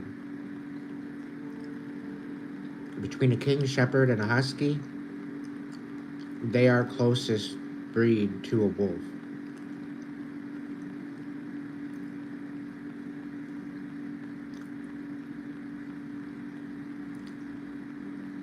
I think their DNA is derived somewhere, some way, throughout the lineages of that. It wouldn't surprise me in the least.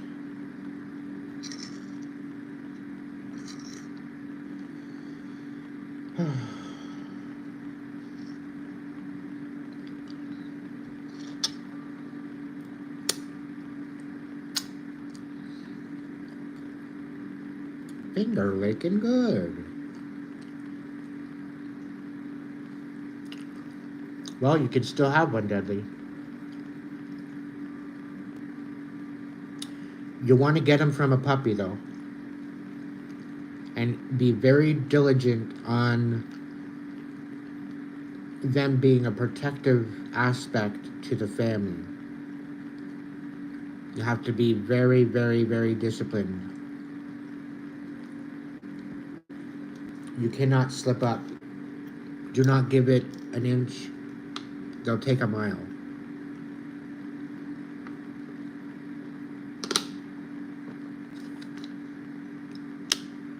It's not about dominance, it's about respect.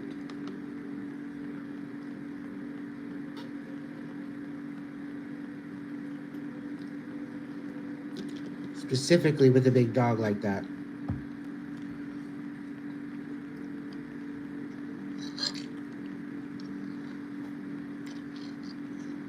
And with a dog like that, you should only have to stand your ground once.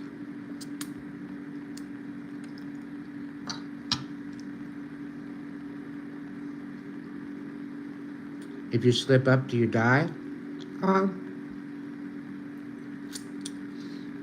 Maybe not, but you might just become one's bitch. You'll become their bitch.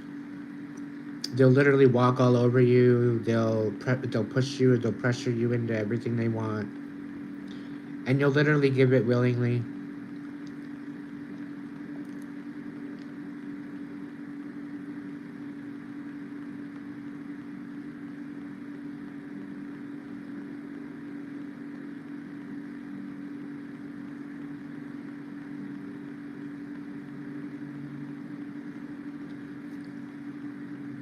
Animals in general, cats and dogs, they are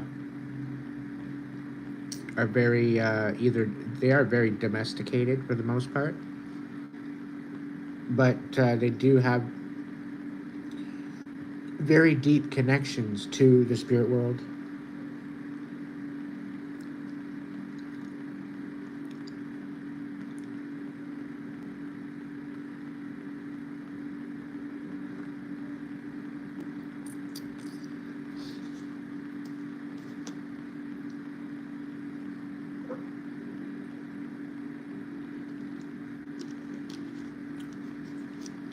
I'm full.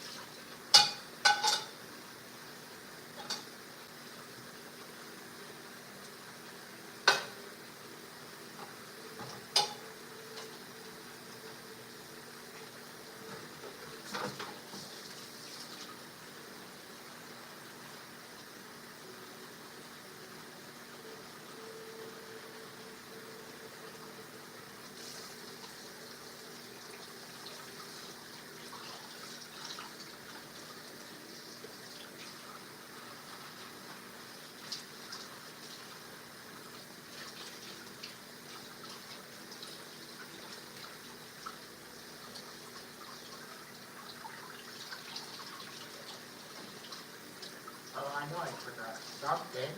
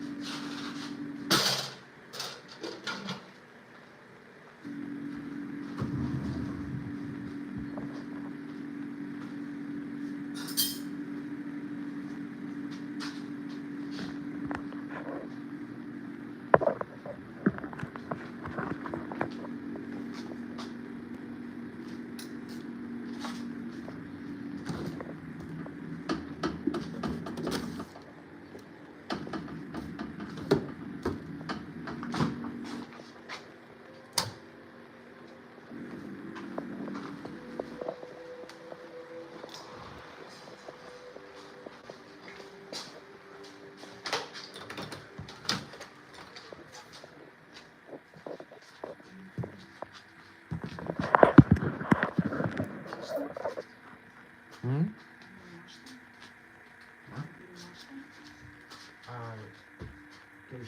Did you have some? Had some, and I'm just waiting for it to cool. And all the other dishes are washed.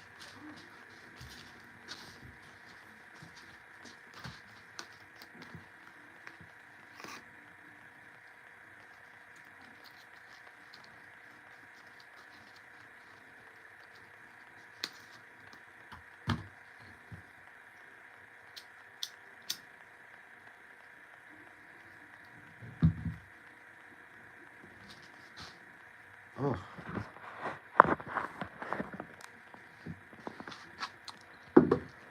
That was quite the eat, I'll tell you.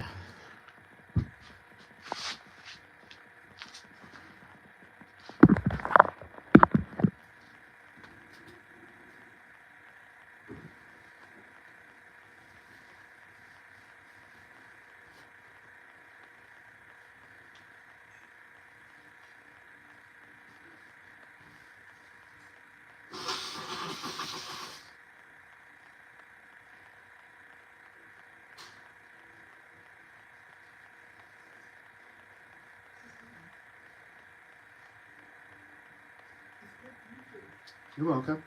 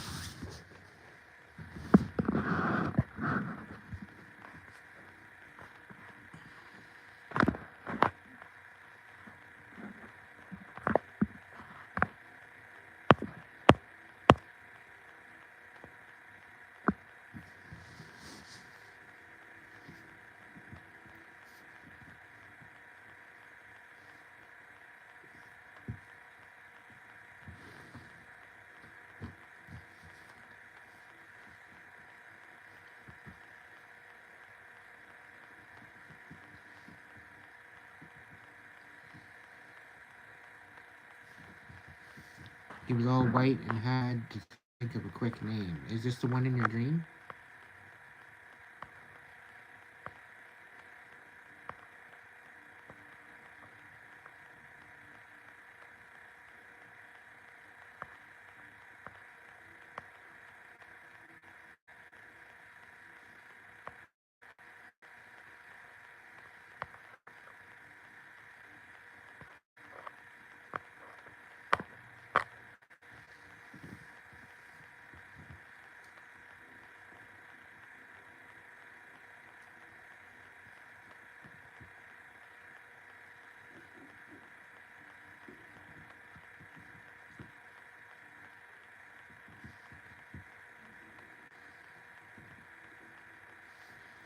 and also very rare.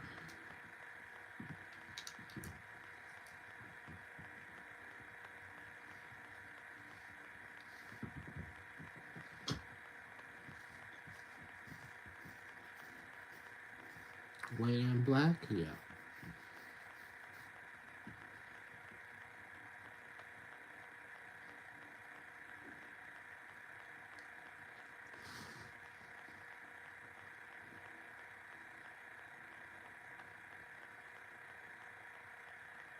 You as well, Renee.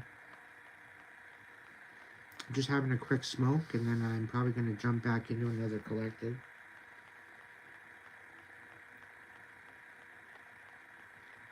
So that way the stragglers get a message.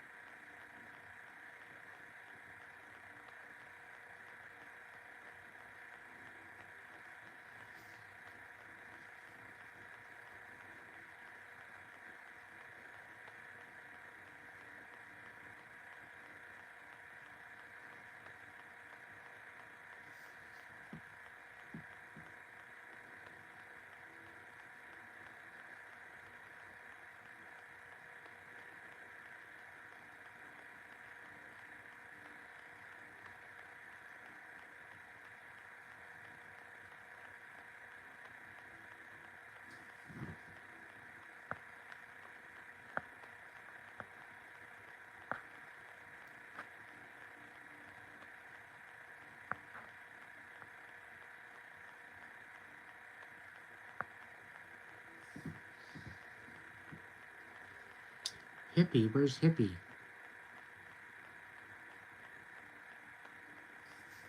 I don't see Hippie.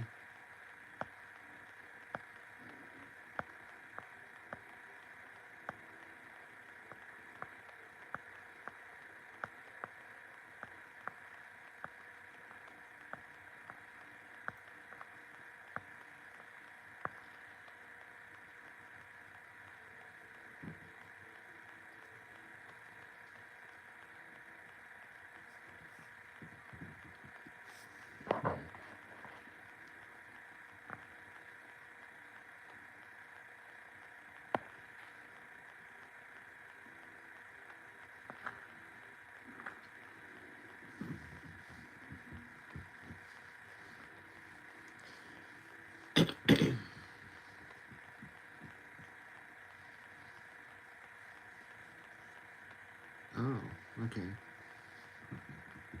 Not so famous hippie?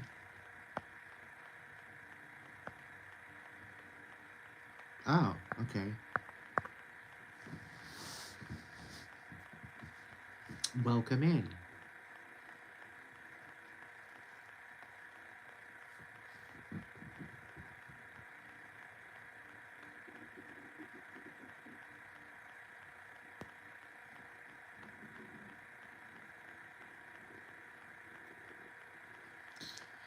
That food she's digesting.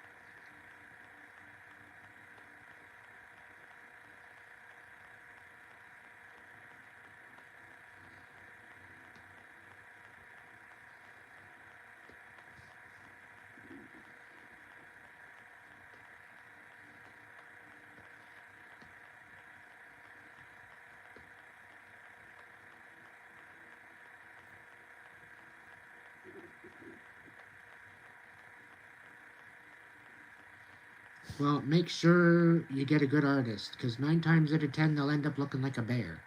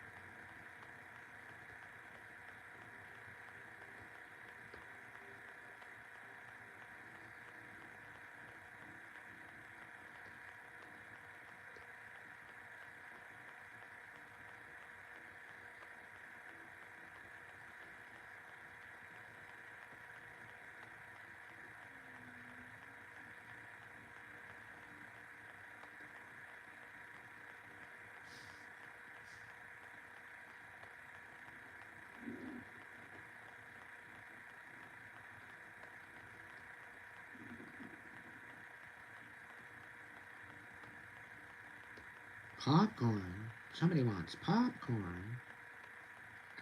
Okay, popcorn coming right up.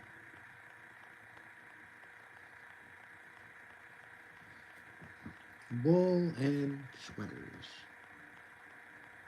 Load. Load. Load.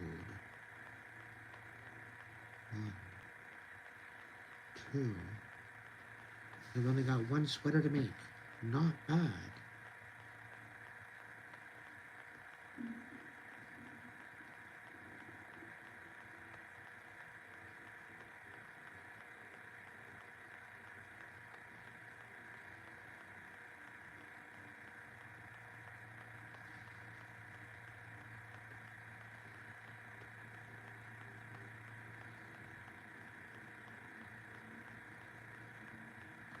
I wonder, can you buy it at the store? I didn't think so.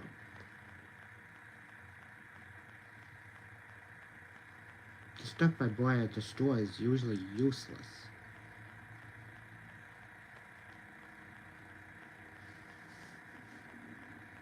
Let's see, what do they need? A dump truck? I can't help you with the dump truck. Where the hell am I gonna get a dump truck? Bread? No, you can get your own damn bread.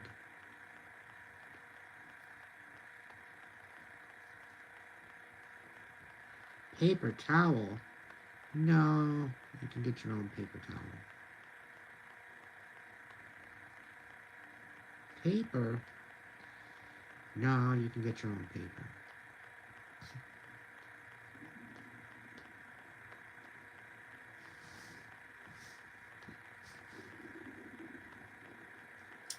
My tummy is purring.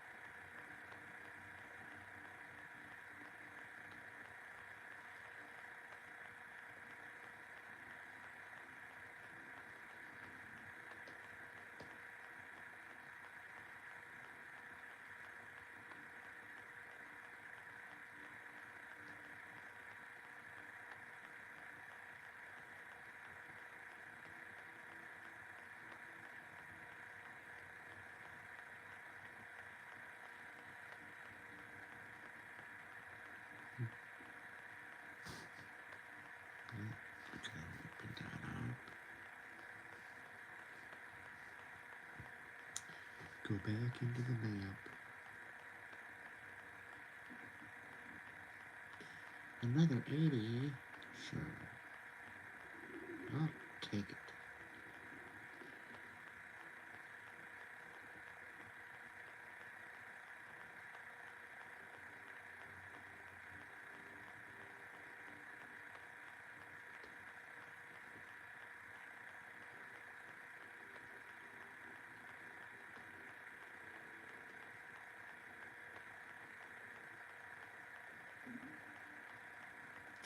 Yes, I'm playing Township.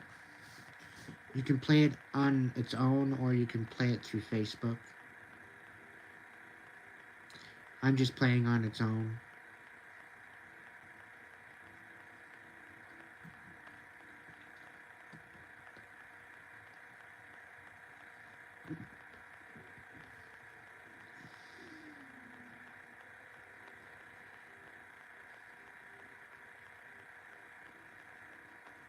It's a cute little game. I'll show you what it looks like.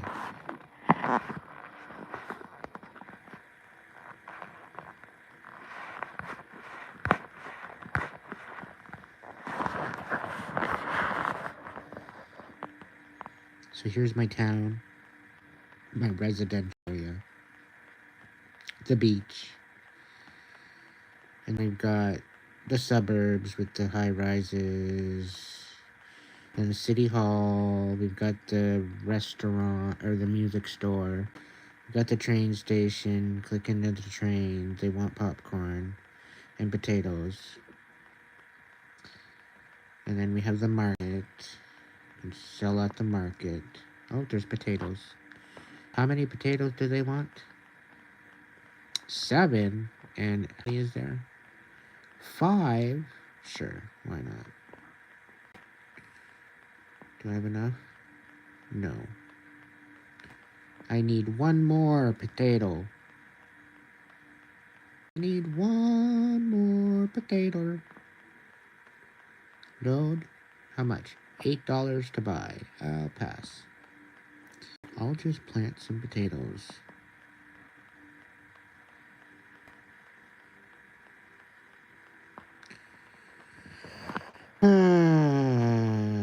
Cacao in the last tiers.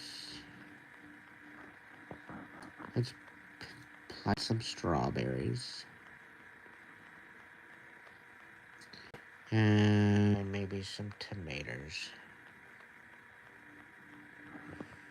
And then some cotton.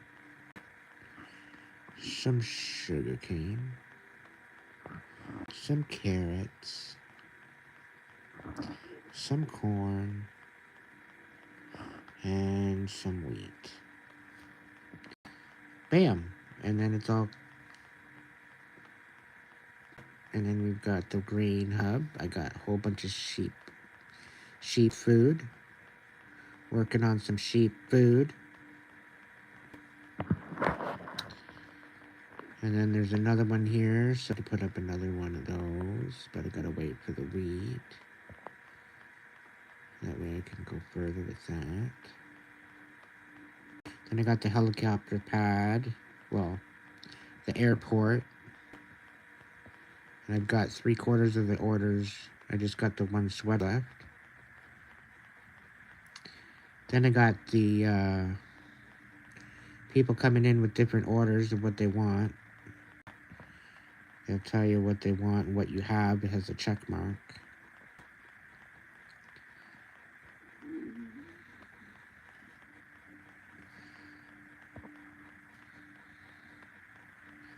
So yeah. That's the game, pretty much.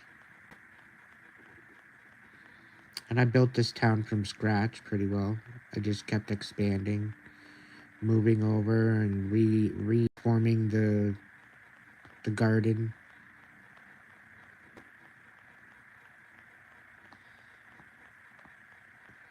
And then I got the mill. But I got nothing here to work with, so I'm just kind of sitting there waiting. Waiting for some money. Well, I got $3 up here. I could there and pluck away. I'll get one of these. Okay, I guess I'll get another one of those. There we go. Then I'll probably use that there. Take a coin, take some stone. Now I need another one to go there. So I'll go here, and I'll go here. I'll go there. Grab that too. I got a whole bunch of these in here. And then I go over to the foundry, and then I go and put them all into the foundry.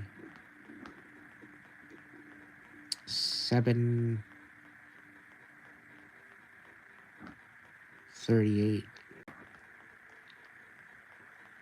So I do one more silver, and I'll have 2 left. I'll do a whole bunch of these once I get the time. And then it's got this little side game here. A little fire hydrant over here. Pretty well, I put it anywhere you want. And you got little tops and rockets. You want to do them first, and then just line them all up. Get these little disco balls. You get, I think, 5 or more, 4 or more. That's gonna make a dent.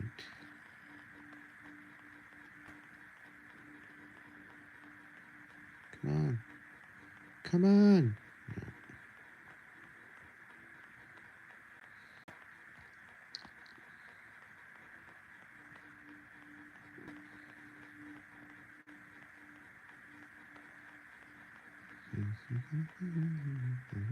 No.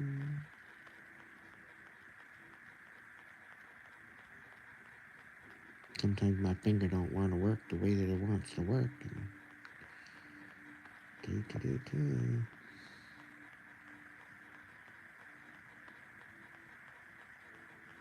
Usually go back and forth from side to side, so that way I always have something to look at and something to play through. Keeps you on your toes, but it keeps you moving, keeps your mind going.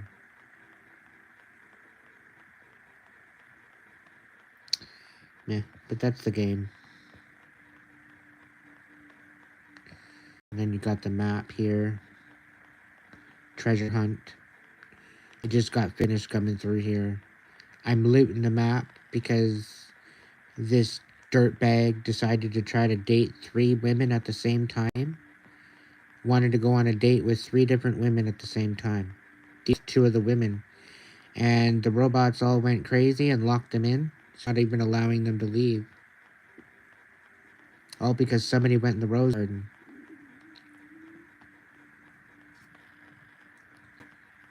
So.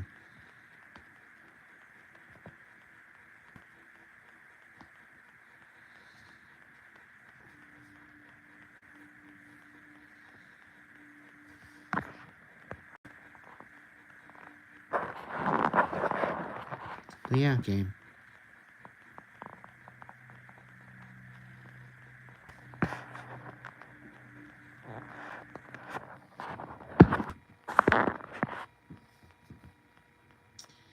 It's stubby. It's alright.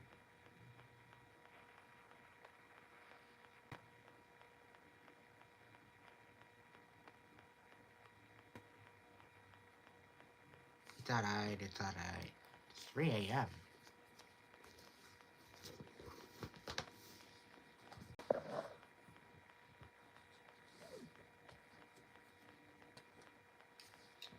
I guess I'll have a little nightcap.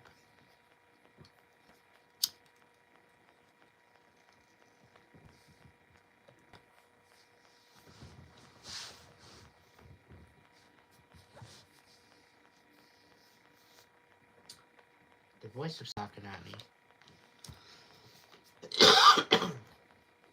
Maybe. There may be a message here for you.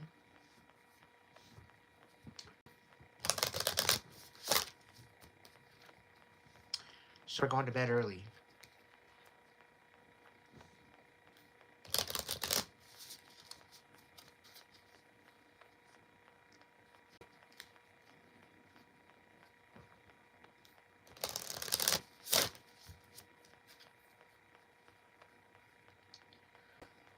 Alright, Spirit, what is it? You wanted me to pick up the shuffle, so what's the message? What's the message?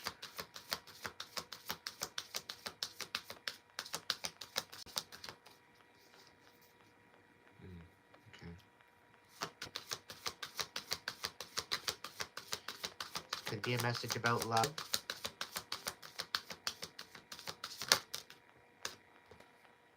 Message of peace in the reverse. So spiritual message of chaos. Karmic relationship in reverse. Message of chaos.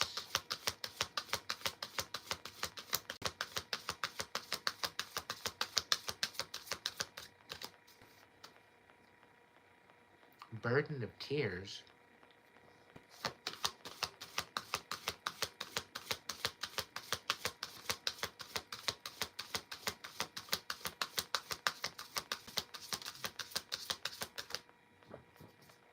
Karma. The number 16 or 7 could be significant. The number 5 or 8 could be significant.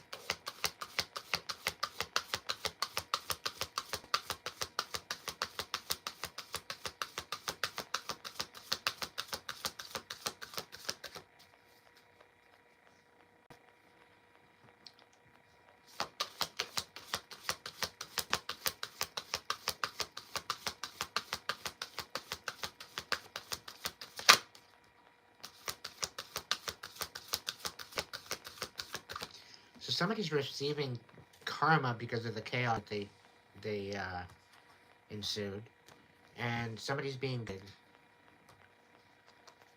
through the mess.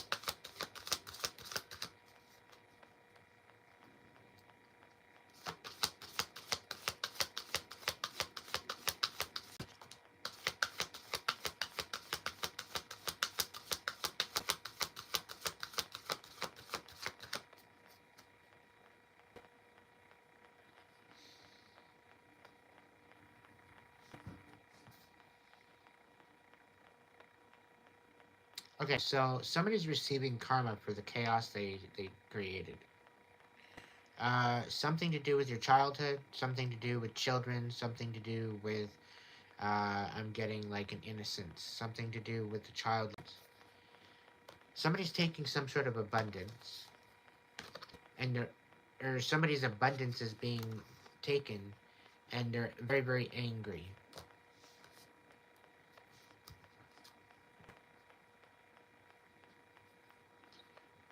14 could be significant, 16 could be significant, the number 7, the number 5, the number 1, the number 9,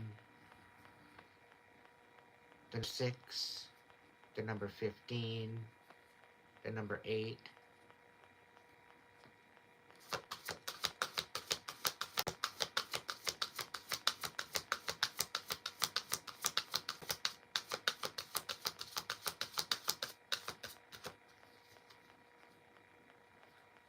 Yeah, that's it for the message. Somebody saw maybe that you're nurturing your inner child. Maybe you're healing your inner child. And because of that, somebody can't steal your abundance. Somebody can't siphon off of you for your abundance. And they're angry. And because they've been siphoning off of you for long and taking your abundance, they're receiving major karma for this. And it's because you've decided to love yourself. Message of chaos from the other side. But you're ultimately being guided. So by you being guided through this, you following through with what Spirit's saying, you're really not only healing yourself and getting assistance from Spirit to heal you, but you're creating somebody else's karma.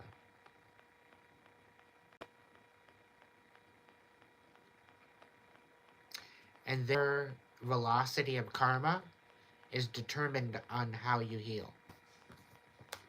And somebody's extremely pissed, like extremely pissed off that they can't take your abundance.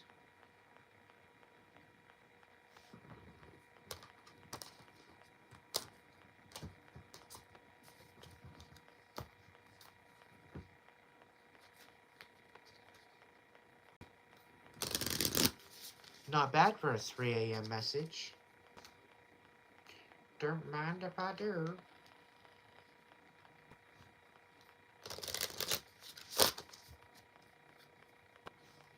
Can you guys still hear me okay like that?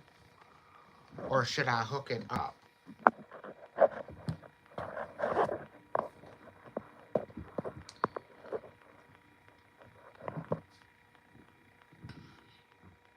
I just figured I'd not hook it up for a bit just to let my stuff settle, and then you didn't have to listen to all that background noise.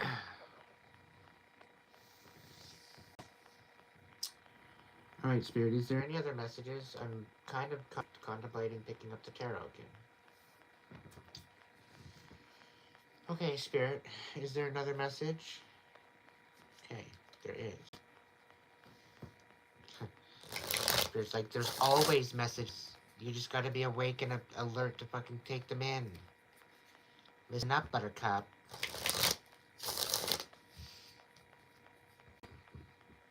Spirit's saying that message wasn't necessarily for me, but for you guys. Particularly the ones that aren't listening and they're tuning out, guys. Spirit, I don't want to do that. That's too challenging. But do it. It's part of your growth.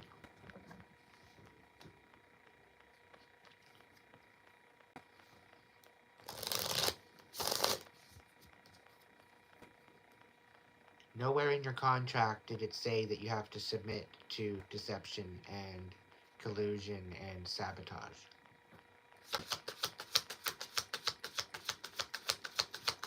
What's the message, Spirit? What do we need to know about right now at 3:09 in the morning?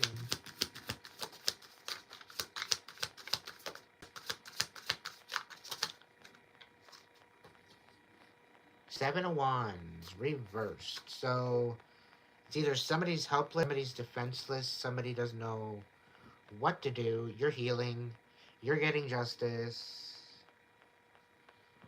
I got the star here. I can't show her because of her bosoms. But Lady Justice is out here getting you some justice for the injustice you've incurred. What's going on? The Queen of Wands. So you're very, very beautiful, very bright, vibrant, very intentional, very magical. You're a force of transformation. Okay, what else?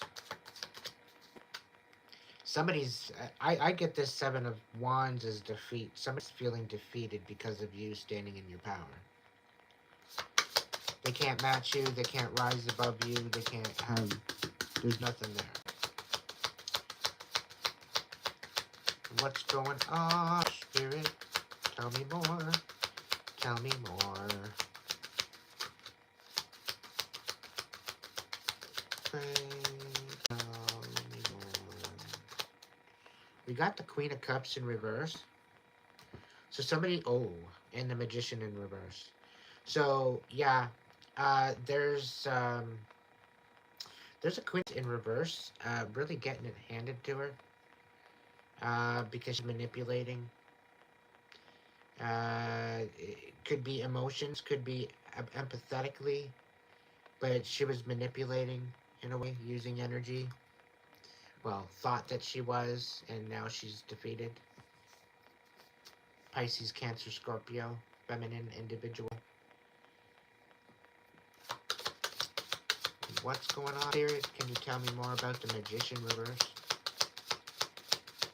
More about the Magician reversed.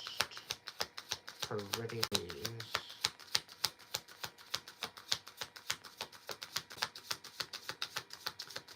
Pretty please. Magician reversed.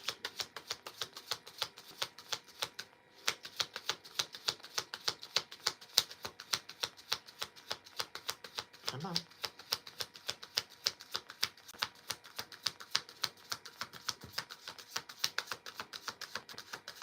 Nothing. Okay. That's it? That's all, eh? Alright, so what about the Queen of Cups in reverse? Is this the Queen of Cups? Is this Pisces, Cancer, Scorpio? Or is this just somebody in their feelings? Being emotionally manipulative? What's the scoop on that one?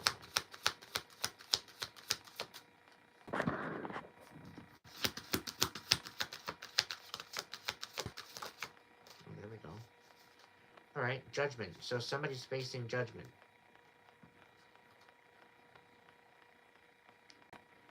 Ooh, 10 of Swords. Okay, tell me more.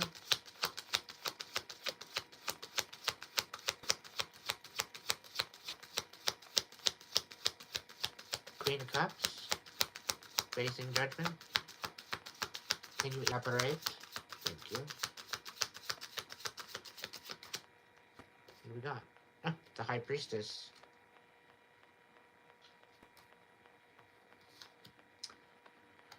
Alright, so there's this manipulative individual facing judgment. You very well could be a high priest, high priestess. Very beautiful, very cunning, very magical, very powerful, very much in your intuition. Spiritually guided, divinely guided, guarded, and protected. And you could very well be peeping somebody's judgment. And this particularly could be a Pisces, Cancer, Scorpio, feminine that is feeling defeated because of their manipulation. Pisces, Cancer, Scorpio, right? Is there anything else regarding this reading, Spirit? Is there anything else we need to know? Is there anything else that you want to clarify with this deck and make it so? What do we got? Whoa, okay. We got the Moon, and we got the 6 of Swords, and we've got the 2 of Swords. So some sort of illusions cast to the point where you needed to walk away from this, and you had no other choice but to make a decision.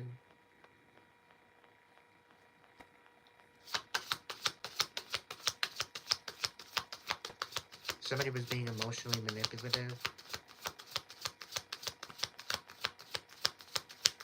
But I'm getting almost bitterness. Like emotionally cold and bitter. The High Priest in reverse. So, yeah, you were dealing with a manipulator.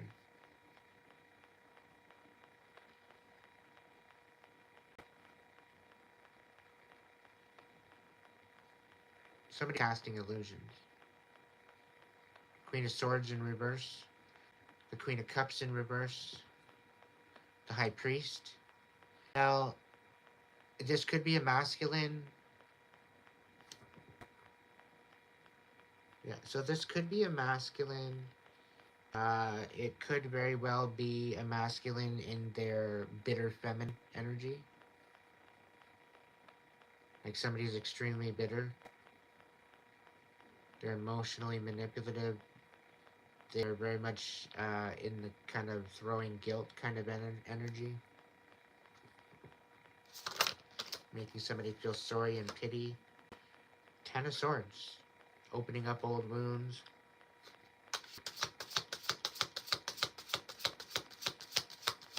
This is definitely somebody not of the light. The Wheel of Fortune. So the high priestess, yeah, the high priestess energy here. This is talking about the balancing, right, between the darkness and the light. The wheel of fortune is in your favor, collective. You're not having to worry about this because this bitter energy is facing judgment, whoever they are. The Ace of Pentacles. There's definitely some sort of offer coming in soon enough. Ooh, we got the Lovers. Okay, so there's an offer of stability, an offer of a job, of money, of substance, status, and there's also lovey-dovey energy here with a bunch of two naked people.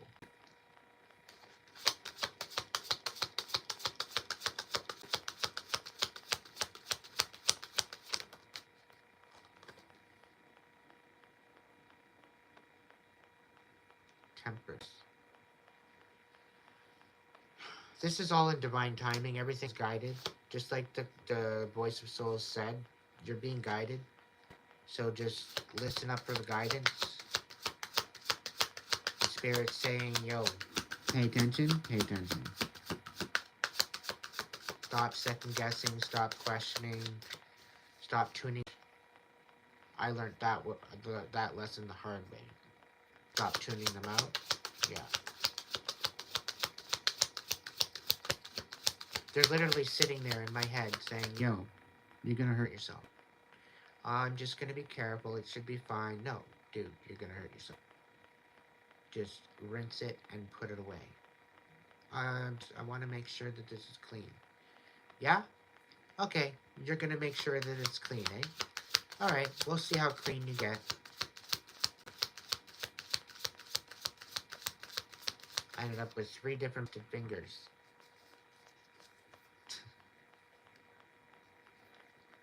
Learned the hard way that day.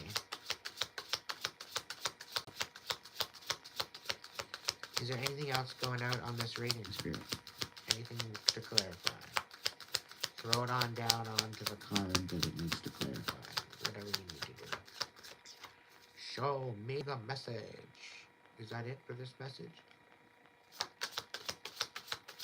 Onward into the next. Okay. What do we got? The Empress. So the wheel is going in your favor. You're definitely going to be balancing out your masculine, feminine. You're definitely walking with angels. You're divinely guided, guarded, and protected. You're getting a beautiful new... You don't even see this coming. You're not supposed to see this coming. It's a bit of a surprise. But you can't surprise a psychic, usually. Or a medium, or somebody that's got the gifts. It's very difficult. They usually sniff out... But either way, you're in this very abundant energy.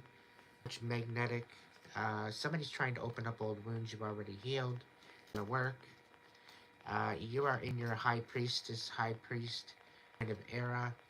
You're definitely walking with angels, like I said, with the temperance. You're definitely quite possibly going some sort of love offer in the next little while. 2, 3, 4, 5. I would say within the next 5 months, 5 weeks, 5 days. I don't know if I'd go hours, but hey, if it works, it works.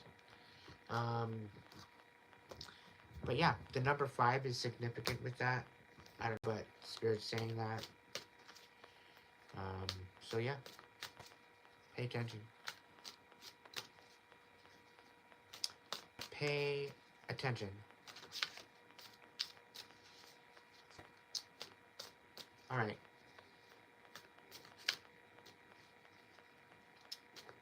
Is there any other message? What do we got on the top? Spirit's telling me to look. What's on the bottom? Okay. What's in the middle? Ooh, the Lovers is coat.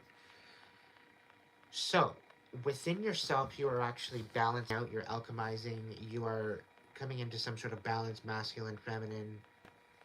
It's working out for you. Okay. The 8 of Pentacles, though.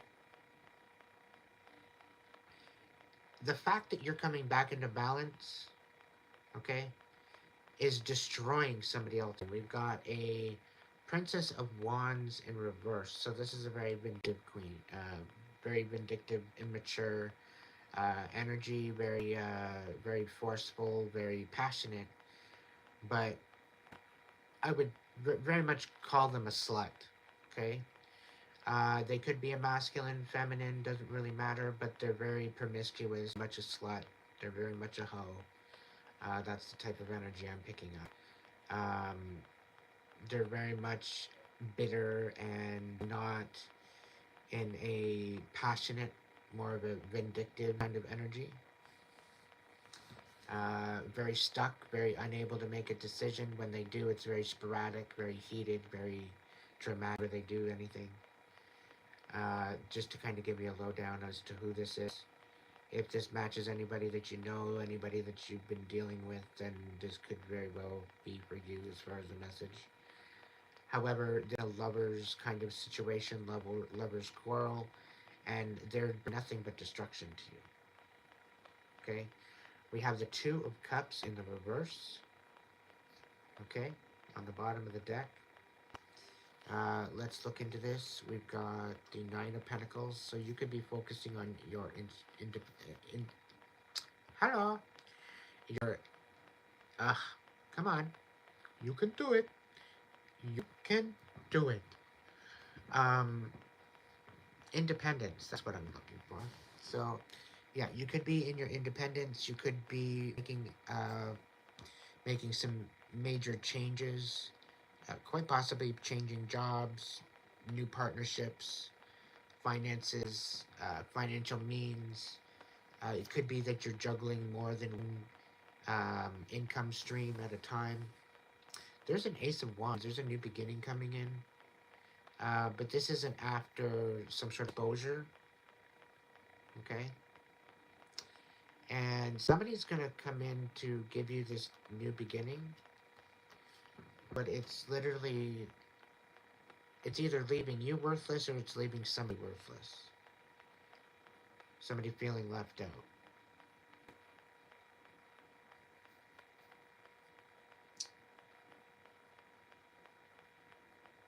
Interesting sauce.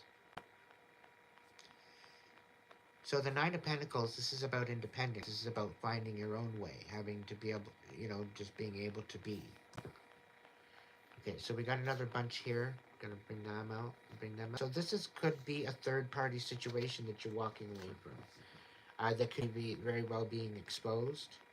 The Ace of Swords is in reverse, so there was a lot of choices made. There was a lot of lies, deception. There's a lot of thwarting of new communication. So basically, somebody was kind of shutting somebody up, trying to keep somebody from moving forward. The Chariot, and then Swords in the reverse. So there's definitely something coming to light. Somebody coming out of a dark time. Somebody coming out of a time of reflection. Time of battle. You got one sword left. You know, three of wands. Somebody's missing out as somebody's actually waking up. Somebody sees the truth. They're not sugarcoating things anymore.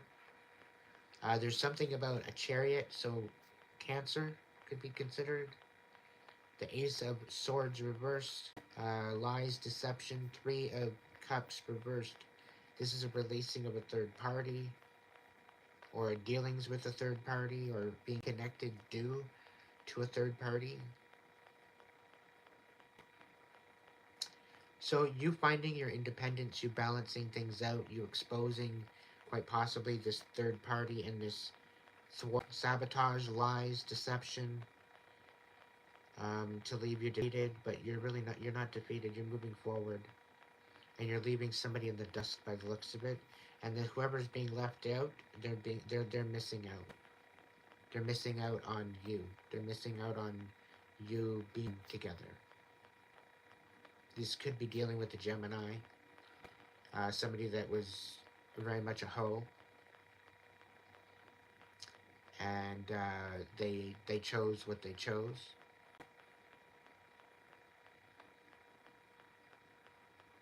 and now they're having to live with it. I'm only saying the hoe because the Princess of Wands in the reverse. Like, this is very immature. They don't think. They don't give a fuck. They don't care.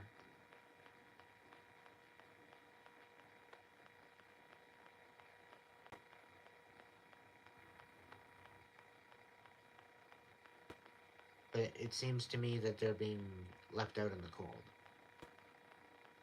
By not just you, but by all the people that they chose beside you. And instead of learning a lesson, instead of evolving, instead of becoming a better version of themselves, they chose to go back into their karmic cycles and continue on doing what the hell they felt enjoying to do. What they enjoyed to do. So by them doing their enjoyment, it turned old real quick.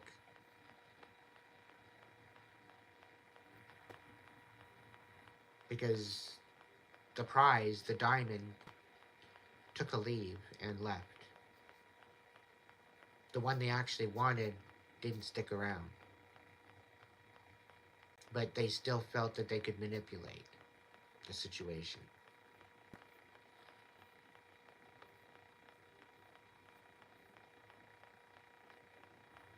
And there was a particular cancer involved in this as well.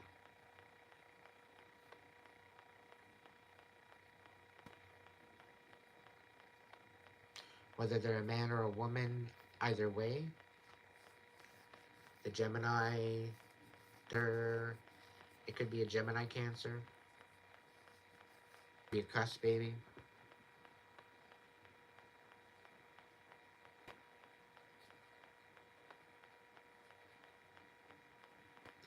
We do have an Ace of Wands here. But they gave you an offer, a new beginning, just to leave you out in the cold. And it was all due to third party and lies and deception. And they tried to thwart your movement, but you became wise to the game, and you missed out on all the drama. By you leaving, it was the commencement of their karma. By you leaving. Just the way it looks.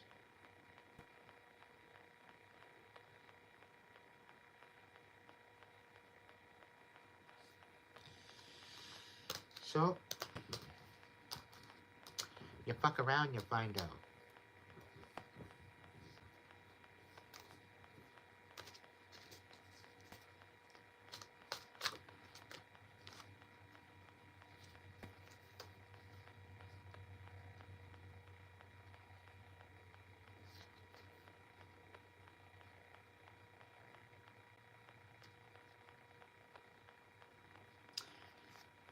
So 3 cups, 3 of wands, 9 of swords.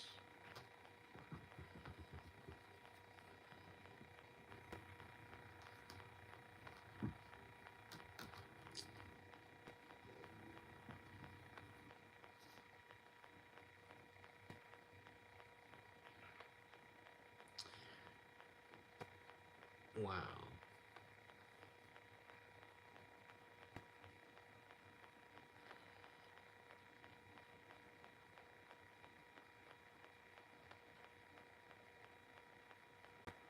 I got a couple different messages from this. One particular message is continue to hold patience. Your tribe is on its way. Your tribe is currently undergoing a major awakening. Your tribe is undergoing a major ascension. I think this message is maybe for me.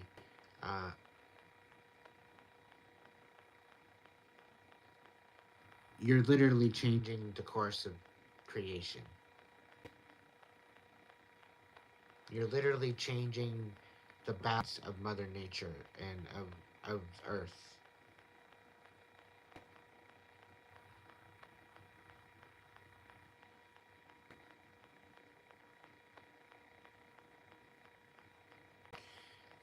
For some of you, you have been given access to an ancient portal of knowledge and wisdom.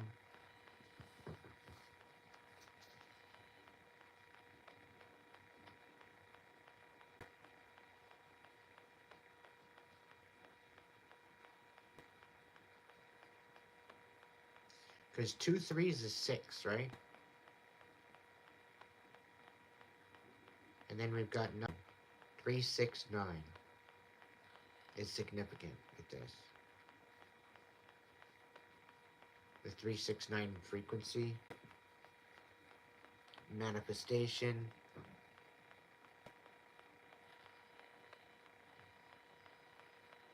I'm also getting a lot of inner growth with this. And the thing is like people are like sailing through.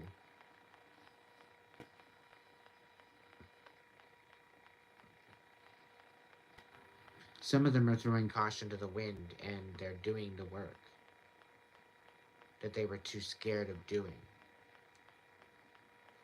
The inspiration. You just have to be patient, continue being consistent. Some of these people literally have no words for you right now. They have no words with how you are opening. They're kind of speechless. Because of the awakening. Because of like the literal, they're mind blown right now.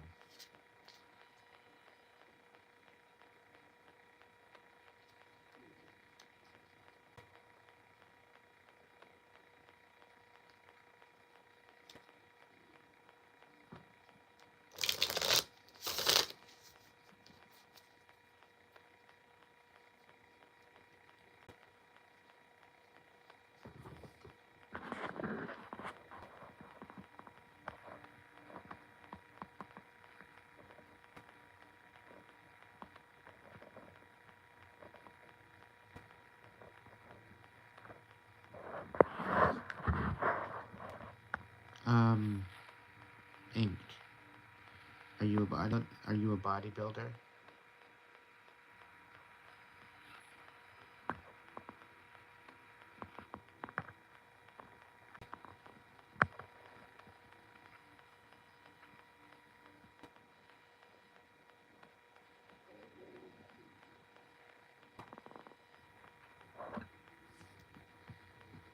What's stopping?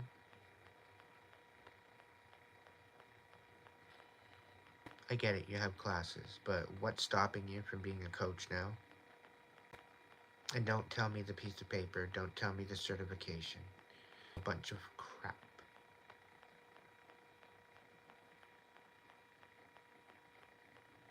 Yes, okay, fine, get the certification. I can say, yo, wah, wah, wah, wah, wah, on paper. But if you already know what you're doing, what the fuck is holding you back? And why are you blaming it on your classes? You're holding yourself back. You can be doing it all right now.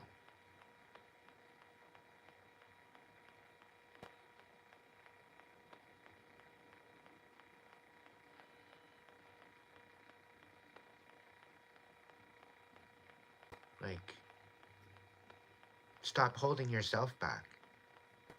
Stop putting so many restrictions on what you want to do with your life. Feeling you're not worth the happiness.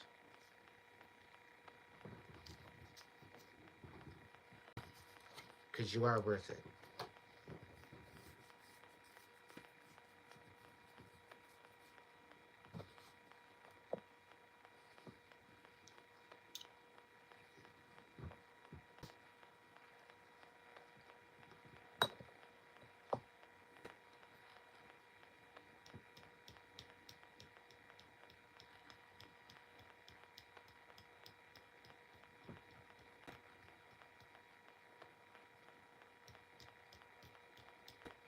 I've been critical towards myself on this too, and making excuses on maybe leaving to further these career choices. Leaving where?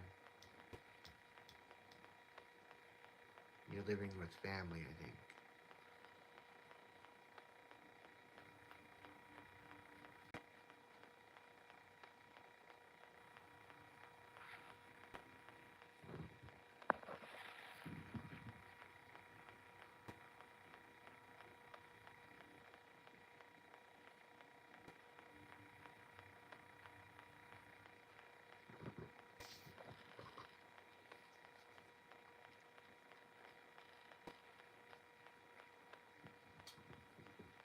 toxicity, and yes, but family got some lit. We got big families, so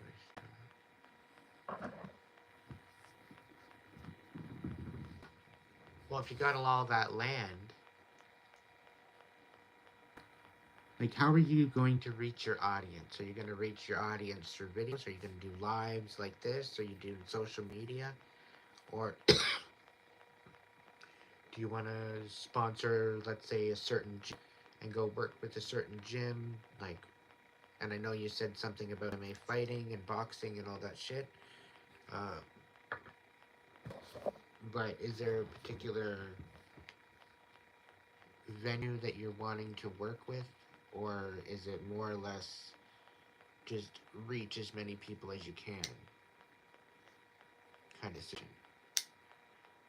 Because with all that land and all that shop, there is a possibility that you can just be like, yo, I need some space of my own because I want to start creating content and bodybuilding and shaping your body. Get back into your strongest version of yourself, so to speak.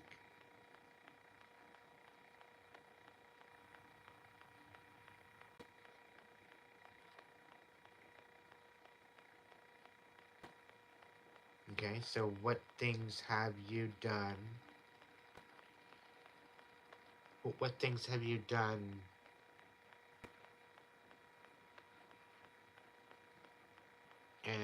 as far as to overcome some challenges that you've had through your bodybuilding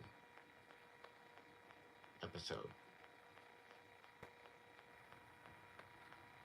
What challenges have you had and how did you overcome them would be a good synopsis as to start in an avenue or focus or whatever else to bring tips and tricks and whatever else that you have found over.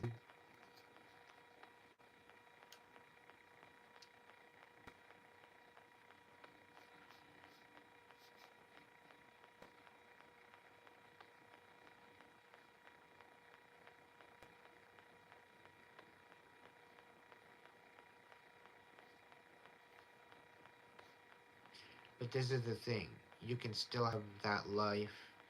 You can still have that job. You can still have hobbies. You can still have, like, a painter. A painter, they can take their easel with them and they can literally anywhere because they're a painter.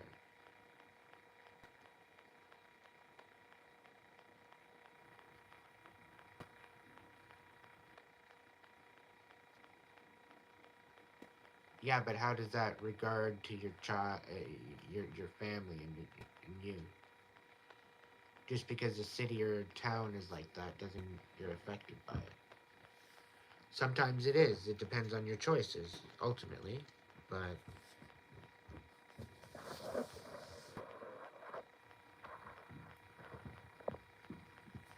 apprenticed twice as a tattoo artist.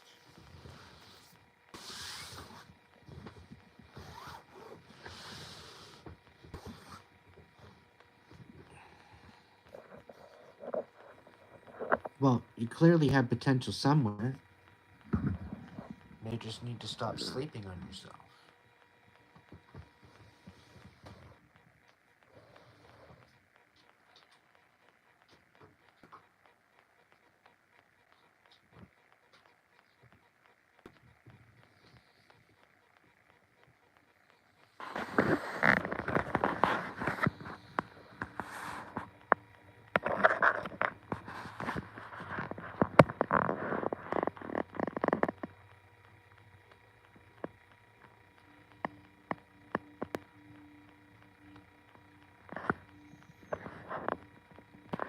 Okay. What about it though? Just because they have issues, but you overcome them. I'm still trying to figure out what the big deal is. Like it's almost like you're giving yourself an excuse as to why you don't deserve to be taking a higher road. Like that's the feeling I get from this. That you're trying to make excuses to why you can't have what you want in your life. And it's because your city fucking sucks, your town's full of drugs, and there's a bunch of fucking idiots running things. And it's because of that that I can't have anything nice. How does that make any sense?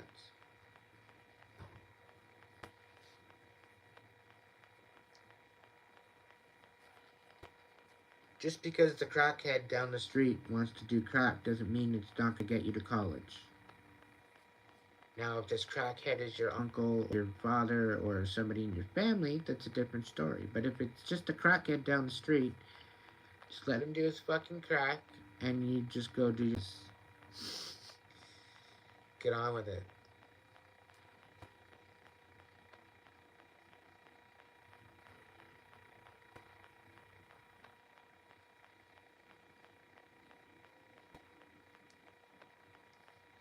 You have no other choice but to be real with yourself. But a choice is how you are with everyone else.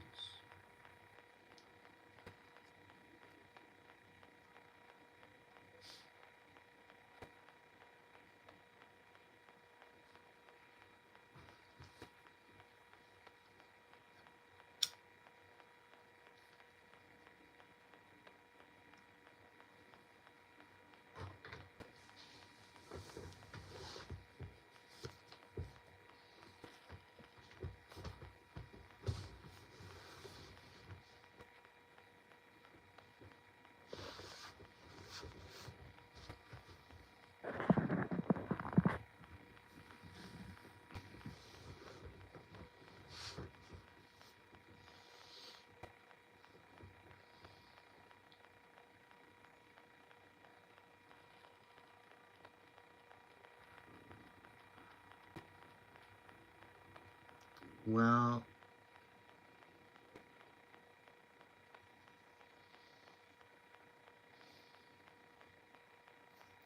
go big or go home. If you don't want to go big, just go home. Stay home. When you're ready to go big, go big.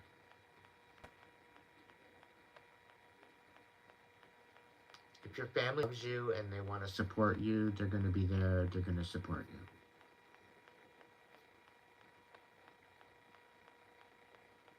you. And as long as you don't,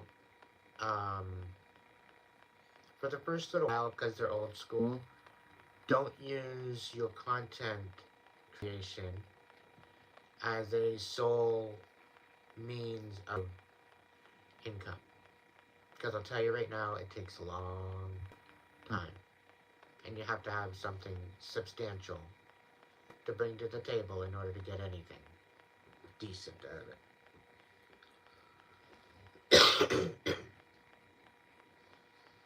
You have to utilize your social media in a way that is going to provide purpose and message. Build that foundation first, and then branch out from that. If you just have it as a web of an idea that you think, okay, well, we'll just throw it on, right? It's supposedly in the happening, so get it happening. But some people get in on wrong intention. They get in on it just for the money, and then they're very disqualified or they're disappointed at the fact that they're not making a whole bunch of money. Sometimes it's not about the money, it's about the message, it's about what you're trying to convey, what you're trying to hide for humanity.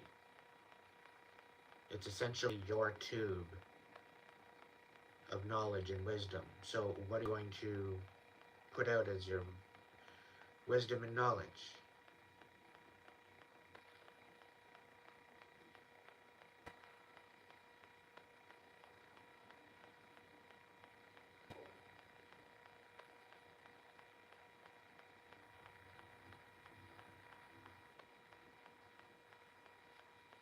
Oh, there you go.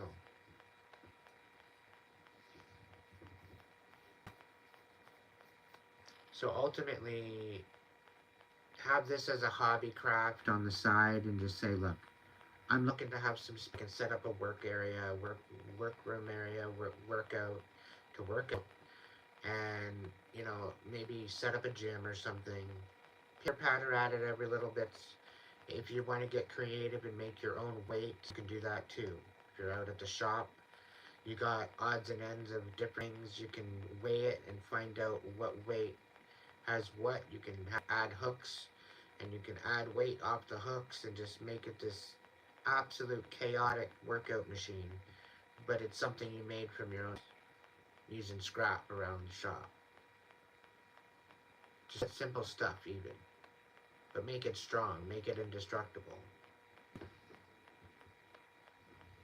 You can even make that about creating a workout gym kind of thing and go through all aspects of it. I'm just throwing ideas out there. But get a purpose behind your content. There's days that I jump on here and I have no idea what the message is, but I know there's a message. And 9 times out of 10, the days that I come out with, I have no freaking clue what the message is. It usually be fat and sassy at the end. When I don't even know what I'm into for, and to find out it was a very, very deep, powerful message. Right? So there's going to be days where you're just not going to want to, that you just don't have a clue as to what you want to do. Do it anyway. And be surprised what the message comes out. And listen to your guides. Tap in and listen to your guides. Because they're ultimately guiding you to your highest timeline with whatever you're gravitating towards. So if you're gravitating being a fitness coach and help MMA fighters and all this kind of stuff, which by all means do it, make it happen. You want to help the warriors ultimately. Make it happen. Even teach self-defense to that degree. And if you have enough space at the shop in your metropolitan area, wherever you might be, you could even open a shop.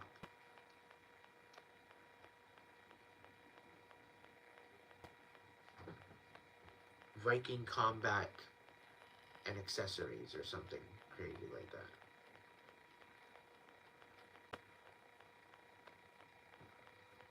Something wild.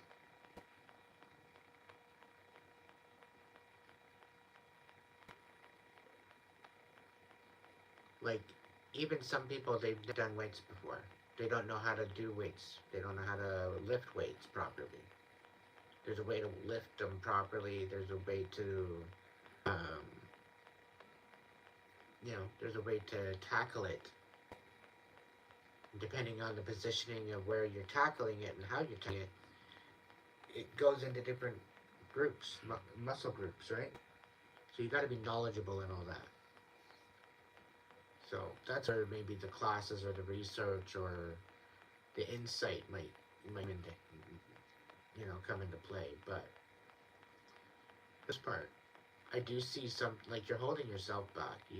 But that's the main message with this. Why are you stalling out?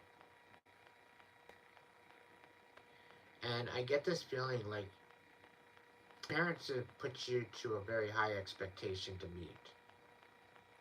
And it's almost unobtainable. I get this odd feeling about that.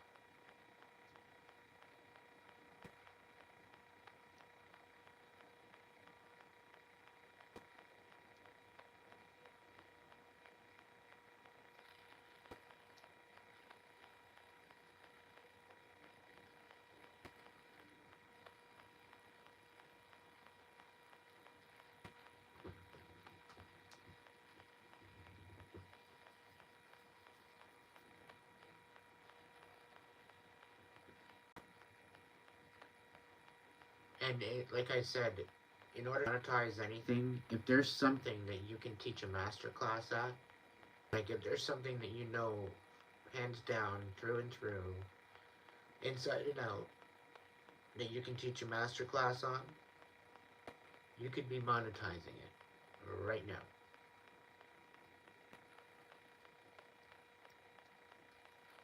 Like, I could be monetizing my renovations if I really want to.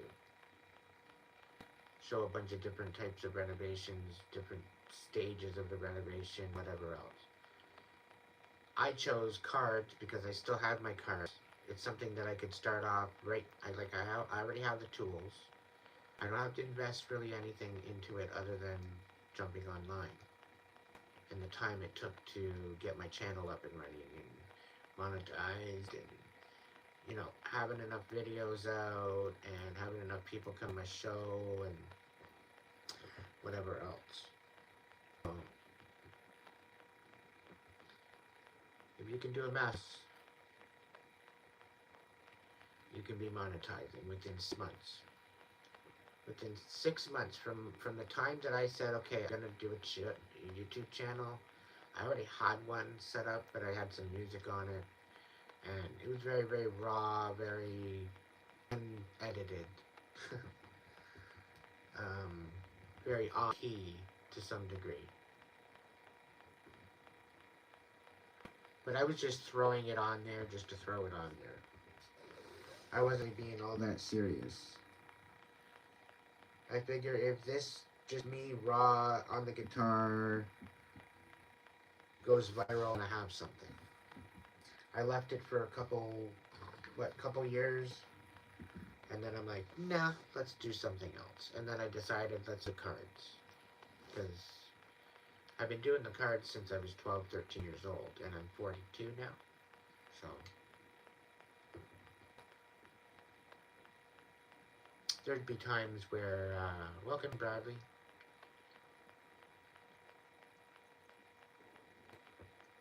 Well, even tuning a guitar, putting new strings on a guitar. Some people don't know how to do that.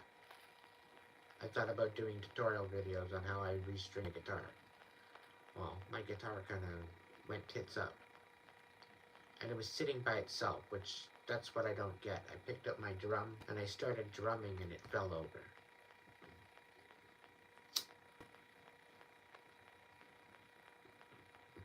So ultimately, I think there was some sort of chaos in the mix.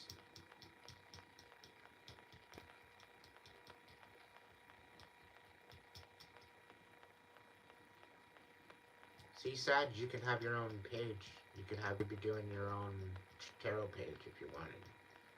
I don't know if you have one already, but just passing through Aiden. Wanted to say hello, going to bed, everyone. Sweet dreams, Bradley. Have a good sleep, buddy.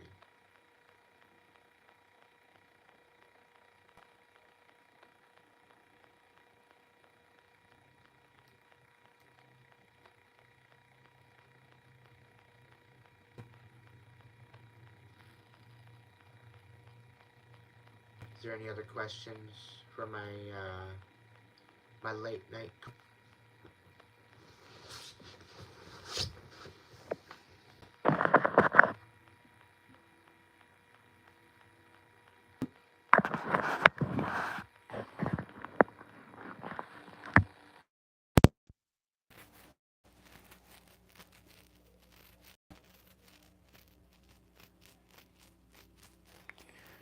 Well, the thing is, Sag, you got to be consistent.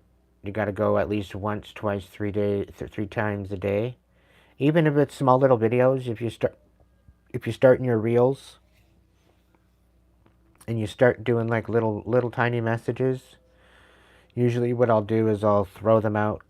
I'll lay them down, I'll shuffle them out like I say, like I do, but I'll keep the shuffling out of the video, and then I'll drop the message, and then away I go. And I just, now that the shorts and the reels are a lot longer, I was thinking on more short ones, but yeah, it's a different world, I'll tell you. And once you start spitting out truth and the messages and whatever else, and you're doing something with it, you might have to protect yourself a little extra, just because.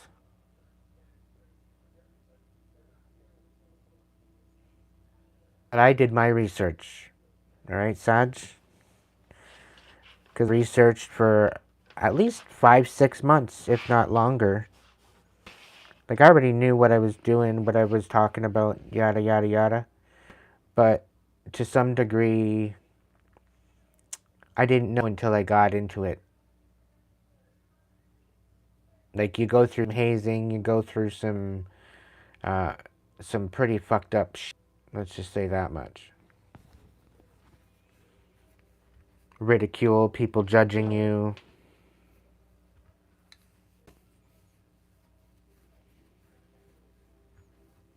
Your moments.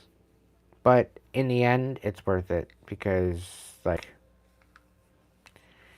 you get added protection because you got people running with you now, kind of situation. But it just takes time, consistency, continue to put out the videos, and whether you show your face or not, it makes no difference. It's the content.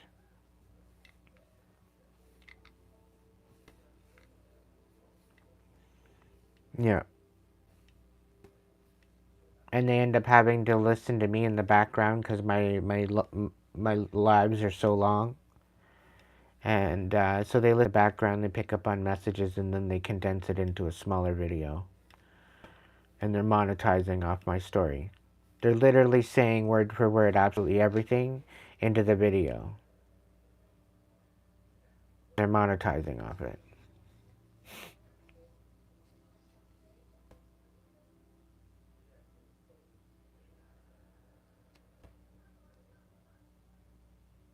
Like, and they're saying, oh, I'm picking up on this, or I'm picking up on an energy of this, or I'm picking up on an energy of that. And it's like, no, you're not. No, you're not. You're not picking up on anything.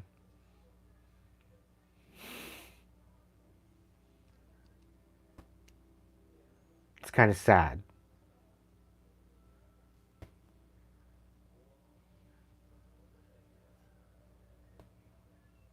Now, there are cryptic readers. Maybe there's some people out there trying to tell a story and they're using the cards to tell it.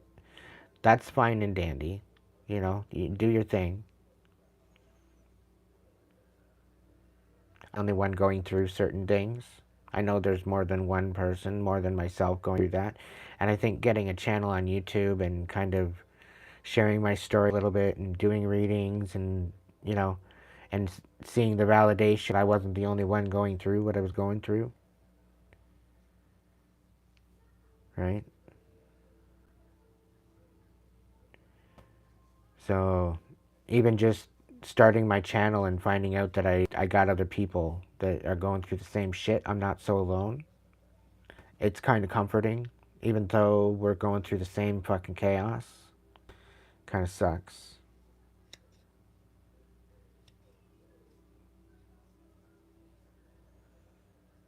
In what content?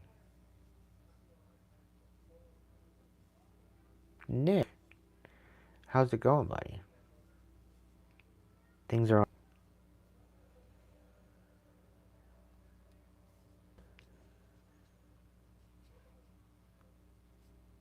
all right, Nick.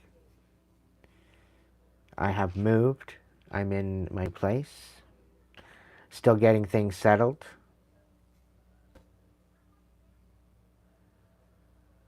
Yep. Best way to do it. And with you, I'm picking up reactive. I'm picking up the reactive abuse. So don't react. Take the time to step back and hear what they have to say. Listen to what they have to say, whether it's constructive or destructive. Take what you feel that you can read between the lines with. Try to get the main message that they're trying to convey, and maybe help them by regurgitating what you feel that you heard, so that way you guys are understanding each other and making sure that you're using communication, right, when you're speaking to them. But if they're trying to get you to react or whatever, then just take a step back, take a breath, be like, yep. And when you feel like a feeling like you want to react, take a step back and just take a breath and no.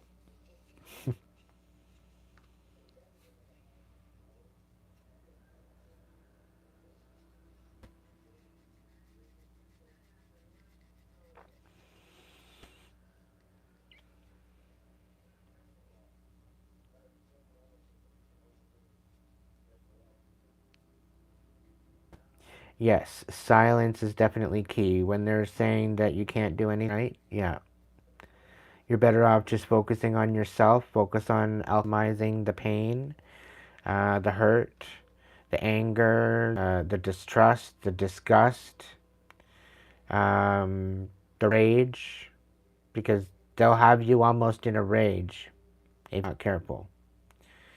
So yeah, silence is your happy place, I would say. But when you communicate or when you are creating action or when you're doing something, make sure you're methodical in what you do, as to not screw up or not to have them see you slipping, because then they have something to go on, then they have ammo, right?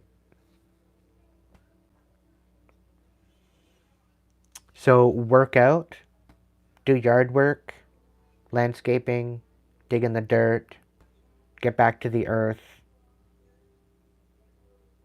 okay? That's a good way to release the rage and the anger and just to use your energy until you're tired, till you nap, until you have to go to sleep. Spiritual bath at least once a week, if not once every 2 weeks, to once at least once a month. Specifically spiritual bath, depending on how you're feeling. If you're feeling bogged down, have one. Epsom salts, maybe a fragrant candle, incense, and just take time out to commune with spirit. Ask for any guidance that you might need and just kind of be in the quiet and be in the stillness. Go back to your heart space.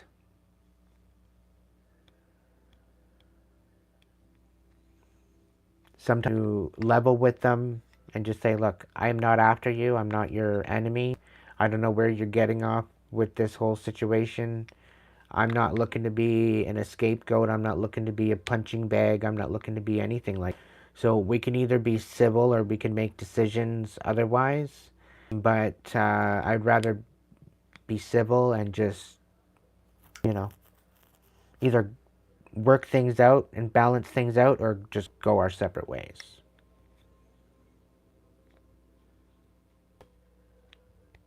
Because ultimately they deserve to be happy, so do you. And if you're not happy or somebody's not happy, or then it's not working. It's clearly not working, right? If it's not working, things need to be changed.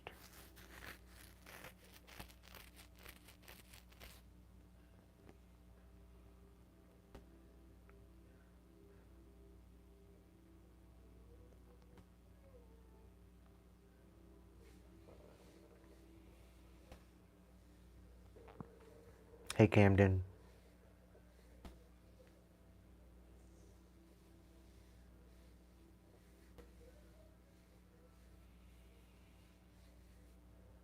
Is there any other questions or comments? Grand rising there, Jack.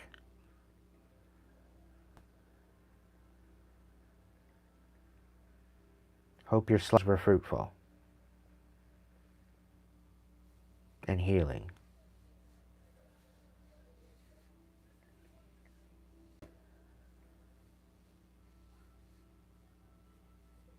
You're welcome, Inked. You're always welcome here. You know that. Stay strong, stay true to yourself, and continue using your intuition, discernment. Things will work out.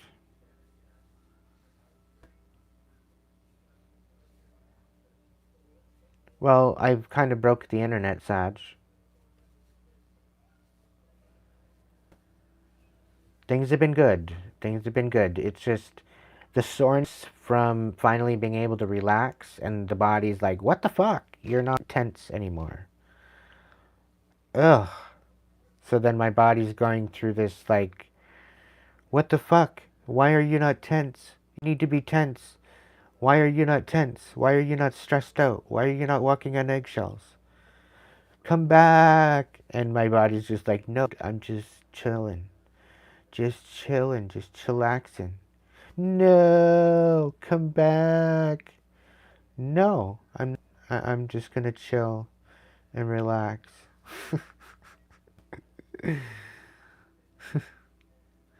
So your body kind of goes through shock after being in fight or flight for so long. I've been in fight or flight for, oh shit, a good portion of my life. It's been almost too toxic. The fact that I'm still alive and the cortisol hasn't got me yet, baffling.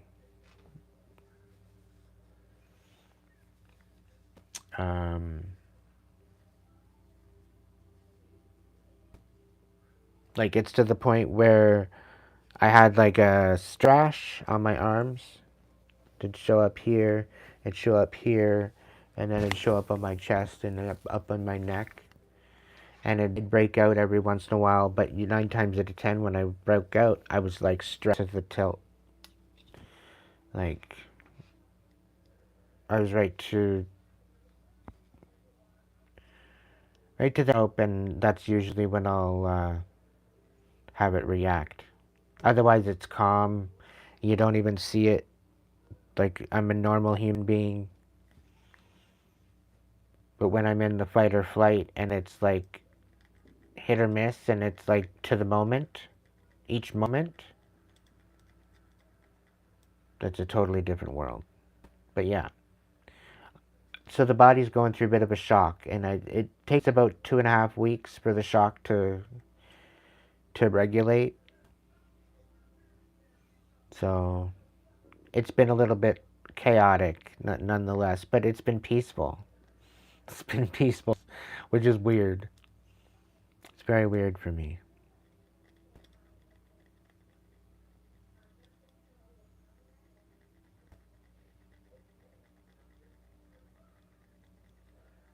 Well, glad to have you here, Jack. I was debating on going and either making a coffee or a tea. Or maybe just a bottle of water and going to sleep. Because now it's sunrise. To sleep at the sunrise and wake up at the sunset.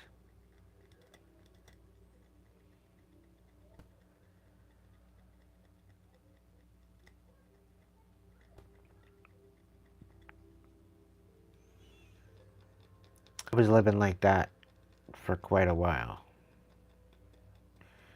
Waking up at the sunset and going to bed at the sunrise, yeah. Working restoration. Commercial.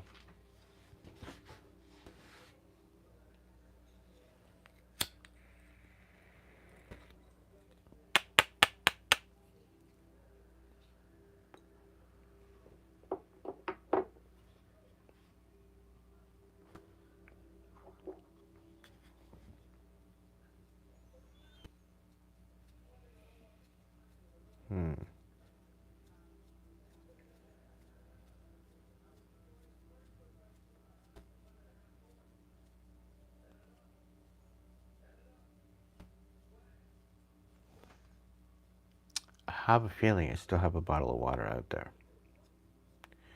I just gotta go get it.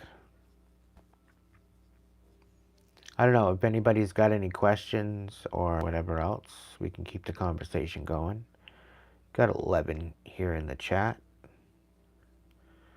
Hello, Nate. I hope you're doing well.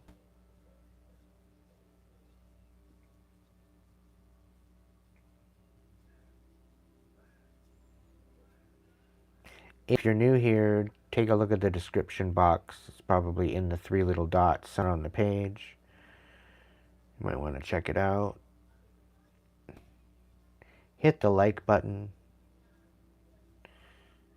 if you feel like it.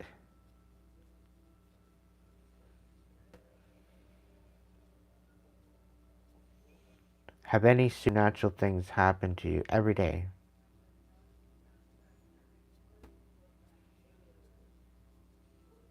Every day. Every day I'm getting messages from the time I wake up to the time I go to sleep, and even when I'm sleeping. It's a 24/7 job. There's a rare time that I actually get to go to sleep and actually sleep. Because 9 times out of 10 when I go into sleep mode, I'm just traveling around. So whether you're sleeping or not, you're still bebopping around. Whether you're in the physical or the spiritual.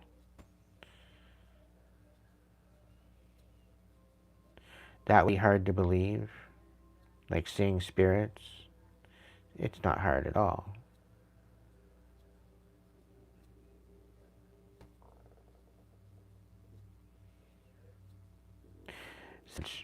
Do you ever go to sleep and you wake up exhausted?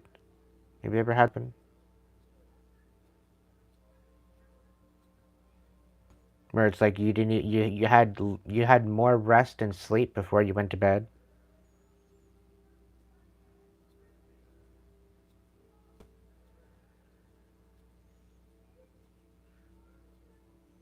Do you vibe with that at all?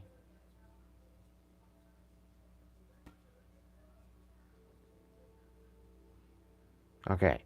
So the situation with that is that you were astral. You didn't sleep. You went from your physical reality right into astral. You might get 15-20 minutes REM if you're lucky, and then you're astral. Some people that go for naps or whatever, and it's just like a 15-minute cat nap, you literally just remote locate.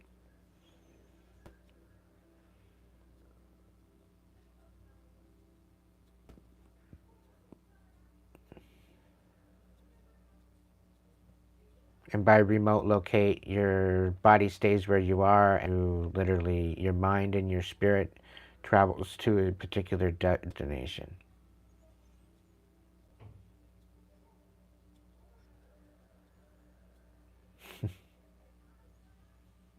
Happy. Hello.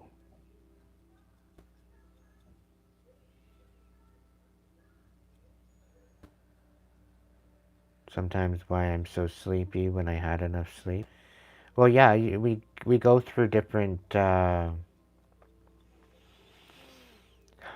think we have the process of 5 winds.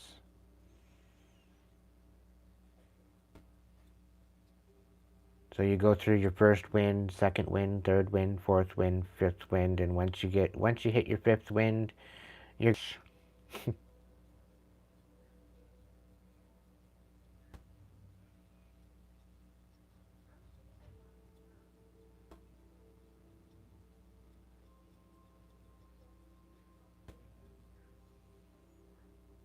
but yeah, it's definitely astral projection and usually you're traveling somewhere.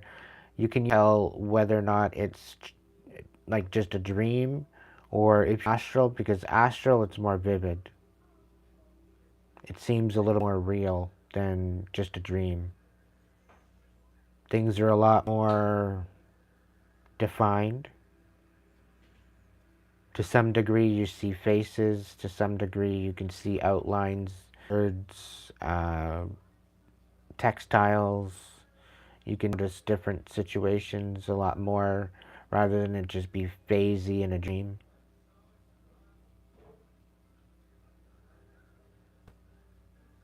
Nate, he's one of my mods. He knows exactly what he's doing.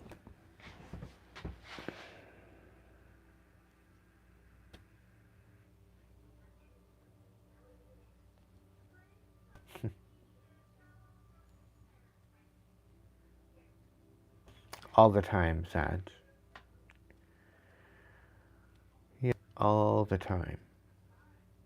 Deja vus at least once a week, if not more.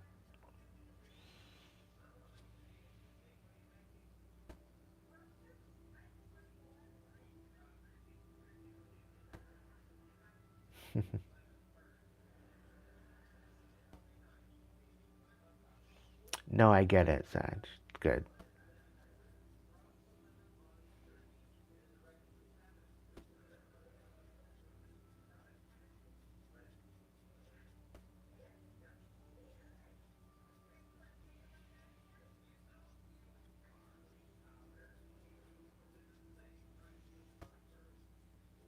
But yeah, you'll know. What I felt really weird is that when you're astral and you have something happen to you in the astral, you snap back into your body. Usually it results in some sort of panic attack, from what I've experienced. I used to wake up with panic attacks all the time. And here they thought it was asthma. They had me on puffers and everything. I could run like to them and I'd never have an asthma attack. I'd run out of breath like the rest of, but it wasn't no asthma attack. The only time I ever had a hard time breathing is when I woke up from sleep, from my panic attacks. Usually they were nightmare induced, which I was thinking vivid dreams, which could very well have been astral travel.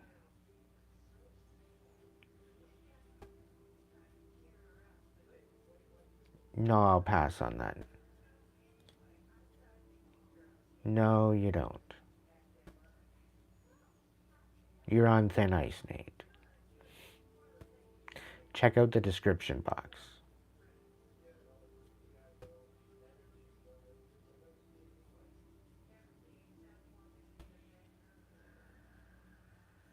It's probably your best bet.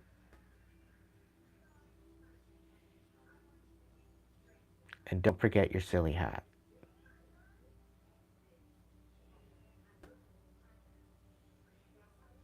I'm a musician. I know all about good music. It's good. And I'm not about to get any type of strikes on my YouTube channel by playing music in them.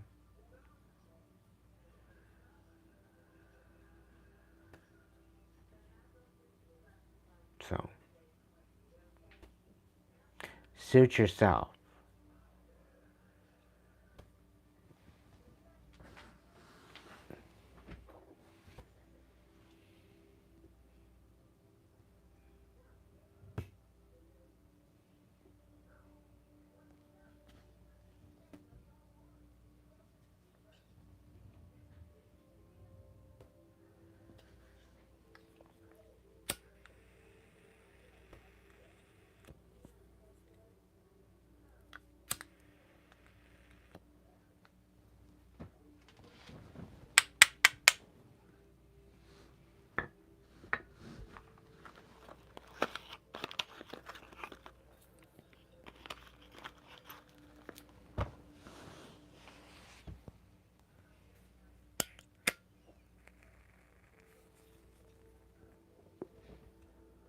Yeah, there's a couple in here that are pretty sweet.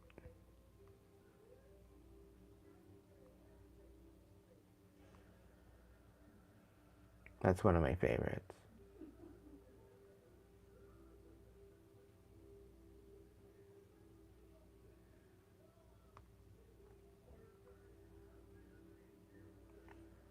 Then there's the sunsets.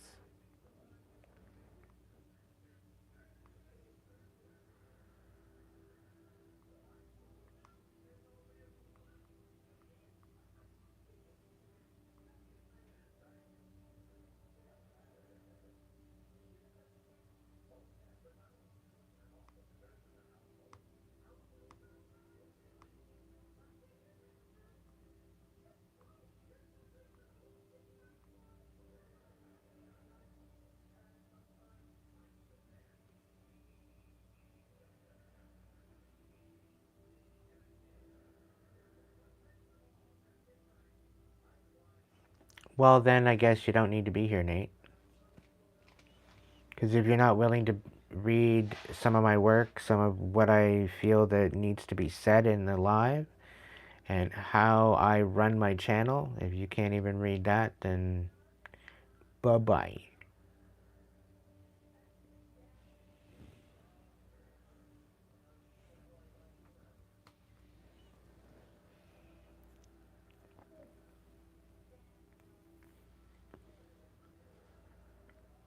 Yeah, this was one of the last pictures I took at the beach in the last spot that I lived.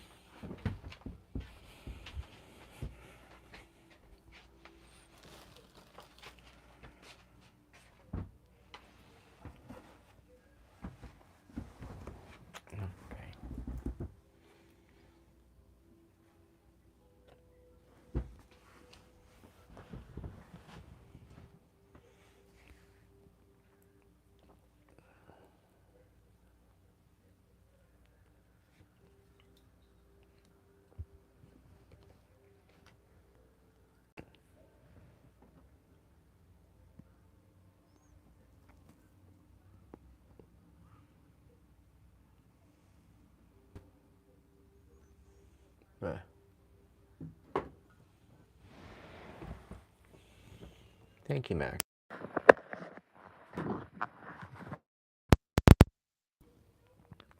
The first one?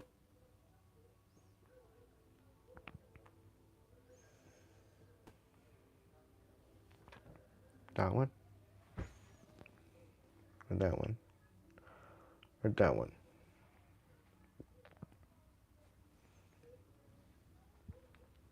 Think of that one.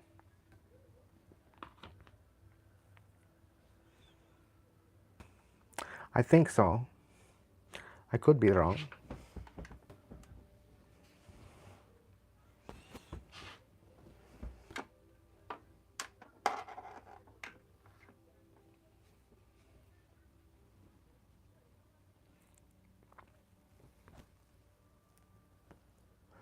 Better than the barren walls. That's what I figure. I still haven't got my pictures out of storage. Waiting on that. One little bit at a time.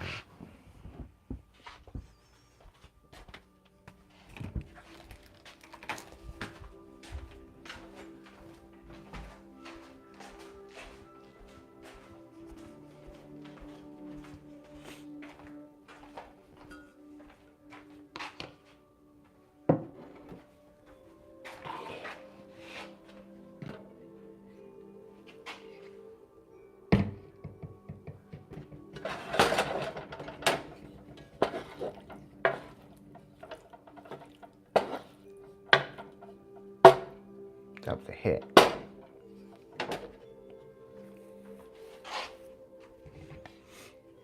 I'll just put it in the fridge. Why not? Why not? My nose is itchy. I don't know why.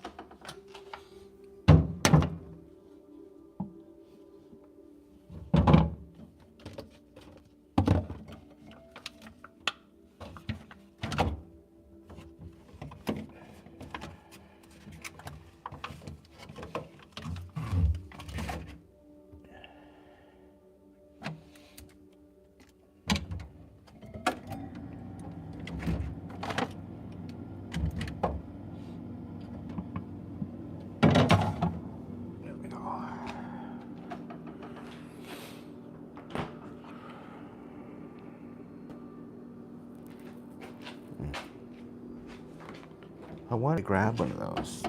That's what the whole point of going into the fridge. I'll deal with that later. I'll deal with that later.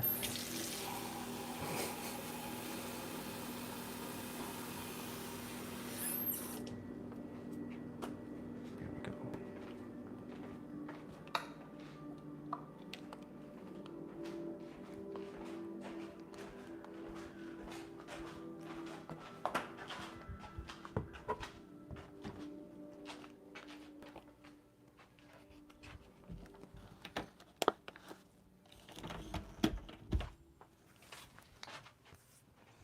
Cherubim.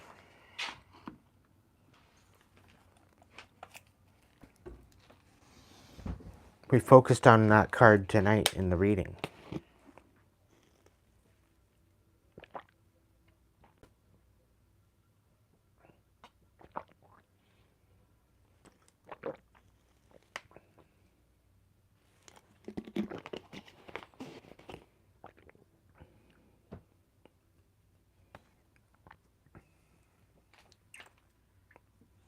Anybody got any more questions?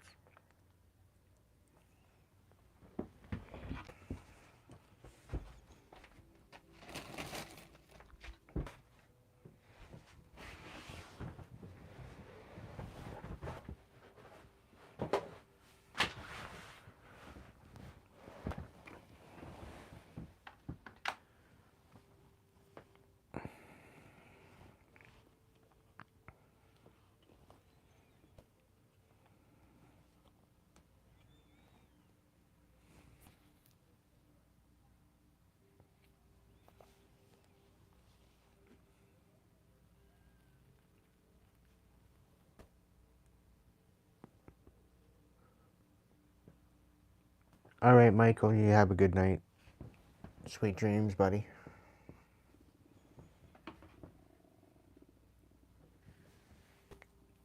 I'll probably be there soon.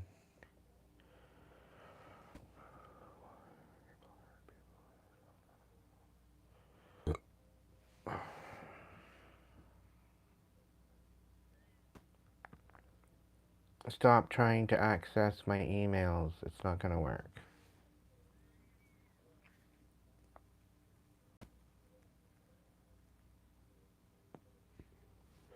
Right.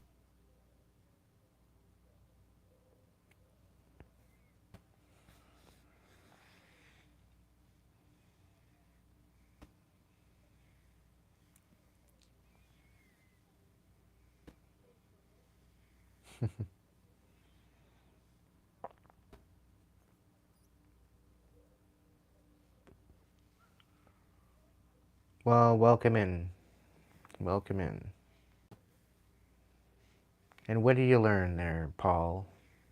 Paul lover?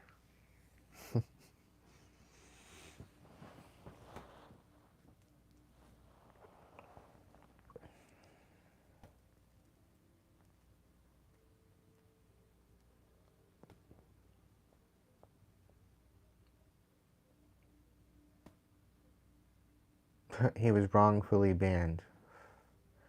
Okay. And he was timed out. Just a timeout. It's not like he was gone for good.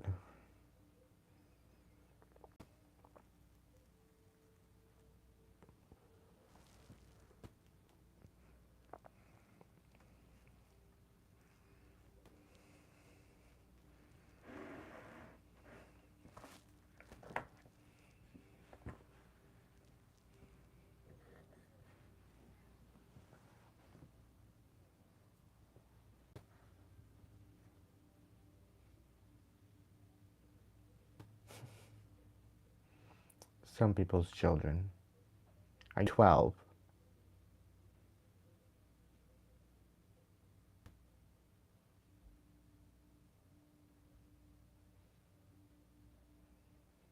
Well, that's cool.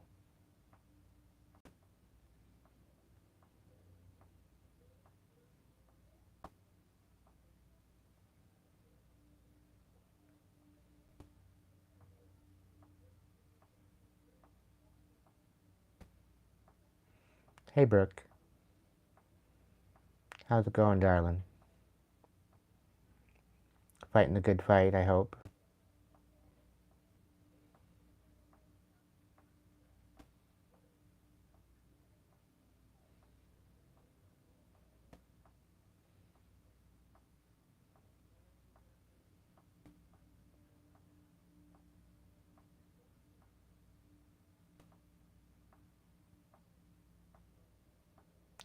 Sorry, that doesn't ring a bell.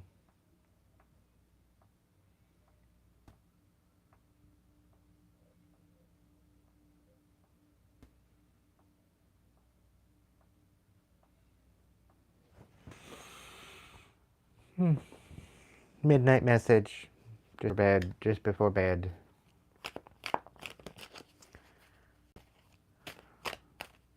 Couple mini crosses, I guess. Do I do triple threats? No triple threats. One from the top, one from the bottom, one from the middle. I'm going to do 3 of them and I'll clarify them.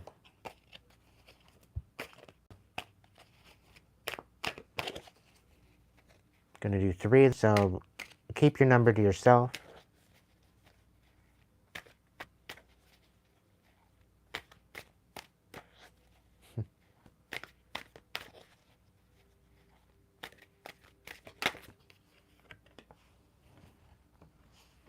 Apparently there's a message. The King of Cups, the Queen of Pentacles reversed, the Seeker, which is the Hermit, the 3 of Pentacles, the Tower, and the 2 of Wands reversed. So somebody can't move forward due to a third party.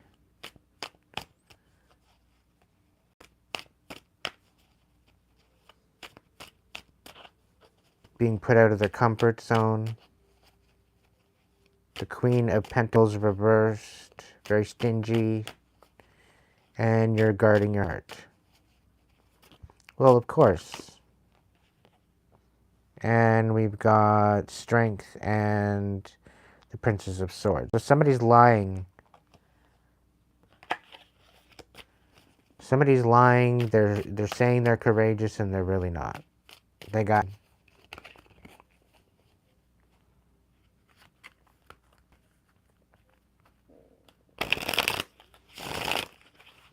Somebody can't move forward with a third-party situation. Because they're being swindled out of it by a Queen of Pentacles in reverse.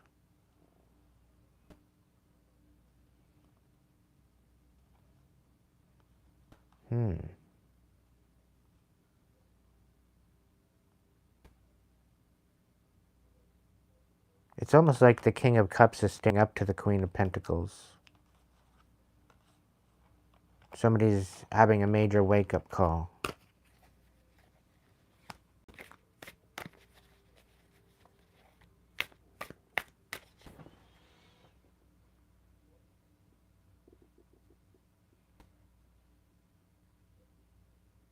Wow, really, Michael?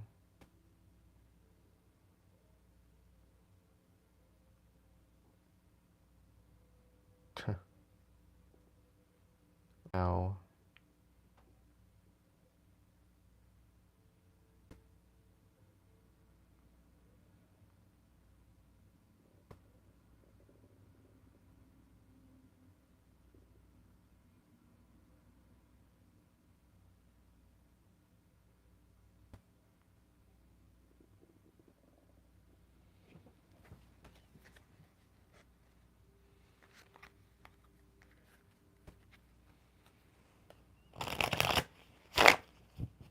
Alright, right off the top, off the bottom. Let's do this. Ready? Here we go. I'll wait till I get a top card. There we go. Situation. 8 of Pentacles. So you're good at something. Right? So you're very talented. You're very methodical as to what you're doing. You are in a good spirit. Lots of confidence. Very grounded. individual. You're crossing, or no, that's what's behind you. All right, so your situation is you're recognizing who the hell you are, is what it is. And what you're leaving behind you is this overthinking kind of mentality. Like it's not a thing for you anymore. What's going on within you, you're releasing some sort of a third party situation. It very well could have been something that you did know or didn't know about. There was definitely some infidelity things going on. There was definitely something going on behind the scenes. And I think this is why you're no longer questioning it. We're going to clarify it. Right off the top, right off the bottom, clarification. What do we got? The Eight of Wands, the Eight of Pentacles. So things are going to start moving very quickly for you now that you're kind of in as to where you're going, what you're doing, how you're getting there. There was some third-party collaboration against you to sabotage any stability that you had going on. And this is what you were overthinking happening. You're not crazy, okay? Out of the middle, what do we got? We've got the Tower. So because you released this third-party emotional fucking chaos, you're coming out of the Tower. Okay, you're coming out of a time of craziness, bitterness, lots of change. Your things are going to start to slow down, but speed up all at the same time. The drama, the chaos, slowing down, and things are going to speed up. Now that you're more grounded and poised as to what you're looking for, we've got the Three of Wands. This is patience. This is talking about being consistent, being focused. There are new collaborations coming in, so use your intuition on that. Allow your intuition to guide you through the thicket of that collaboration. The Maiden, Mother, and Crone is coming to, like, the different levels of understanding.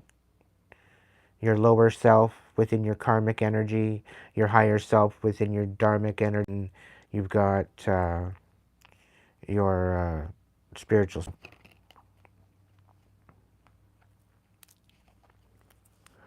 All right, so let's look into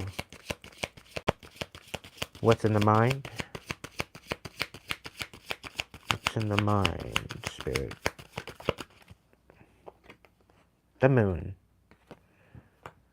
So there could be a lot of emotions that you're thinking about, that you're rehashing. There could be a lot of different things being revealed to you at this time.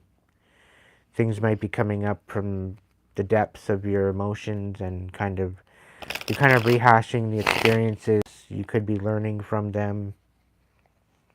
But there's definitely some sort of cycles moving through, and I think they're coming to completion to some degree. What's in the heart space?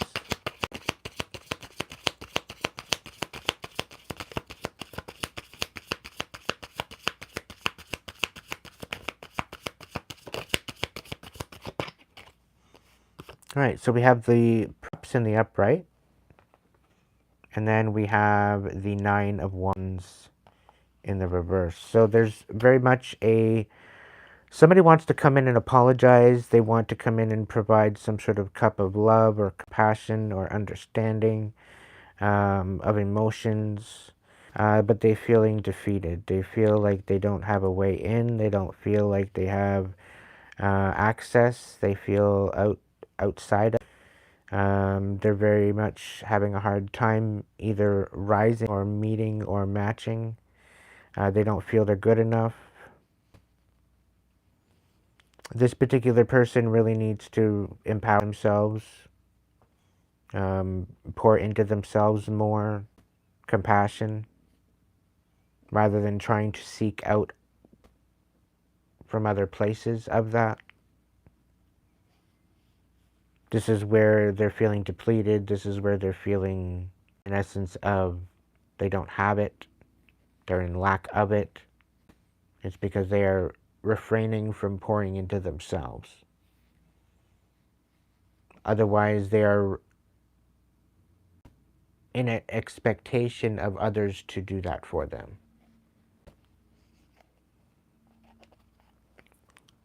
Is there anything else regarding this message?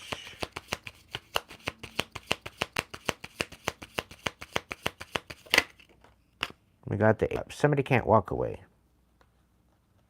It could be a Pisces, Cancer, Scorpio individual. It doesn't have to be. It could just be somebody in their compassion. We got the Six of Cups in reverse. So somebody wants a new beginning with you. Somebody wants a new beginning. They don't want to be thinking about the past. It could be a Pisces as well with the moon out here. You could be thinking about a Pisces, or the Pisces be thinking about you. Imagining and fantasizing, quite possibly. But they see that you're coming out of a really, really turbulent time. You're letting go of overthinking, like other people sabotaging you. You're walking away from it. You're releasing yourself from it. You know exactly who you are, what you're doing, where you're going, and you're moving. You're getting there. With the Eight of Pentacles and the Eight of Wands, this is definitely some very strong, stable, steady energy coming through.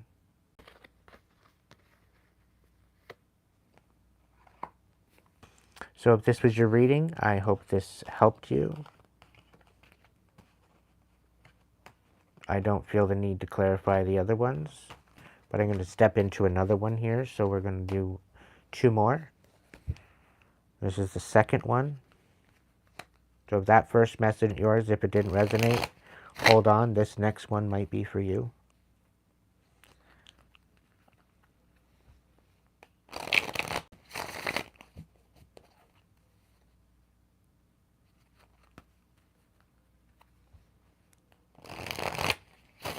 Spirit, what's the best blessed message for my collective? For whoever might be picking number 2. Let it vibe and resonate with them. Let it bring them a message that they need to know right now. We've got the Chariot and the Hangman coming out. So there very well could be standing in very stubborn energy, not wanting you to move forward. It's like rulership over you, bondage of some sort. It's really entitled energy. I don't know. I don't know if this message is good for you, but there could be a journey forward that you're going to move forward with that, you know, you don't, yeah, three of Swords, okay. You're moving from betrayal is what it is. I think that's what it is. Yeah, you're releasing this. Yeah, okay, so what's the situation for my collective? What's the situation for number 2? Situation.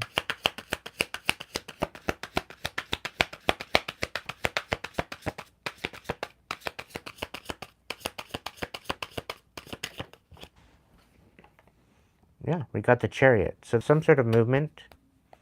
Purposeful movement. A journey. We got the Star. We got the Nine of Wands. So this is a victory. This is a journey. This is a mission.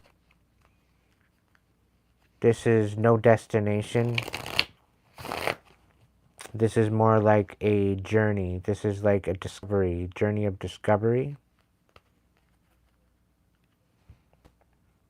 of healing, of recognizing your own responsibilities and accountabilities.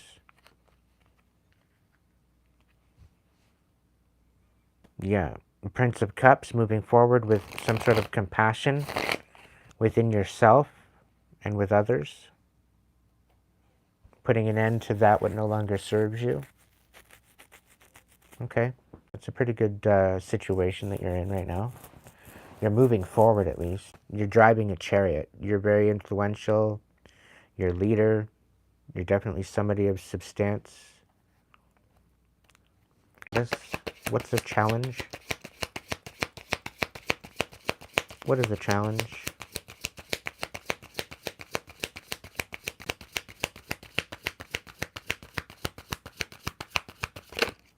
We got the Three of Pentacles.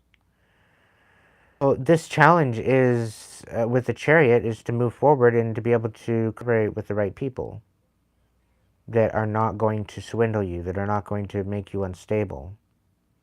And it's knowing the difference, I think. This is the test. This is the essence of where you are right now in the mix.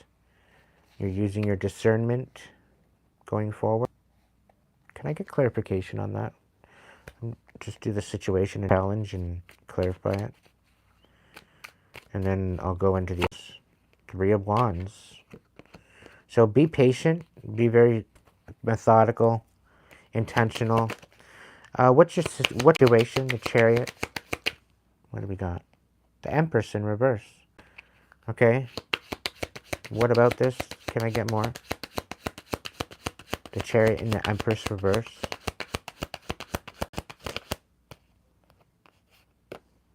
The Ten of Wands.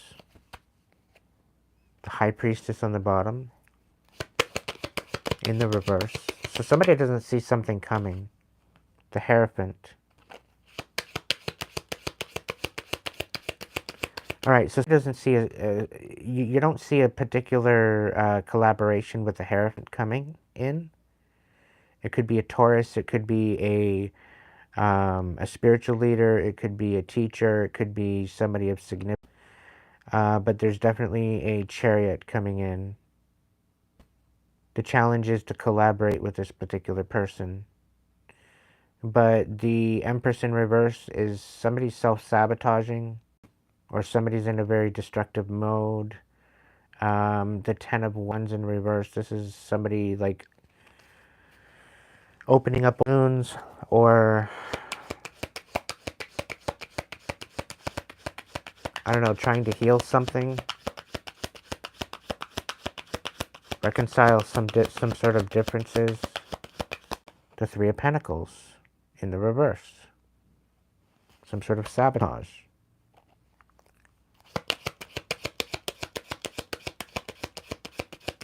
The Chariot could be an official, so it could be some sort of city coming, and the challenge is to collaborate with this person. The Eight of Swords, somebody's in their head, somebody's wanting either you trapped, or somebody's trying to trap you or someone. Or someone got called in, I guess. Seven of Swords, somebody's being very strategic. They're being very sneaky.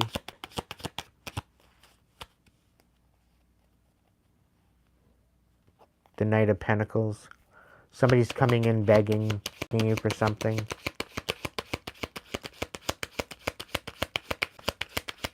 there anything else regarding... Yeah, Ace of Swords. So there's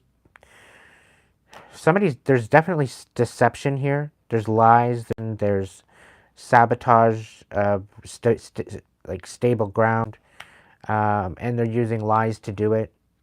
They're very much in this dark Empress kind of energy where they're very destructive to other people as well as themselves. There's definitely somebody of significance coming in, but it's something of some sort of an entrapment, and they're being very methodical to come in, and it's something to do with sabotage. Somebody's trying to sabotage your stability. The Queen of Swords. You need to nurture your truth. You need to continue nurturing. Don't allow people to gaslight you. Don't allow people to come in and tell you otherwise. Because it's like, no, you don't know what you're talking about. Well, I was there. Like, I kind of know what I was talking about. Because I was there. I witnessed it. Myself. But somebody's going to try to come in and gaslight you as if you weren't even there. What's in the mind space of this person for number 2? What do they need to focus on mindfully? The Prince of Wands. So this is about using your intuition, moving forward with new ideas, new inspirations, new passions. Just let the past go. Let all this sabotage be behind you. What's in the heart space?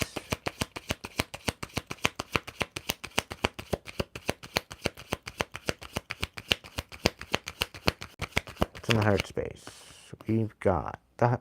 Okay, so the star in the reverse. So with the star in the reverse in your heart space, somebody's trying to make it impossible for you to heal. Somebody wants you to literally have no hope. What's behind them? What are they walking away from? What are they walking away from? Whoa. Okay, we've got the Princess of Swords in reverse. We've got the Five of Cups in reverse. It's the Prince of Pentacles in reverse. So this is very childish energy that you're walking away from, right? There's a lot of lies, deception, deceit, envy. There's a lot of communication. There's a lot of instability. There's somebody being very off their rocker, very unstable, very stingy. And it's all because you're finding happiness. You're walking away, you're finding happiness, and there's two particular energies, an air energy and a earth energy, that is just livid at the fact that you're walking away and the fact that you're finding happiness. Somebody doesn't like this. What are they walking into?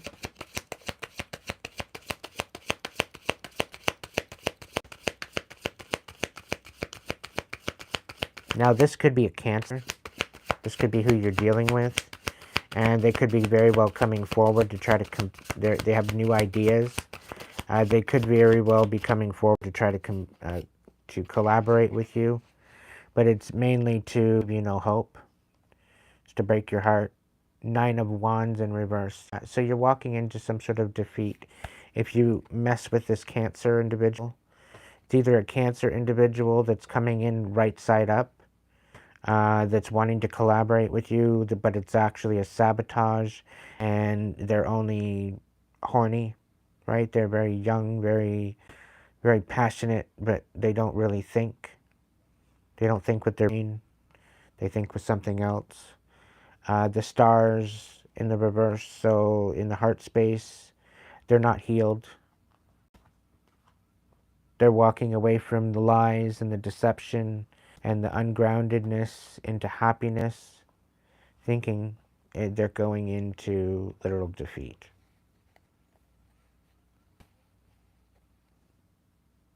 The Ace of Swords, there's going to be some sort of enlightenment, some sort of a reveal.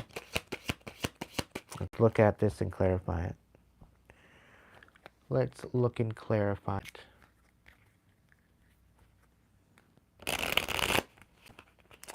Well, we can do better than that, Aiden. Come on. Let's do this. That's a little better. All right, so the Chariot. Let's get a new rehash on this. The Chariot, please. The situation in the Chariot.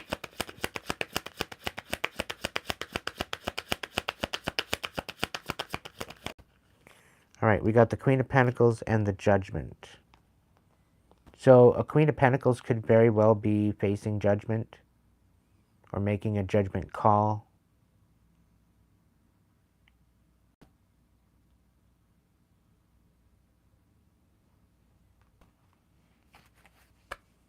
The Three of Pentacles.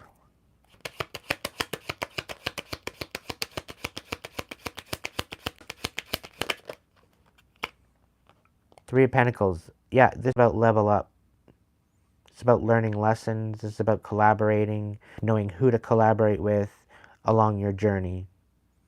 Right? You're stepping into this leader position. You're nurturing. You're making a judgment call, quite possibly. You're leveling the fuck up is what you're doing. Okay? The challenge is level up. rather than level down. Is there anything else on this challenge? Yeah, loving yourself, filling your own cup, taking in a loving offer, taking in the nurturing offer. There's definitely communication. Somehow, some way, somewhere, there's communication coming forward. What's the Prince of Wands? Okay. We're looking at a King of Cups, so this is definitely a Cancer. This is definitely a Cancer. They're wanting to be emotionally manipulative. This is why they're coming in with a wand. The Four of Wands, they're coming in. They don't have any fucking hope in a handbasket for this wands. This Four of Wands with the stars in the reverse.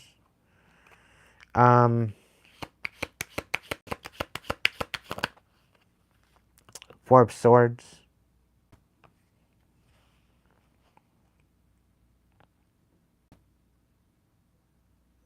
It's almost like somebody's not doing good and he doesn't have anybody else. And this is why they're coming to you.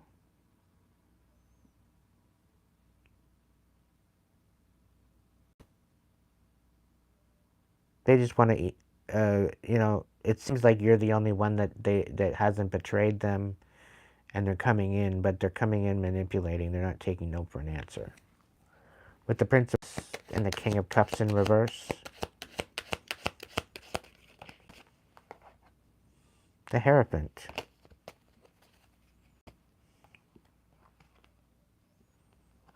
Okay.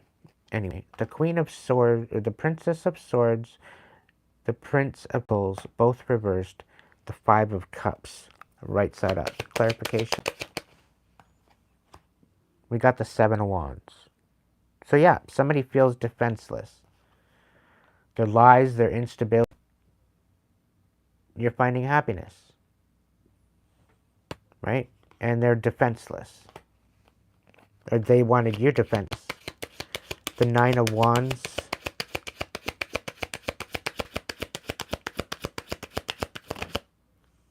The Hermit reverse. So, coming out of a... Tell me more. Ace of Wands. Okay. Alright. So, Nine of Wands reverse. This is what? Knight of Pentacles. Okay. And the Six. Okay.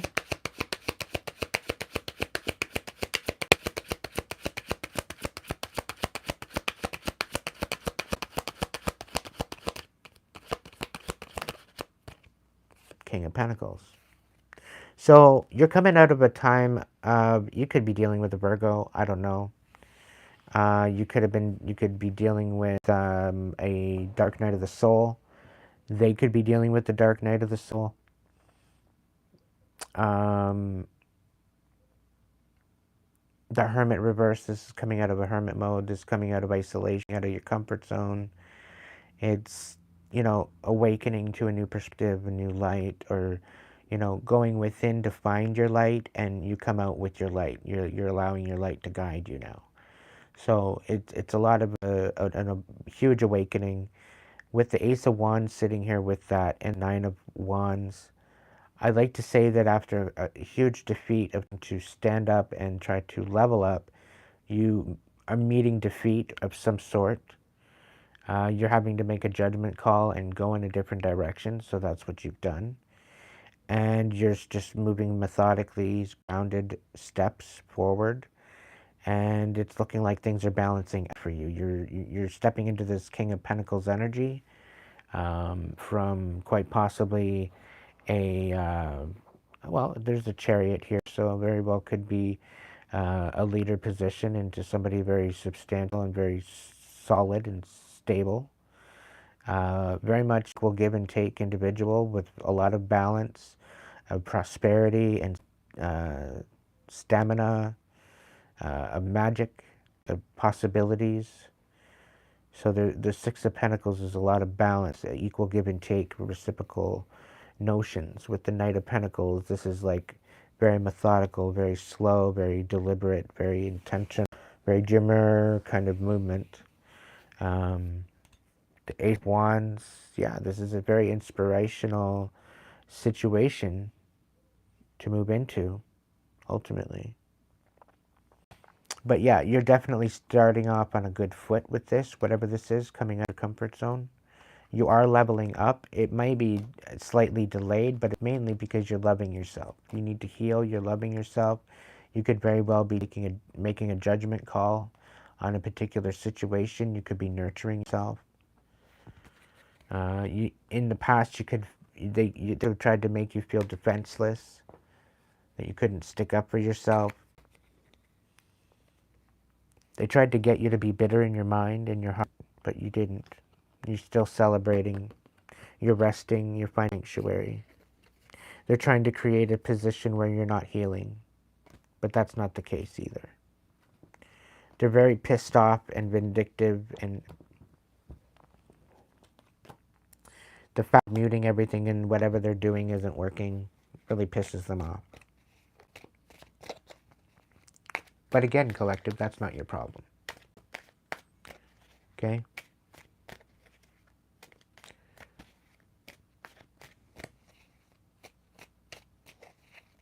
All right, this is the last one, and I'm going to bed.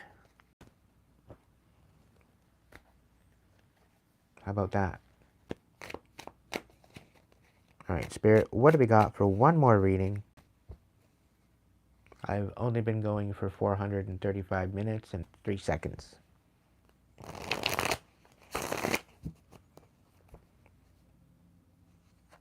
It's going to be a long stream.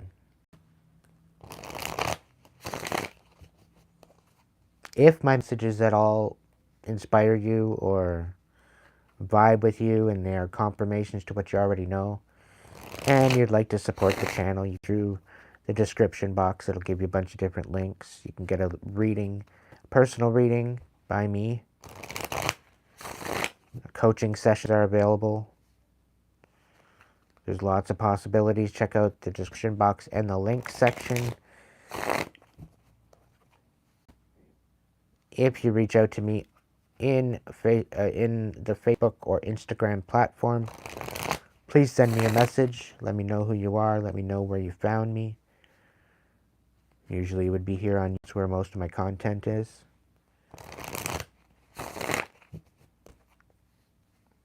I don't really post much on Facebook or Instagram. I just use it for contact, for the messaging systems.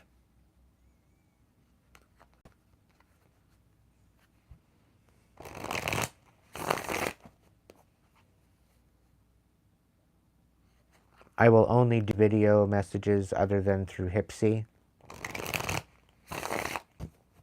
I don't do anything outside of video messages. Like, I might do a couple text here and there if Spirit comes at me with a message for you, but I don't generally do my readings through text. Do it through video call. I want to see you, and I want you to see me, and I want to be able to verify who I'm reading. I like to look into your eyes.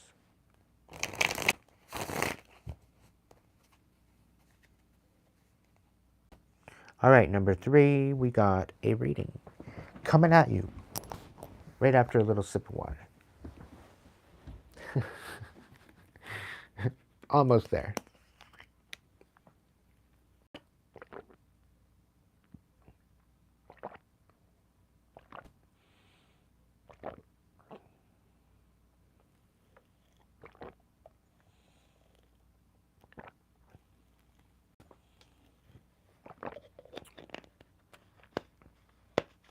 Thank you, Robert.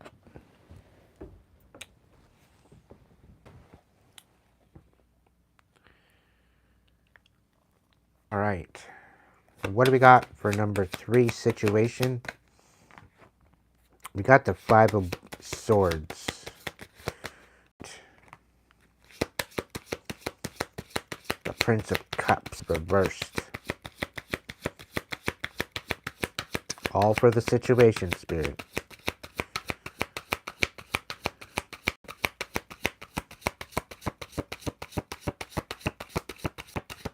All right. So we got the Prince of Cups reversed and the Five of Swords reversed. Somebody's bitter, emotionally bitter. They're snapping out. They're all emotional at the fact that they need to reconcile with you. It's either they have to or they need to reconcile with you.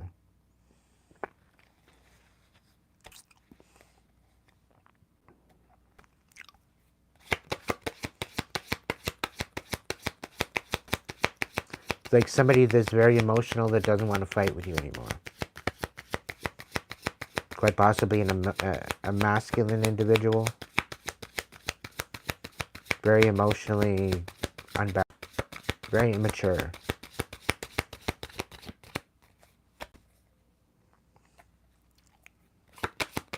What's the situation? No, what's the challenge? Pardon me, what's for number 3? What's the challenge for number 3? Thank you. We got the Ace of Wands on its side. So for the challenge of Ace of Wands, finding a new way of looking at it, new intention, new perspective, new beginning, new idea.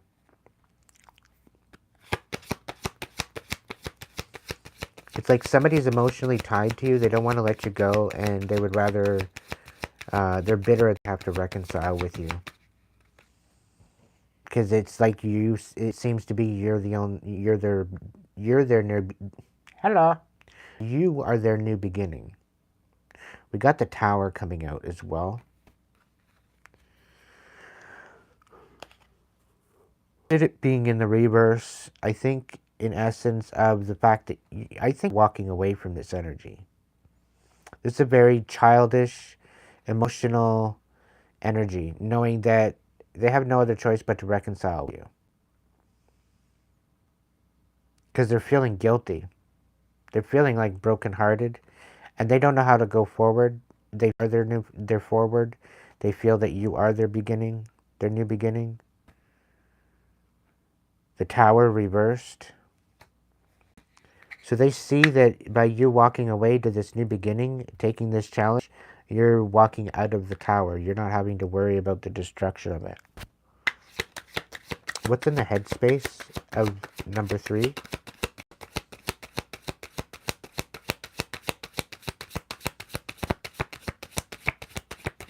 Okay, I'm going to clarify this just to get more information on it, because I'm interested to get clarification on this before I move on. You know what I mean? So, clarification on the Five of Swords. Clarification on the Five of Swords? Yeah. The Page of Cups. They're a wishy-washy motherfucker is what the problem is. What's the Prince of Cups? Which is basically the Page of Cups. They're both in reverse. What's the deal with this? Yeah, the Knight of Cups in reverse. That's the situation. People coming through trying to emotionally manipulate you into a tower.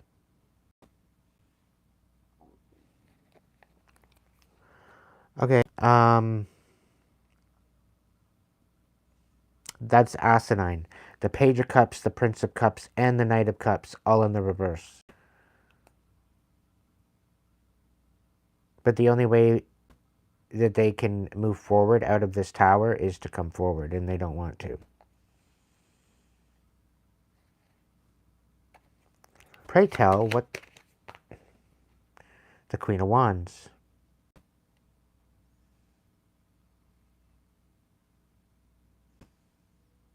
It's almost like somebody's paying them off to do this. To try to get you to move in a different direction.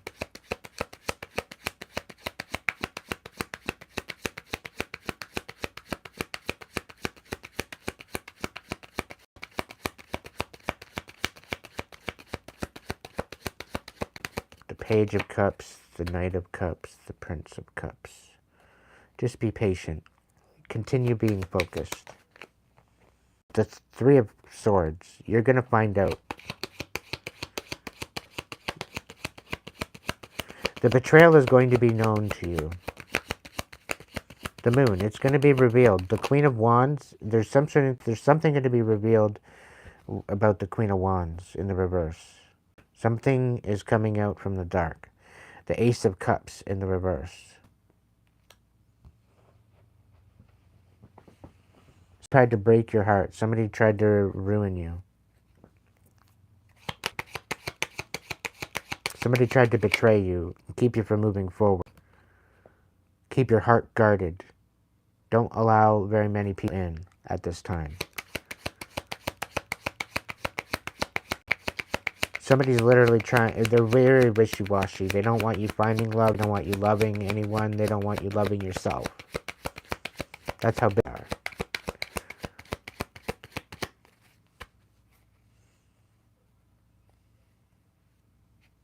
The Seven of Swords. In the reverse.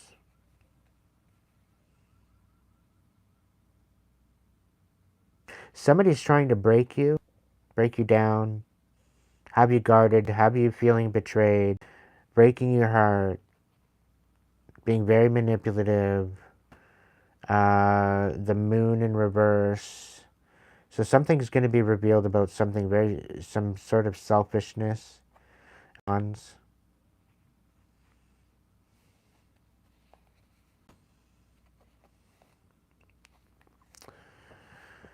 Okay, well,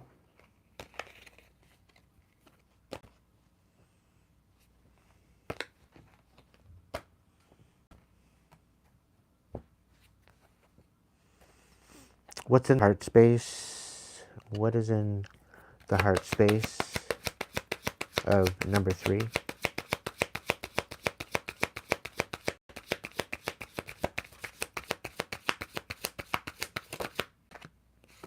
You're coming out of a time of indecision, number 3.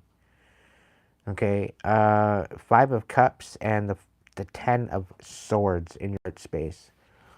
Wow. No fucking wonder. The 5 of Cups. You're changing the way that you love yourself, the way you love people. You're changing the priorities in which you show things. You are understanding emotions in a totally different way. This very well could be creating sadness. But you're recognizing a lot of the connections that you thought you loved or the thought that you held close and dear to your heart, they weren't riding with you. Weren't riding for you, they weren't riding at you, they weren't riding to you.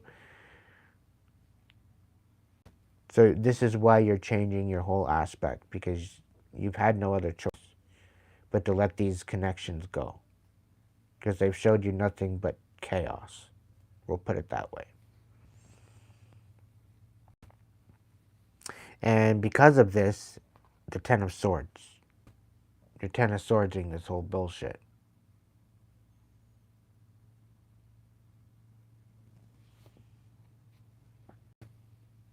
And this doesn't mean that you're saying that you're not going to love again, but you're going to damn well be very discerning as to who you share that with. And because in your mind space, you're coming out of a tower, the tower reversed, you've done the healing, you've done the shadow work, you've done the I keep repeating, like you're doing the work. You're now coming out of that time of chaos. You're now finally renovations. You've taken out all the old crud shit, you've cleaned it up, you've taken the dust out, you've vacuumed, you've swept, you've dusted, you've cleaned, you've scrubbed, you've washed. And now it's all putting all the brand new stuff in now. The finishing touches to bring out this whole chaos into something beautiful. And this is the whole aspect of you doing the inner work. Finding the empowerment, you stepping forward into some sort of leader position. But I think if you're reconciling, not necessarily with people, but with the notion that you can still live a life, you can still have connections, And you don't necessarily have to worry about Xing everybody out and just being antisocial for the rest of your life. You can still have the ability to have other connections, right?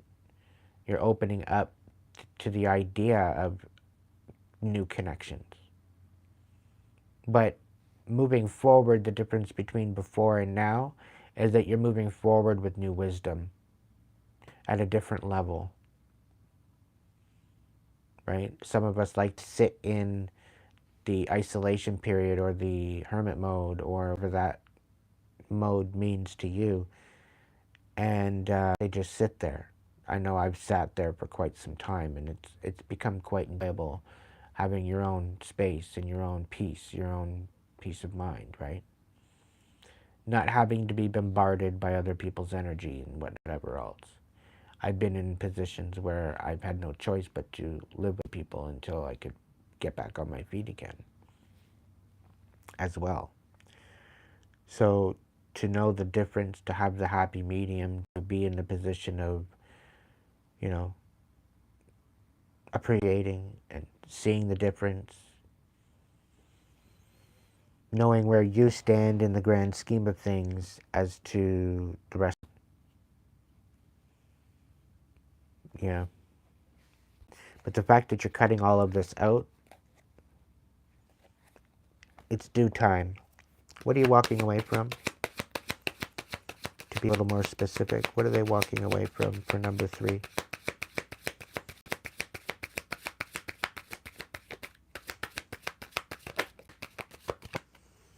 The 10 of Cups reversed. Absolute dystopia. Absolute chaos. Brokenheartedness. What are they walking into?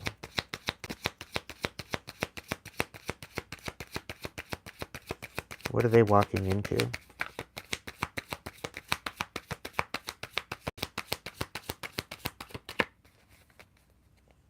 Oh, gotta turn them around. What are they walking into?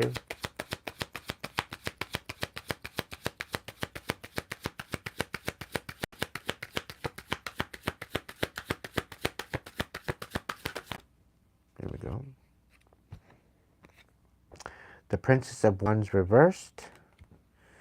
And the 8 of Swords reversed. Okay, so you're finding out who's going to be the one that's... it's going to be clear as to who's trying to manipulate you. It could be a young fire sign. Feminine fire sign.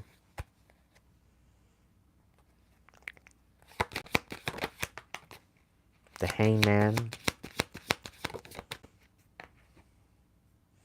And the 5 of Pentacles.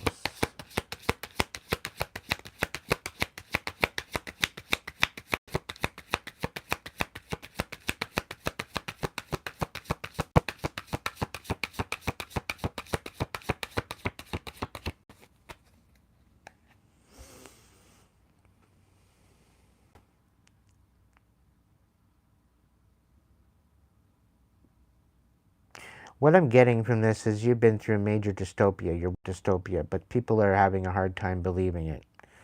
They're having a hard time getting their head around it. But you're finding your self-worth in this. Okay? And you're walking away from any particular emotional manipulation, ill intention. Okay? You see it for what it is. It's almost like you're ripping their masks off. You're finding your self-worth. You're finding your new stabilities, stable ground to stand on. You've had to do a lot of work to get to the other side, so to speak.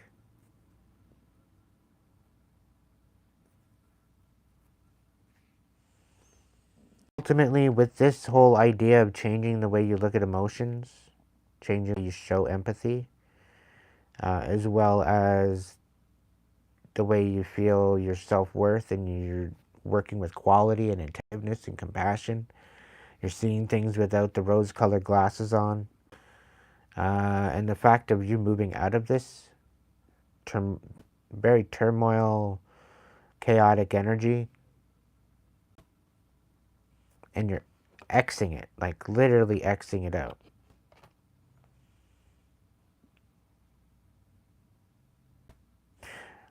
You're on the right track. All right, collective? You are on the right track. You're having to be very methodical because you're dealing with someone very manipulative. They throw the rocks and hide their hands, though. They're talking shit behind your back. What's the, what am I clarifying? Clarify the tower. The mind space with the tower, reversed. The Queen of Cups, reversed. All right. Cancer, Pisces, Scorpio energy. It's either that or somebody wants you to feel bitter or they're feeling bitter about you. Yeah, about your independence. They're thinking a lot about your money. They're thinking about bringing you some problems with the Five of Swords on the bottom of the deck. Something that they're trying to hide. Throwing rocks and hiding their hands. Gossiping, rumors.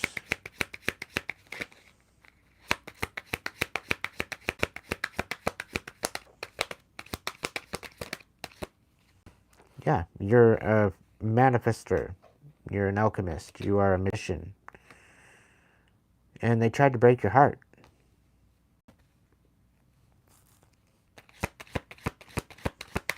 And this is what you're coming out of. This is what you've been thinking about.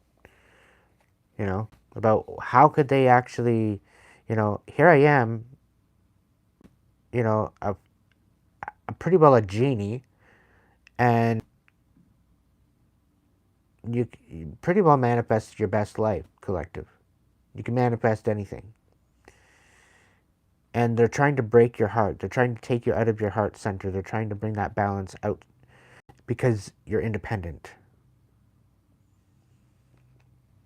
And they're bitter at this. This is the tower that you're thinking on. This is what you're pondering. How could they be like this? And why should I have to 10 of Swords this shit? Why do they got to be so bitter? Why do they got to try to break my heart? All because of the money. Because you're finding independence. Because you're no longer letting them to manipulate you and you're standing up for yourself. You're calling your power back. And they got some problem with it. The heart space. Yeah, they don't want you walking away from this. Meanwhile, you're tens of swords it. And they're sad. They want you sad, but they're sad. They don't want you walking away.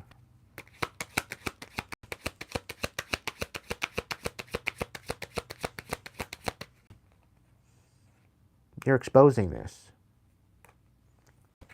They don't want you getting recognition either. King of Pentacles. But you're standing in this very stable energy.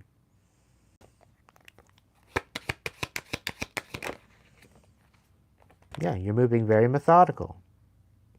Knight of Pentacles. What are they walking away from? Can I get clarification on that?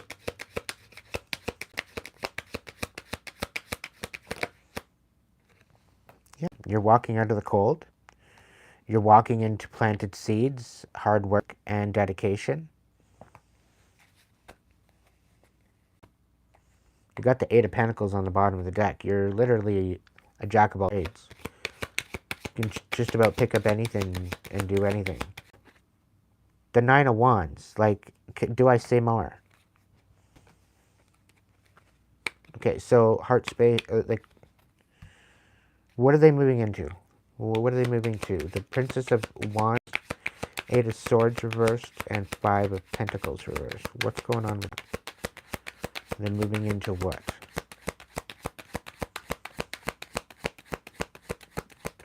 Because that looks like a whole bunch of an awareness, empowerment, and fuck around and find out. The Queen of Pentacles. So you're nurturing yourself. You're seeing things for the truth. For the manipulation, you're finding your self-worth.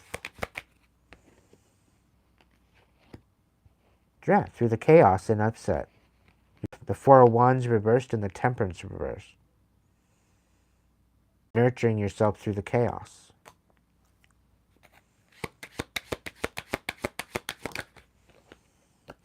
10 of fucking swords. Yeah, you're ending it. Nurturing yourself through the chaos and ending it. Walking away.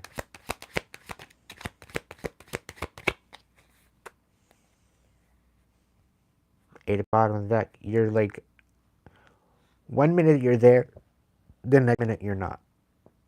It's like a disappearing act. And like, poof, you're gone.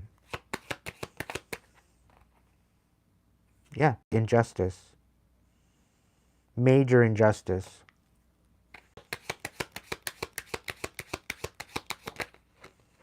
The Tower in the reverse. The divine, will you touch my anointed? The Sun. I can't make this up.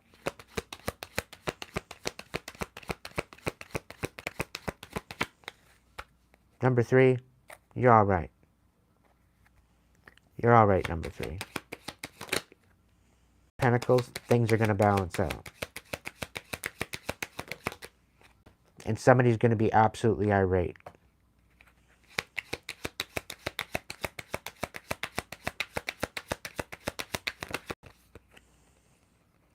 Yeah, you did the work and you're moving towards wish fulfillment. And somebody's irate because of it. Because they can't come with you. Yeah, so they want to betray you. Because they come with you. That's the truth. Ace of Swords. You're going to find out who betrayed you. Find out how and why they betrayed you. And you're going to be able to make a decision. They wanted you to make a decision without having all the information. They left you out. They left you out in the cold on purpose. But you nurtured your truth. You nurtured what happened. You nurtured the experience. And the truth came to you. The divine did not leave you hanging. The divine did not betray you. The divine let you know as to what the hell happened, how the hell to get out, and you listened. And you're free. So if you haven't gotten free yet, listen. Just listen.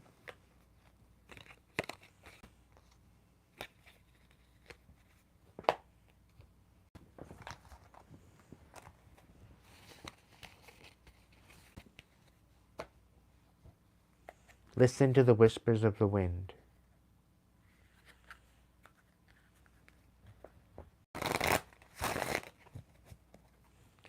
All right, kitty cats and diggity dogs, otherwise known as my kids, and older than 42, then let it just make you feel a little younger. No holds barred.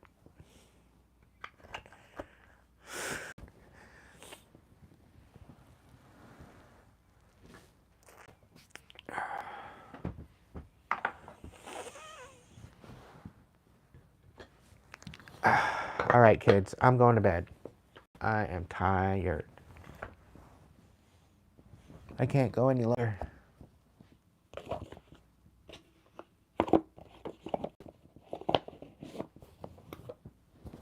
It was a mighty slice hanging out with y'all in my collective / cookout live broadcast. A little bit of everything in this one tonight.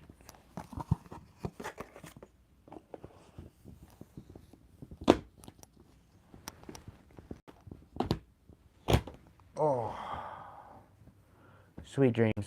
Max, thank you so much for kicking it with me tonight. And Sag, you guys are troopers. Guys and gals.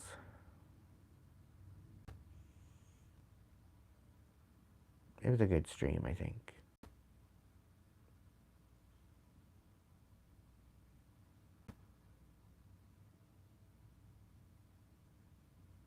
It was a long one. 464.26. And